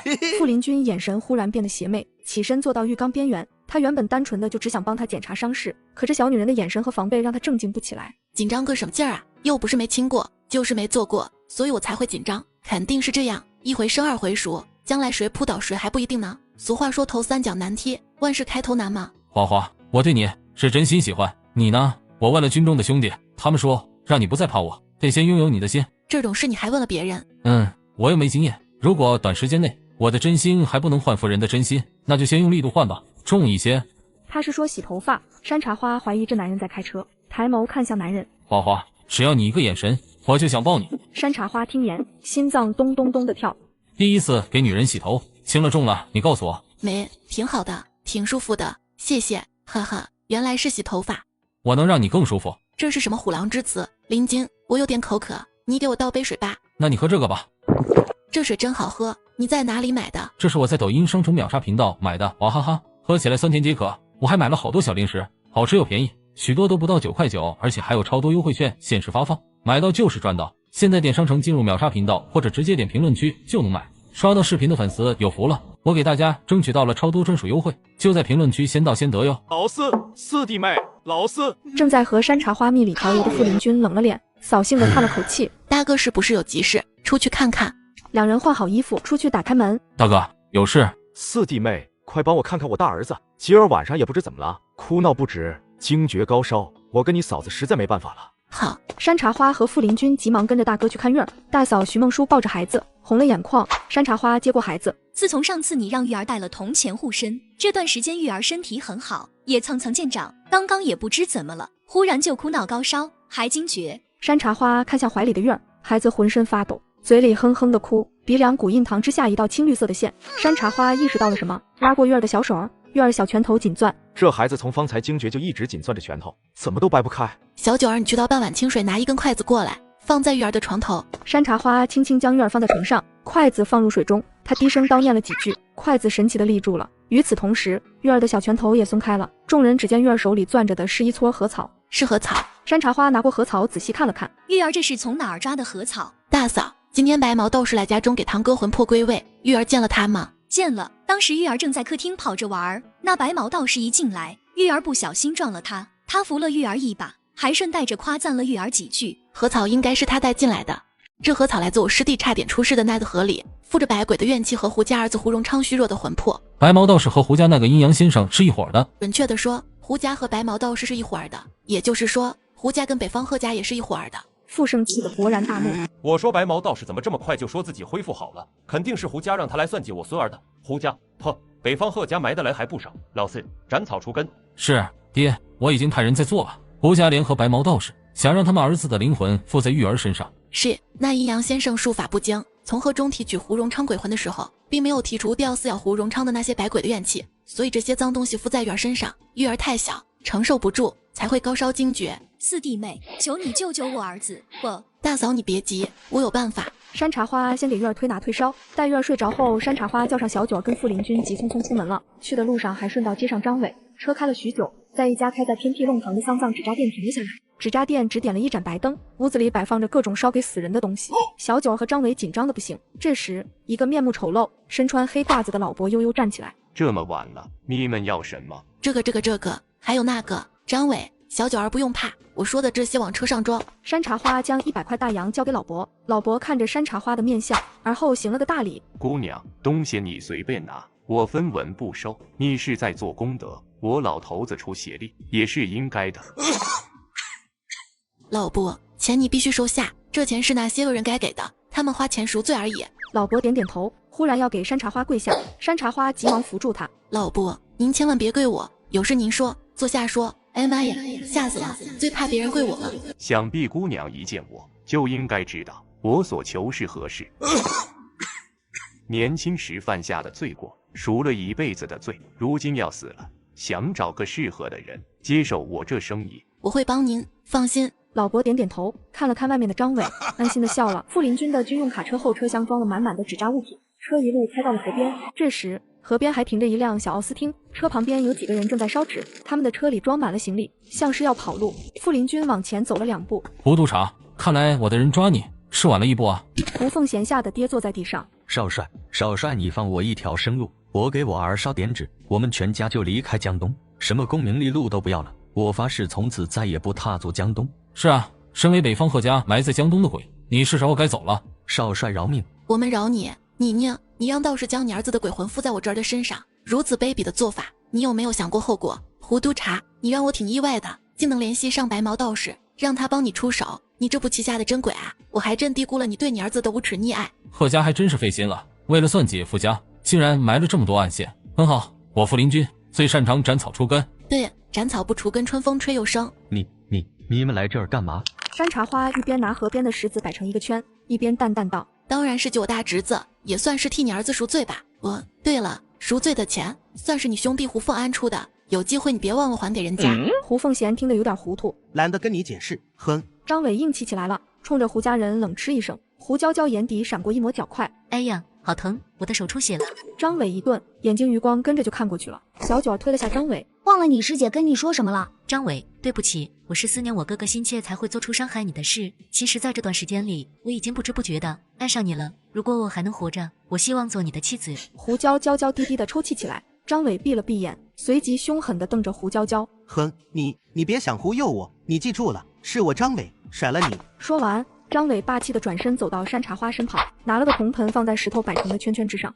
张伟真爷们！胡娇娇见张伟不上钩，气得咬着唇。山茶花往河里丢了几枚铜币，姿势优雅淡然。当姐，当的什么计？想你的千方百计。山茶花朝女鬼比了个心。七星阵，鬼现魂。歹鬼浮出河面，他们仍旧撕扯着魂魄虚弱的胡荣昌。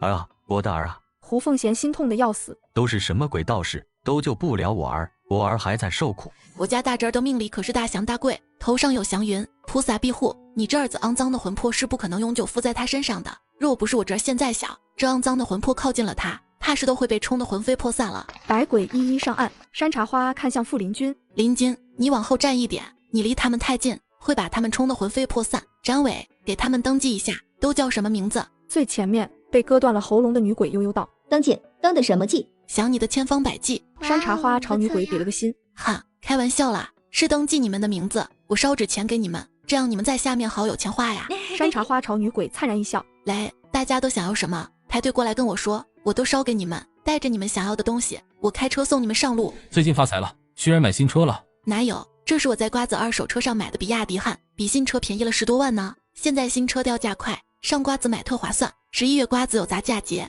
上万台二手新能源，5折起就能买。这么便宜，靠谱吗？当然，瓜子每台车都经过官方专业检测，可以试开3天。要是有旧车还能放瓜子拍卖，买卖二手车上瓜子就对了。我们要留在这里，一起折磨害死我们的胡荣昌。放心，他很快就会在你们眼前有恶报。你们留在这里已经很久了，如果再不上往生之路，魂飞魄散不说，就会永世不得超生。为了人渣，不值得。歹鬼想了想，听了山茶花的话：“给我来个貂儿吧，穿貂儿上路暖和。”小姐姐，棉袄成吗？我没貂儿，穿皮草不好，迫害生灵有罪的。行吧。山茶花拿了个纸做的棉袄丢进火盆中，纸棉袄着了，到了女鬼手里就是一件真棉袄。下一个女鬼悠悠飘来：“我要3个人陪我打麻将，1缺3，太孤独了。”山茶花点点头，烧了3个纸人，一副纸画的麻将给他。满足了百鬼的心愿之后，已经过了1个钟头了。胡荣昌在百鬼的撕扯中挣脱着来到山茶花面前，眼中尽是贪婪。姑娘，我也想上往生之路，你给我烧钱，让我爹给你，你再给我烧一栋豪宅，3个老婆，10个佣人。闭嘴！你还真敢想啊？谁告诉你，你有资格上往生之路？张伟，我外公教过你如何教训十恶不赦的小鬼吧？打小鬼。张伟想了想，而后肯定的点点头。我行，师姐，上家伙，鞭给我。有点怀疑张伟是不是真的行。小九惊住，鞭，牛鞭还是马鞭？站在远处的傅林君更是惊讶。我夫人随身带着牛鞭，这是我想象的牛鞭吗？翻云覆雨，深入浅出，夺龙钻洞。几鞭子下来，胡荣昌发出凄厉的鬼嚎，随即在空中痛苦打滚。嘿嘿嘿，我厉害吧？张伟神气地拍了拍胸脯。翻云覆雨，深入浅出，这些打鬼的招式还真是绝。这还真是虎狼之招，这确定是我外公教他的。你们怎么了？此刻不应该有掌声吗？世界安静了3秒钟，百鬼纷纷鼓掌。山茶花大笑，胡凤贤爬起来要跟张伟拼了。你竟敢如此折磨我儿，我杀了你！傅林君掏枪，稳准打中了胡凤贤的左腿。哼，敢动我，我姐夫可不让。此刻百鬼身后出现了一条绿光粼粼的路，阴阳往生之路。你们生前都没做过坏事，却被坏人害死，怨念太重。如今怨念消散，也得了想要的东西和钱，就安心上路吧，会有善终的。再见了，各位！众人感激的朝山茶花和张伟他们鞠躬，纷纷上了往生之路。哥，你也快上去，快啊，跟他们一起走，快！胡荣昌拼尽全力冲过去，到了往生路口，却被一股无形的屏障冲出去数米。队友恶报！最后一招，猛汉推车。张伟一鞭子朝胡荣昌抽过去，伴随着一声凄厉的惨叫，胡荣昌飞向黑夜之中，最后消失了踪迹。往生路也瞬间消失。就在众人准备离开之时，一个穿着藏蓝色长褂的男人抱着一相框走到河边。男人将相框放在河边，开始烧纸，嘴里念叨着：青青，那边还好吗？我今日听闻胡家人被抓了，你安息吧。对人总会有恶报，只是我爱的你再也回不来了，唯盼下辈子我还能遇见你。张伟感动得呜呜落泪。山茶花拍了拍张伟，每一个让人害怕的鬼，都是别人朝思暮想的人。师姐，你说的太好了，太感人了。张伟，师傅给你的玄门秘籍，你回去好好看看。你这打鬼的招式，怎么了？我记得没错了。回去自己多看看。再次回到大帅府，山茶花先去看了月儿，见月儿睡得香甜，印堂之下的青线也消失了，这才放心。老四，花花这般喜欢孩子，你们俩也该要一个。傅林君站在山茶花身后，宠溺地揉了揉她的发。他书还没读完，不急，他就是个孩子。一提学习，山茶花打了个哈欠。林金，我累了，我们走吧，不打扰大嫂休息了。你先回房，我去趟会议室，附近有要事，召开紧急会议。山茶花真的是累了，回到房中将自己丢在大床上，睡得昏天黑地。翌日清晨，小九将山茶花强行拉起来。小姐，你快醒醒，出事了，大太太流产了。什么？大太太从楼梯上滚下去了，流产了。来了不少大夫，正在她房中呢，众人都在大客厅呢。小姐，你也赶快下楼去吧，免得被人挑理。山茶花淡定点点头，她丝毫不意外林青云会出事，一切她早已算到了。大帅，请节哀，孩子没有保重，非常抱歉。傅盛脸色难看，并不是对妻子的心疼。孩子多大了？3个月了。确定是3个月？对，3个月03天。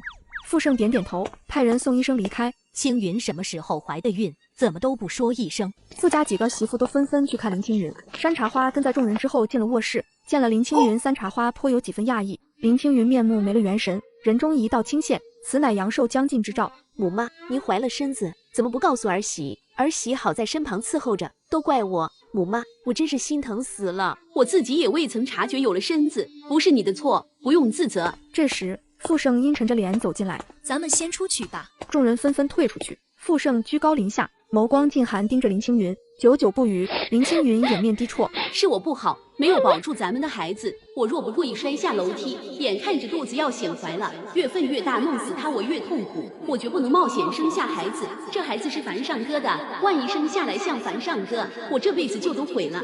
咱们的孩子。林青云讶异，顿时不哭了。大帅，这话是什么意思？孩子多大了？2个月啊，您忘了？2个月之前，你去了边境营寨半月，我思念你，便去军中探望。那晚，你闭嘴！你还不知道吧？现在西医的医疗设备能准确检测出你怀孕了多久，3个月03天。你好好回忆回忆，3个月前我在哪儿？我出了国，正漂在远洋的海上。你这孩子哪儿冒出来的？林青云，你好大的胆子，竟然背叛我！孩子是哪个畜生的？说。我没有，西医的检查就100%准确嘛。我的孩子就只有2个月，我发誓反正孩子没了，我抵死不认就行。如果认了，李富盛的性子非一枪崩了我不可。你敢不敢拿儿子发誓？富盛所说的是老三傅落鱼，我敢。如果我说谎，我儿子傅落鱼一身厄运。逃！林青云。富盛气冲冲地离开了，林青云急忙双手合十，呸！老天爷，各路神灵，我方才的发誓不作数的，不作数。富盛气冲冲地独自开车出了门，傅鹤鸣急忙开车追了出去。父亲这是开车去哪里？不清楚，不过说到车，我最近在瓜子二手车上买了台比亚迪汉，比新车便宜了10多万呢。现在新车掉价快，上瓜子买特划算。11月瓜子有砸价节，上万台二手新能源，5折起就能买。瓜子每台车都经过官方专业检测，可以试开3天。要是有旧车还能放瓜子拍卖，买卖二手车上瓜子就对了。傅家众人都不明白怎么了，唯有山茶花知道。吃早饭的时候，餐厅里气氛压抑，徐梦书小心翼翼地问老夫人：祖母，今日您跟徐家老太太约好了，带我们去他们家看戏，还去吗？去。徐家为了请咱们看戏，提前就请好了戏班子，咱们若不去，太失礼了。祖母，可母妈身体不方便，要不退了吧？三少奶奶江映桥有点不太高兴。我婆婆流产了，老太太还带富家女眷出门消遣看戏，母妈的地位何在？有你这么个孝顺的儿媳妇陪着你婆婆就够了。富家一向以大局为重，答应的事就不可以反悔。难道她一个人就能左右富家全局吗？江映桥没想到祖母发这么大的脾气，立马怂了。老太太说完，又看向山茶花，眉目立刻染着笑意。花花，这几日可休息过来了？看把我们花花累的，有功啦！好孩子，你帮富家揪出了一伙儿奸贼，又救了清风一命。你父亲说的对，你是咱们家的福星。吃了饭，富家女眷纷纷回房梳妆打扮。山茶花问小九：你知道哪里有能批量做像样寿衣的织锦厂吗？价格合理，寻常人家买得起。